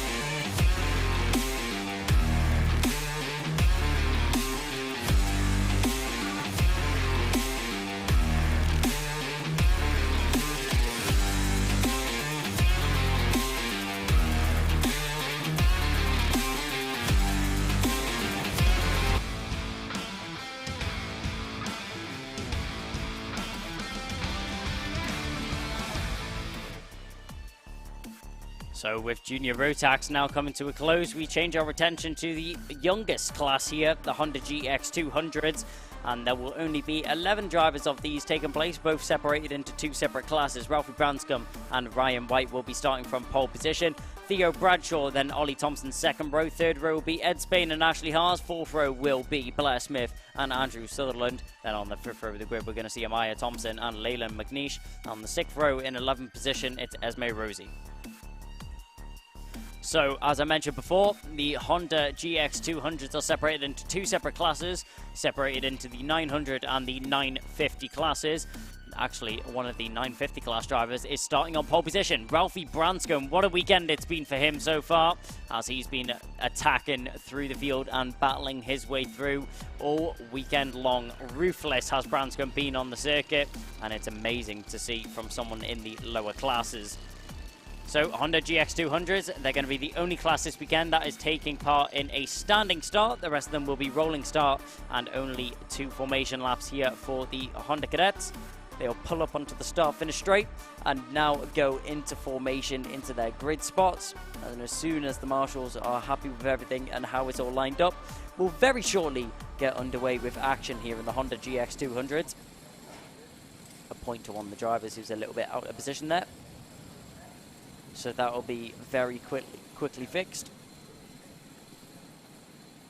So with the Hondas lined up on the grid, we are now ready to go racing. A point to the lights very shortly. That's pushed back a little bit there, just trying to jump the gun. There is Ryan White. A look to the lights. Lights go out and we go green. So we now go racing. A great jump off the start line there from Ryan White. It looks like he'll take an early advantage. The number 47 went blasting away from the line and will now hit the front. As he goes up through the dogleg there, he'll lead the way from everyone in the Honda Cadet class so far. Down through St. John's we go. We see a couple of chances for an overtake at the mid-pack, but no one decides to go for it. Out in front, Ryan White still holding on to the lead right now. You can see Ralphie Branscombe in second position. The number 96 is part of the 900 class of Honda Cadets. Ryan White being part of the 950 class, so makes sense why the 950 was able to take off from the line so much quicker. As using all of the runoff there out of the gasworks bend is everyone out on the circuit, trying to take advantage of the circuit which is available to them. So down out the final corner we go, and across the line for the first time in this race. Let's have an update of the order. Ryan White leads from Ralphie Branscombe, who started on pole position, from Theo Bradshaw, Ollie Thompson, Ed Spain, Andrew Sutherland, and sixth from Ashley Harzay. Then Blair Smith, Amaya Thompson, Leyland McNeish, and Esme Rosie rounding out the 11-driver grid right now. Down the inside, there was a move there that looked like that was going to be the 43 of Theo Bradshaw making the move on Ralphie Branscombe. So Branscombe will lose out on a position as he will now drop down into third. Up into second though, as goes Theo Bradshaw. He'll be chasing down the race leader of Ryan White right now. Ryan White did a great job off the line to get himself that advantage that he's already built. You can see very close together there was the number 18 and 72. That's Ollie Thompson and Ed Spain, all both battling for position. So out the final corner we come, and down the straight we go once again. Ryan White from Theo Bradshaw, who's on an absolute stormer right now, trying to catch on to the back of the 47 in the lead of the race. It's very close between all of these drivers on the circuit right now in the Honda GX200s. As mentioned before, the smallest class that we have here this weekend, with only 11 drivers taken to the circuit. Unfortunately, not all of the drivers in the Honda Cadet Championship are taking part this weekend, as shown by the grid numbers here. Battling up at the front end once again. Branscombe trying to get that position back on Bradshaw, but Bradshaw not going to give it up that easily. They go down towards gasworks. Nothing changing just yet, as all of the drivers now make their way towards, and you can see there's the move. That's Andrew Sutherland making his way past Ashley Harzay. Harzay made her way past in the earlier stages of the race, but manages to get the place back, does Sutherland. So, as the drivers now go up towards the dogleg once again, just shy of 10 minutes is now remaining in this race. Actually, 8 minutes 50 is what's remaining. Theo Bradshaw is the quickest driver on the track right now by 0.2 of a second, so he pulls 0.2 out of the gap that Ryan White has out in front. An attempt for an overtake there from the 72 of Edward Spain. We saw Ed Spain try the move there. Wasn't successful, though. Up at the front end, that's Ryan White still in the lead for now. But will he be for much longer, as Theo Bradshaw is all over the bumper of the number 47. This is the first time we've seen Theo Bradshaw properly competing at the front end and trying to challenge for this race win. Theo Bradshaw, let's have a look at where he's currently in the UKC standings. Theo Bradshaw is currently second in the driver standings, in behind the race leader of Ryan White, who's currently leading the 950 class. So this could be a big weekend here for Theo Bradshaw if he's able to overtake and win the race in front of Ryan White, obviously his competitor in the UKC Championship. White currently a hold of the title, but Bradshaw, if he has anything to say about it, he won't be walking away with it.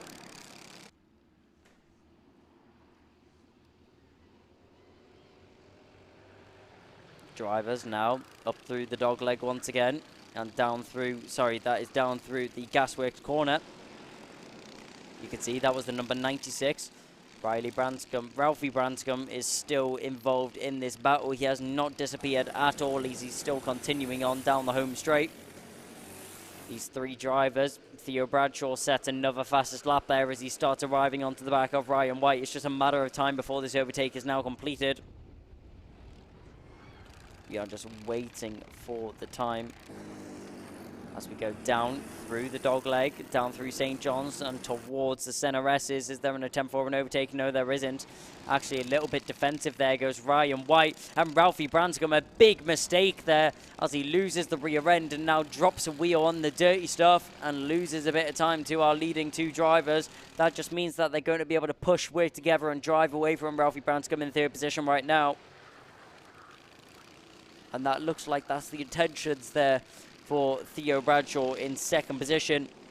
Not looking like he's wanting to go for an overtake anytime soon. Not looking like he's going to think about it.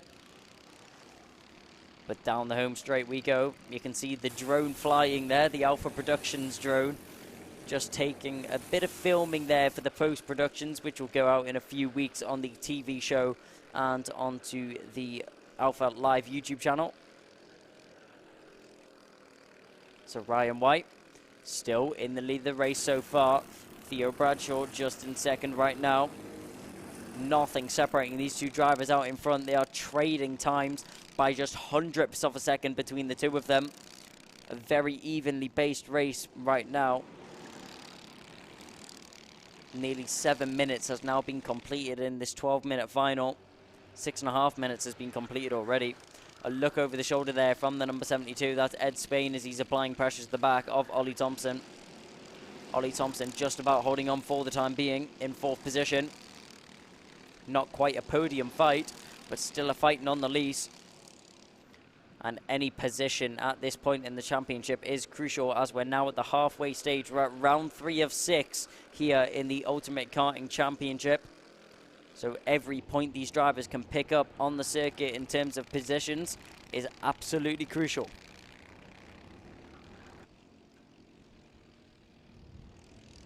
Ryan White out in front right now, sets the fastest lap once again. 57.659 is the time I'm seeing on my timing screen. That's Theo Bradshaw in second with 57.8. As they now go down the back straight once again, down towards Gasworks. No attempts for an overtake from anyone just yet. A very calm race right now. Everyone just keeping their head. No rash decisions, no rash moves being made on the circuit. No need for any rush. You can see the number 18 there now under more pressure than ever from Ed Spain. As Spain just waiting for a chance and trying to find a way through. And here it is into the first corner. There goes Ed Spain. He gets himself up into fourth position. Ollie Thompson, as a result, runs a little bit wide and loses way more time than he would have been hoping to do so. Into the 2 center S as we go. We're looking back up at the front end once again. Ryan White and Theo Bradshaw separated by a hair's width. Down towards the back chicane we go. 3 minutes and 40 seconds left on the clock. Ryan White is going to cover the inside. Try and not give Theo Bradshaw too much of an early look into the corner, so he doesn't even have time to think about going for the overtake. This has been a great race so far. Ryan White just keeping himself collected, just about keeping the car in front of Theo Bradshaw so far. He's led from start to finish. Ryan White started in 2nd position, but got the jump on Ralphie Branscombe off the line. So that was very beneficial for his race going forwards. As with just 3 minutes left in the race, that is just a few laps remaining for us to complete. You can see there, the number 47 using all the track available to him. Ryan White using some wide sweeping lines to try and carry as much speed as possible through the center S's. Trying to gain any advantage he can over Theo Bradshaw in behind. Keeping a tight line, running back out wide as we go down through Gasworks. Pose a little bit of breathing room between the two of them. Theo Bradshaw still there, though. He's still in for the count. Got to keep an eye on the 43 there as he's following him behind. So, around the final corner we go once again. And down the home straight. Very close up at the front end. A little bit of gap has now formed there. You can see that's Ralphie Branscombe under quite a bit of pressure from... Sorry, no, that's Ashley Haase under quite a bit of pressure from Andrew Sutherland. So Andrew Sutherland under quite a bit of pressure from... Andrew Sutherland putting on quite a bit of pressure onto Ashley Haase. So Ashley Haase just about holding on for the time being, but nothing able to be done. But back up at the front end, still nose to tail are our 2 contenders for the lead.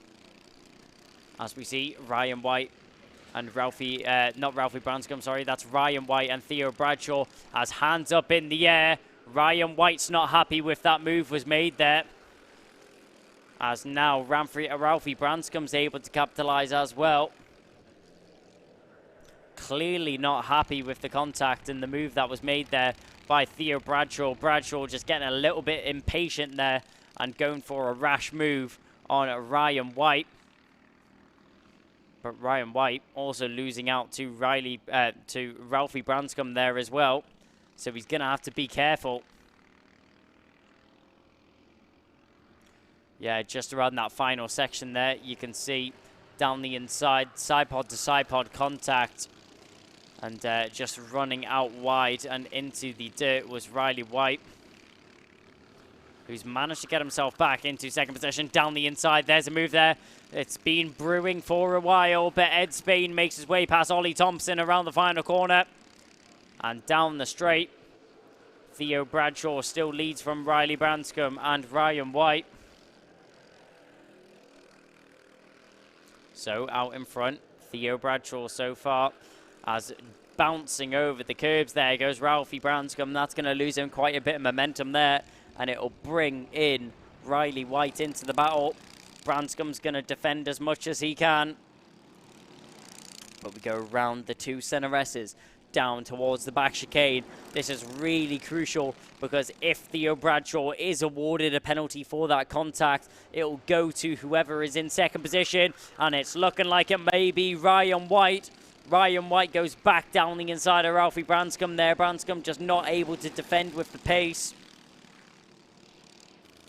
As we go around the final couple of corners and down through Paddock Bend now to mark the final lap of the race.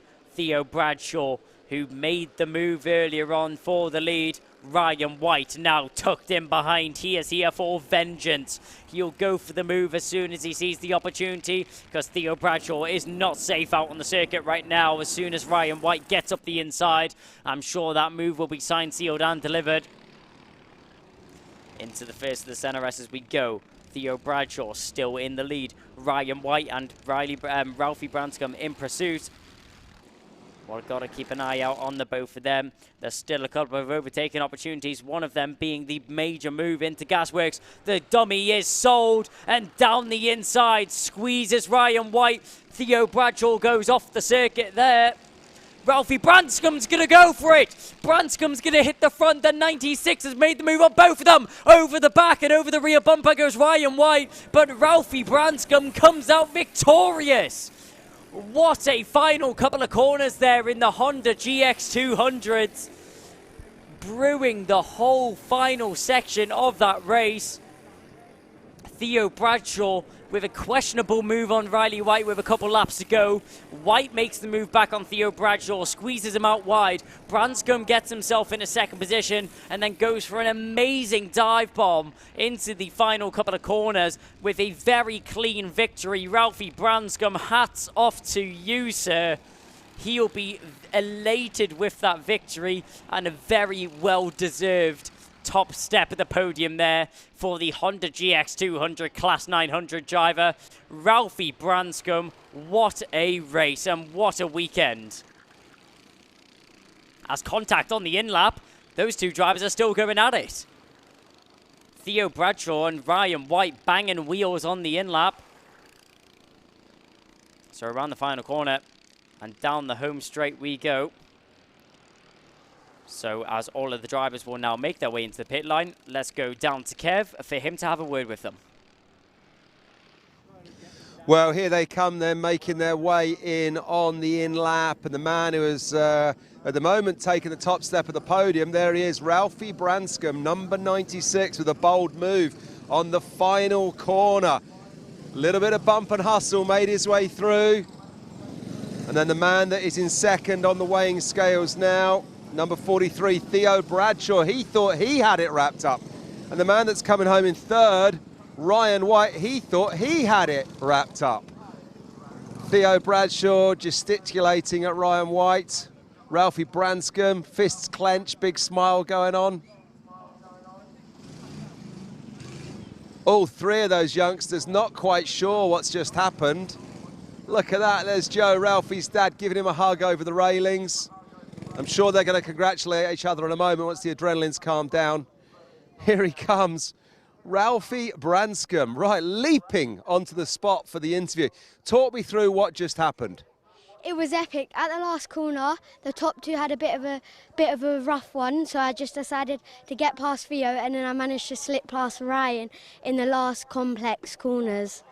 That's exactly what you did, and it made for a really exciting finish. You were on the bubble for the whole of the race, though. You were in touch at the front for lap after lap after lap. You just had to keep your head.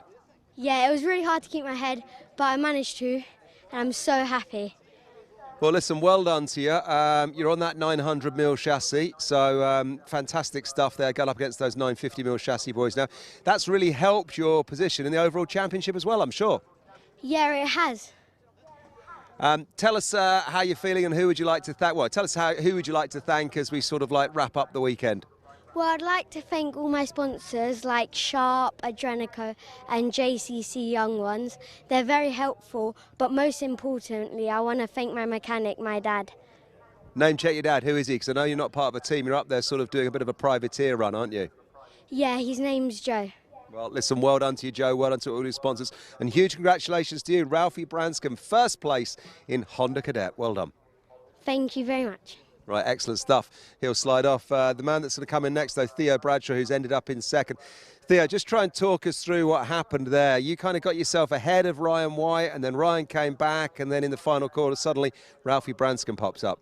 So it was in the race, I tried to catch Ryan White ahead of me. I caught him and I overtook him, and then I pulled a gap, got caught up, and then he came back at me. So then we lost the gap from Ralphie and he overtook us.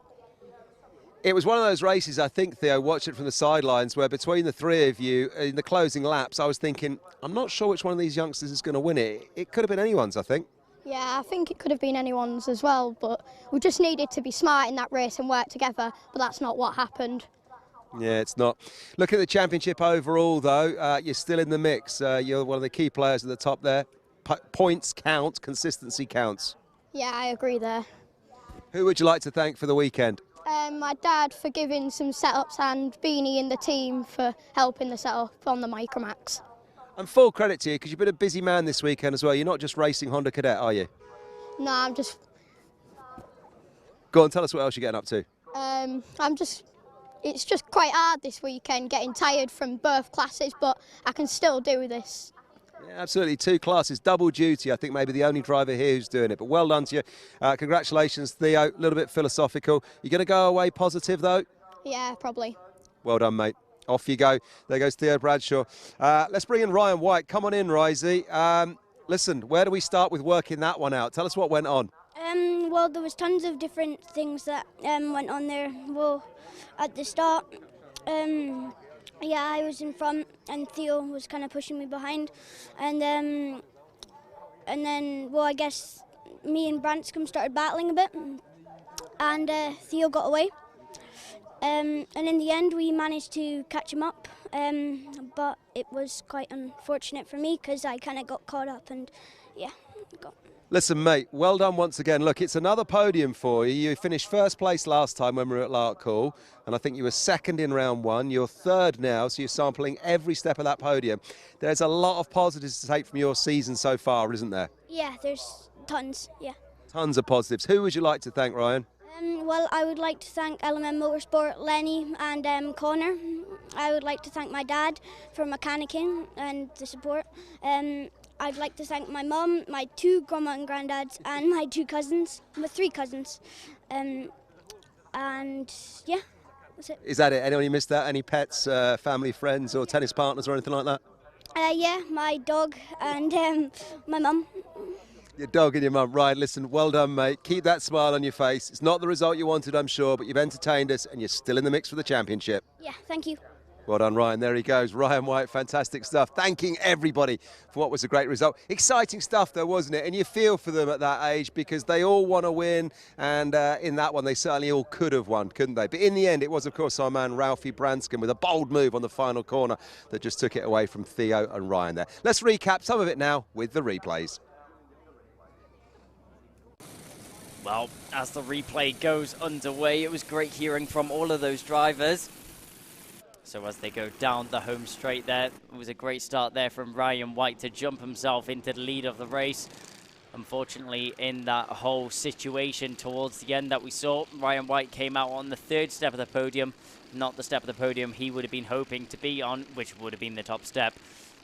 That went the way of Ralphie Branscombe, who had an amazing couple of corners at the end there, which I'm sure we'll see very shortly. But first here, we're going to see the move from Ed Spain to make his way past Ollie Thompson. Thompson just being left out to dry there. And there's the side-by-side contact between Theo Bradshaw and Ryan White. And that's what left Ryan White not very happy with the incident at hand. We'll see what the stewards have to say about that one. But a move down the inside. That was the move from Ryan White to make his way past Ralphie Branscombe. Now here is the section which was very touch and go. As side by side, they all battle along, but Ralphie Branscombe eventually comes out on top. That's the end of the Honda GX 200 Super Final. Next up is the final race of the day, Senior Rotax.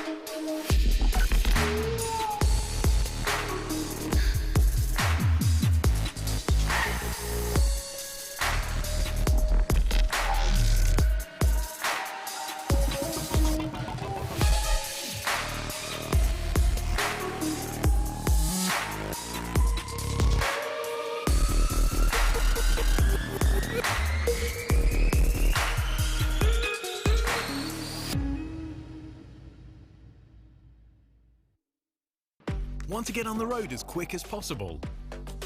Pass in as little as 3 months with PassMeFast, the UK's leading intensive driving course specialists. A PassMeFast course is the fast and hassle-free way of getting your licence. Plus, our 100% money-back guarantee means it's all risk-free. This isn't your average driving course. We've revolutionised how Britain learns to drive with our fast-track test system, modern learning methods and flexible monthly payment options. Plus, you can track your progress and manage your course anywhere, anytime with our industry-leading student portal. Take the faster route to driving. Book today at passmefast.co.uk.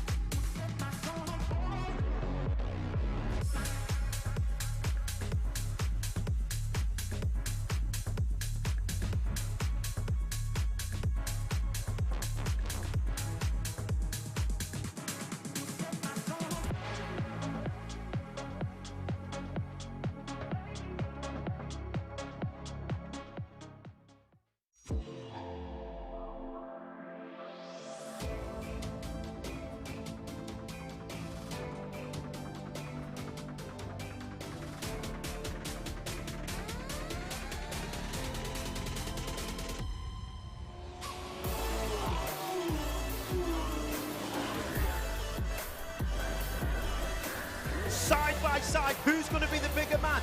Oh, big off! Straight in the gravel trap, both cars out. This ain't going to work for Sean. He slides up the inside, it's getting very close, he's not made it.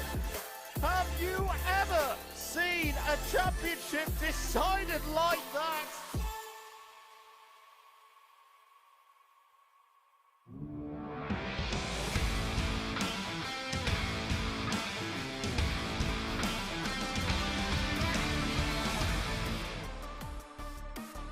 And this is what it's all led up to. The final race of the weekend here.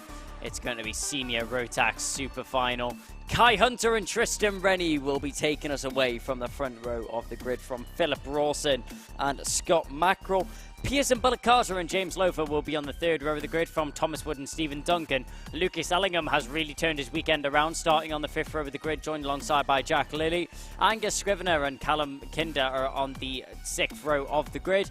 Then Lorenzo Cordell, Charlie Pritchard, George Hunter, Isaac Lord, Theo Fedrick, Jack Bate, Jack Collins and Stephen Napier rounding out the 10th row of the grid. The 11th row will be led by Leo Purchase, Jay Lewis, Joe Pearson, Ramarion Ubi and Andrew Hughes, with Will Murdoch on the 18th row of the grid alongside him.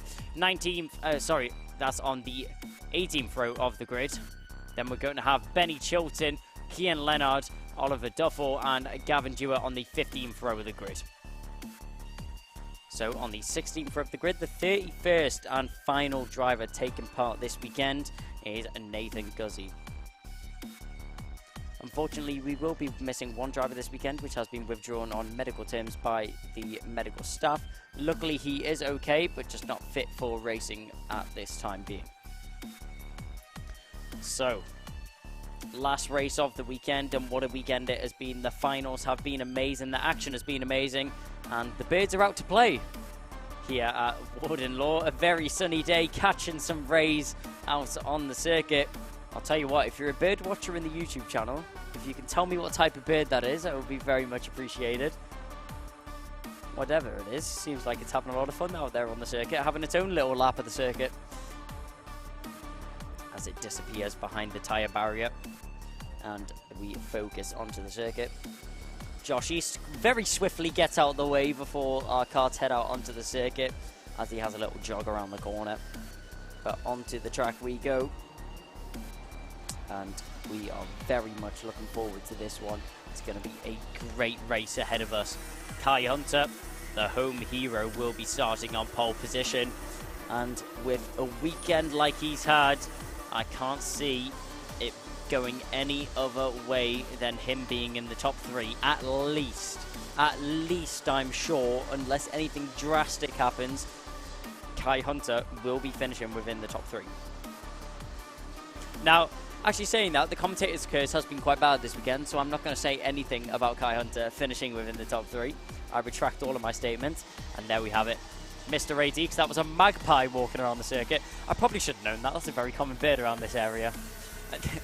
But thank you so much for enlightening me on that. Yeah, the magpies are out to play, and they're having a little bit of fun out there on the circuit.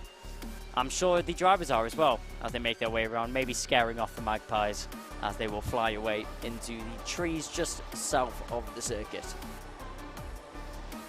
So as the drivers make their way around their formation lap, they'll get themselves their tyres up temperature and get themselves ready for the start of this final race.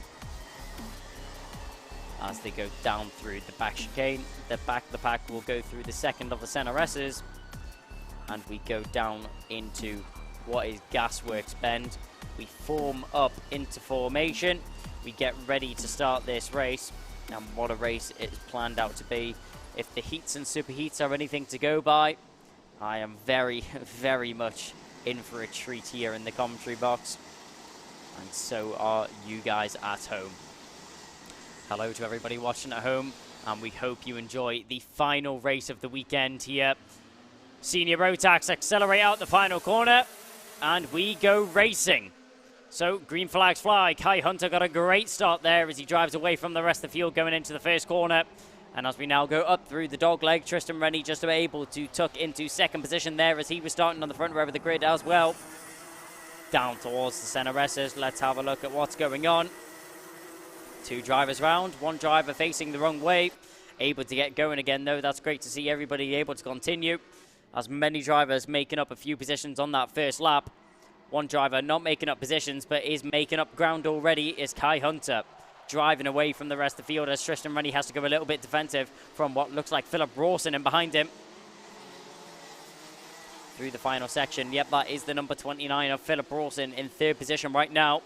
Around the paddock bend and around the final corner, we go down the straight. Let's see who's made up positions. Let's have a little rundown of the top 10 so far. Kai Hunter, Tristan Rennie, Philip Rawson, Pearson Balacata, and James Loafer. You can see the rest of the running order on your screen now. A 14-minute final is what is being taken place here at the Ultimate Karting Championship. Down into the center as we go. And overtake in the background, that was Lucas Ellingham going for a move on Thomas Wood. So Thomas Wood will be dropped down into 9th, and Ellingham up another place. Lorenzo Cordal getting his elbows out after a retirement in the superheat. That really puts him in a jeopardized position for the final, starting lower down than he very much would have been hoping for. He'll be fighting his way through with nothing to lose. In the mid-pack, plenty of battles going on right now. You can see Cordal all over the back of the number 41 of Angus Scrivener.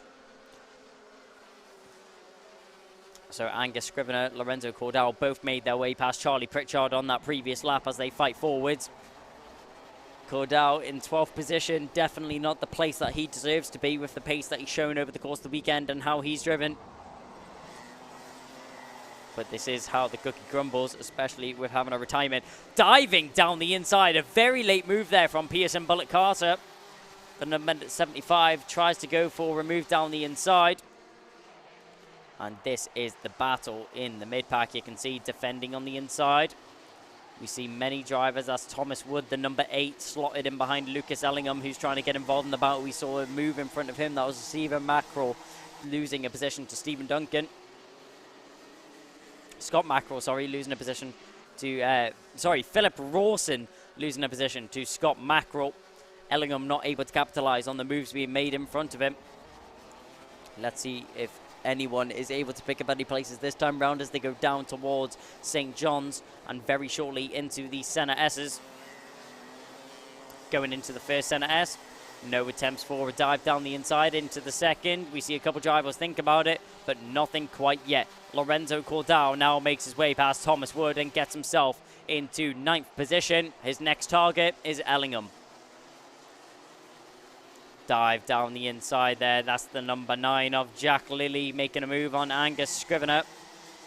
So Scrivener losing another position down the field, not being the start that he would have been hoping for, as he's just losing place after place on the circuit. Kai Hunter already checked out in front right now, as James Loafer trying to replicate the times being set by Kai Hunter. He's definitely not far off in terms of actual times being set, but he is in terms of the actual gap that's been formed in front of him already. 1.1 seconds is what separates those two karts. So everyone else making their way down right now. We can see there Cordell's managed to make his way past Ellingham. So Ellingham down into 9th, Cordell up into 8th as he's on a charge through the field. After that retirement in the superheats, he's given it everything he's got, not leaving anything on the table, is the KMS driver. The second seed from last year, trying to improve on that, but it's looking hard to do with Kai Hunter on such good form that he's been on these past 3 rounds. He won last round out in Larkhall, and it's looking set for him to win once again out in Warden Law. So down into what is going to be St. John's, into the Senna S's. No attempts for an overtake just yet in this pack of drivers. You can see there, that's the number 26 having to make a move. So the number 26, who was that making a move up the inside? We'll have a little look further down the field. That was Charlie Pritchard going for a move on Angus Scrivener. So Scrivener loses out another position there. And as we go round through the horseshoe, down the hill and into the final bend of Paddock Bend, Lorenzo Cordell, he may have made the move a couple of laps ago, but he's definitely not sitting easy, as Ellingham has tagged onto the back of that number 2 car, and he is following him as closely as he can around this circuit. We're looking at the number 75 there, leading the whole train of karts, as Pearson Bullock Carter leading the way from Scott Mackerel and Philip Rawson. So Lorenzo Cordell has now arrived onto the back of Stephen Duncan. Just a matter of time before Cordell attempts to make an overtake. We go down towards Gasworks, and there is the move. We said it was a matter of time. No, it was a matter of corners. Lorenzo Cordell down the inside, capitalizes on the gap that he had on the inside, going down into Gasworks and makes his way past Stephen Duncan. Very good move there from Lorenzo Cordell. Textbook overtakes and a great race so far, as the drivers make their way through the dogleg once again. Now storming down the hill into St. John's, carrying as much speed as possible as you can before you get into the heavy braking zone of the first of the Senna S's, and it's a great overtaking zone for 2 of the drivers there, as that's Philip Rawson and Lorenzo Cordell both making their way into 5th and 6th position, as Scott Mackerel loses out on another 2. So Stephen Duncan has now been disposed of by Ellingham. Ellingham now all over the back of Mackerel, as Mackerel has just lost 2 and lost all of his momentum as well that he's been carrying with him. I think it's fair to say I would not be surprised if I see him lose another position to Ellingham. It's not the case just yet though. So into the first corner we go. Great shot there by the cameramen, who have been doing a great job all over the course of the weekend to provide us with the finest camera action and the best of on-track views. So down through the Senna S's. There's another move in the mid-pack. That's Angus Scrivener making his way past Jack Lilly. Jack Lilly not so long ago made his way past the number 41, but the 41 returns a favour and gets himself back in a 10th position to secure himself some more championship points. Lorenzo Cordell up the inside, as well as Philip Rawson, as Pearson Bullock Carter has now dropped down another 2 positions. So from 4th to 6th goes Carter, as Cordell makes his way through, as well as Philip Rawson. Now they will be on the charge to try and catch on to Tristan Rennie, who's actually checked out from that battle by 2.5 seconds. So it's looking like it will be a difficult and tall order to ask for. Tristan Rennie looking quite secure in 3rd position right now with the gap that he has behind him. Actually only 7 tenths off the back of James Loafer, so he still is in contention for battling for that 2nd position. We'll have to see if the number 5 has the ambition to catch on to 2nd. Down through Gasworks we go. We're looking at this battle between Bullock, Carter, Mackerel and Ellingham. All going to and fro as they go through the horseshoe section. And now around the final paddock bend. And we go down the main straight once again. Bullock Carter still leads the way of this battle. Mackerel has not been touched yet ever since the couple of drivers have disposed of him. Down through St. John's we go, and now towards the centre S's. This is where overtake heaven is, as all of the drivers love to dive down the inside whenever they get an opportunity. And in the mid-pack, and we see another battle going on here. That's the number 19 being involved in that one. That looks like that's going to be Isaac Lord, Stephen Napier and Jake Lewis all going at it. All battling for that one position of 17th. Isaac Lord being the front of that one. That was a move going into Gasworks there by the number 30. Sorry, or was that the number 20 of Theo Fedrick making a move on Callum Kinder? We will get confirmation as across the line. Yes, it was. It was Theo Fedrick making a move there on Callum Kinder. I apologise, going down into the Gasworks corner. So back up the hill we go into Dogleg and down through towards St. John's now once again. We're looking at the front of the field there. You can see Lorenzo Cordell already pulled a little bit of a gap over Bullock Carter behind him. Bullock Carter not able to shake off Mackerel, but Mackerel able to extend a little bit of a gap back to Ellingham in 8th position.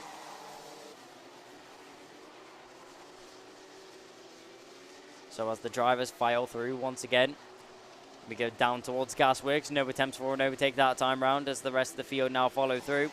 That was the number 53 there. That was Callum Kinder.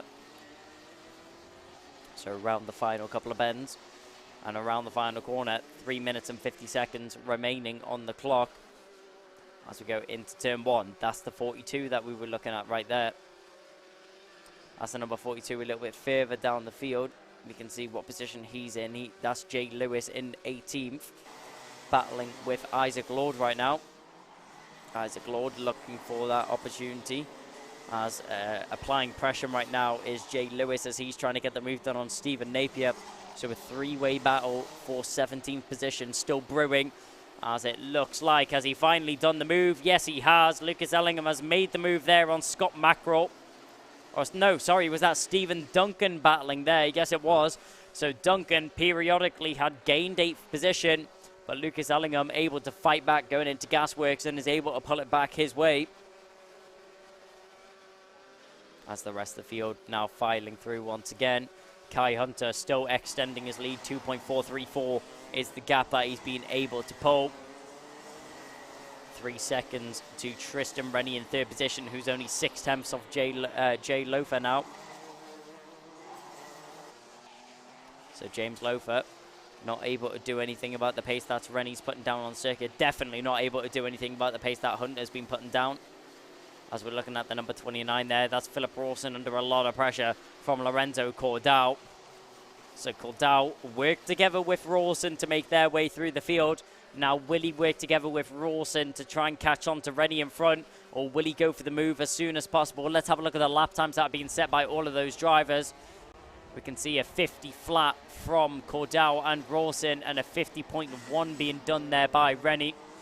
So Rennie a little bit slower than both of these drivers. Cordell's not waiting around. He's not the one that's playing a team game in this race.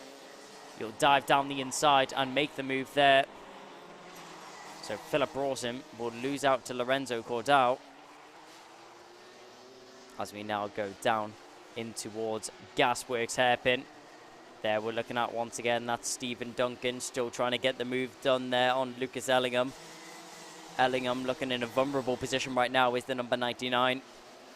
Not the weekend he would have been hoping for, coming into this round 3rd in the championship, and really hasn't been on the top form that we're used to seeing there from the JDR Developments driver. So down through Dogleg we go. We're keeping an eye on this battle. Ellingham still in behind Bullock Carter.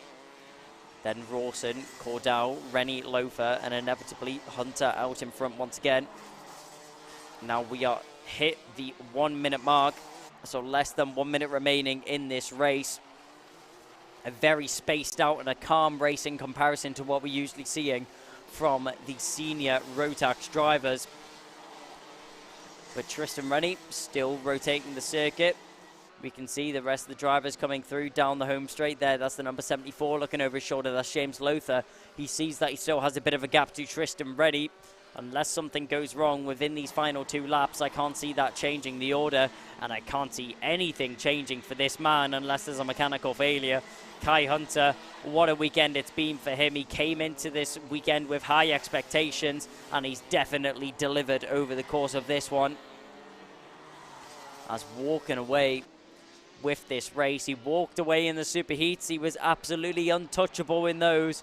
And the checker flags looks like it will be taken there for Hunter on a very sunny day here in the northeast of England here. Sunderland, Warden, Law and Karting northeast. All the location we're taking place at right now. Kai Hunter diving into the first corner for the final time in this race. He can finally take a slight sigh of relief. It's not all done and dusted yet. But James Lothar being 2.2 seconds behind, there is not much that Hunter needs to worry about, and you can see that in terms of his lap times that's being set. You can see that Hunter is just easing off a little bit. He doesn't need to risk anything on this final lap. Just relaxing around the circuit. Down into Gasworks for the final time of this race, and into the final couple of corners. Kai Hunter, unstoppable, unbeatable and untouchable here at Warden Law. The home hero will come down the home straight. He opens his arms and will take the victory and take the checker flag here at Karting Northeast. Kai Hunter is victorious once again. Back-to-back victories here in the Ultimate Karting Championship. James Lothar will come across the line in second position from Lorenzo Cordal, and Philip Rawson in fifth. Pearson Bullock Carter just about holds on to sixth position from Lucas Ellingham. Then Stephen Duncan in eighth. Scott Mackerel and Angus Scrivener will round out the top 10. Wow, what a weekend it has been here for all of the competitors taking place, and what a final race to round it off in the senior Rotax. Kai Hunter with an outstanding drive, takes off from the rest of the field, takes off from the line. No one even hinders him out in front, and he knows that he was the best on this weekend. A thumbs up there from James Lothar, and it's great to see. Yep, it's amazing to see the great sportsmanship between the two of them. And what a weekend it's been. Amazing racing all the way through. Kai Hunter in the final race of the day, he will take it home. So now let's go down into the paddock with Kev to talk to the drivers. Well, there we go then. We round out the weekend with senior Rotax as the man that came home in second. James Lowther there, the Kart 74, parking it on the number 2 spot. But the unstoppable Kai Hunter, the number 95 on his home track, parks his kart on the number 1 spot. And Tristan Rennie, kart number 5, then parks his kart on the number 3 spot. All three of those senior Rotax drivers put on quite a show, but I have to say, having watched quite a few senior Rotax races now, well, it was one of the least eventful that we've seen, haven't we? It was kind of business as usual for these lads. They got out in front, they found a position, and then they just had to link it up lap after lap. They weren't really dueling, they didn't really have to fight, they just had to hold their line, hold their position. They each had the speed, and the speed carried all the way through to the finish line. Let's get our third place man in, Tristan Rennie, first, as Tristan is just chatting there to James Lowther. Let's get Tristan in, and we'll see what he's got to say after that one.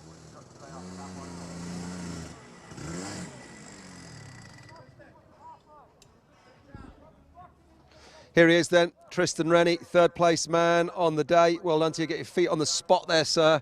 I have to say, it was a strong drive for you, a strong result, but from a spectator's point of view, not a lot of fraction for us to watch. It was just lap after lap, maintaining a position. Yeah, it was just a very long-winded, boring race, to be honest. We were just, Lowther got past us in the early stages of the race, and we just kind of tried to hold on to him and get away from the boys behind us.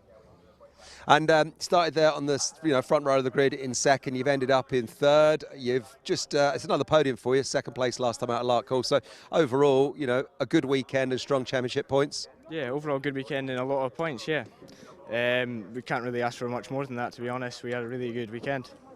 Looked like the kart was running really well. You're just linking up lap after lap. Didn't look like there was going to be any issues with the kart. The team had it running sweet. Yeah, kart was great. We didn't quite have the pace to hold on to Kai, but we were there or thereabouts. Who would you like to thank? Who's done the business for you this weekend? My dad on the spanners, Potenza Racing Engines, and my sponsor Probe. And just a quick word as we look ahead to the next round, which is Three Sisters in Wigan, July 6th, 17th, 18th. We're going to see you there, and the championship's game on now, isn't it? Probably moved up a place or two. Yeah, I think we've moved up a few places in the championship, but yeah, we'll definitely beat Wigan. Brilliant, well done. Huge congratulations to you, sir. Let's get our second place in man now then. In second place, James Lowther. Hey James, well done to you, sir. Second place on the day. As we were just hearing there, you guys sort of found a position out in front. Not much to do apart from just keep it on the black stuff. Yeah, exactly. Well, it didn't help starting where we did because of a brake failure in superheat. I think second's all right. It just went quicker than Kai. It would have been nice. I mean, Kai was sort of untouchable this weekend, but like you say, he started 6th on the grid, so finishing up on the podium in second, it's not bad, is it? No, I'm happy with that. Tell us about the weekend as a whole, though. It's been a good weekend. I think we've had a second, a third, and a 9th in the heats. Obviously, the super heat let us down, but it's good. It's really good. Who would you like to thank? Who's been supporting you this weekend? Coles Racing, Steve Ogden, and my mum and dad. Brilliant. And looking ahead to round 4, as it is, Three Sisters, we're going to see you there? Should be. Brilliant. Well, some great championship points in the bag, and now it's game on. Hopefully.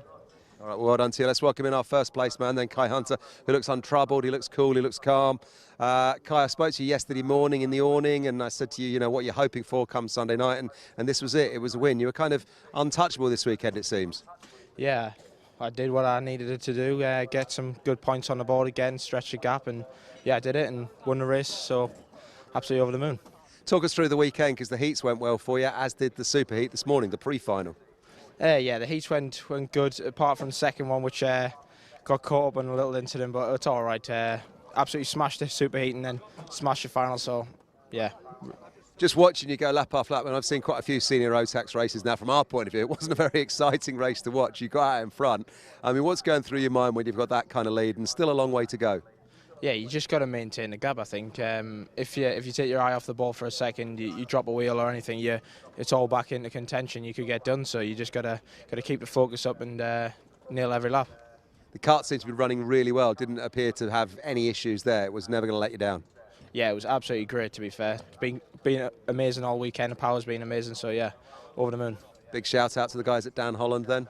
Yeah, everyone at the workshop, Dan, Russ, Darryl, my mechanic Alfie, yeah, everyone puts 100% in, and it's great when we get a result back from it.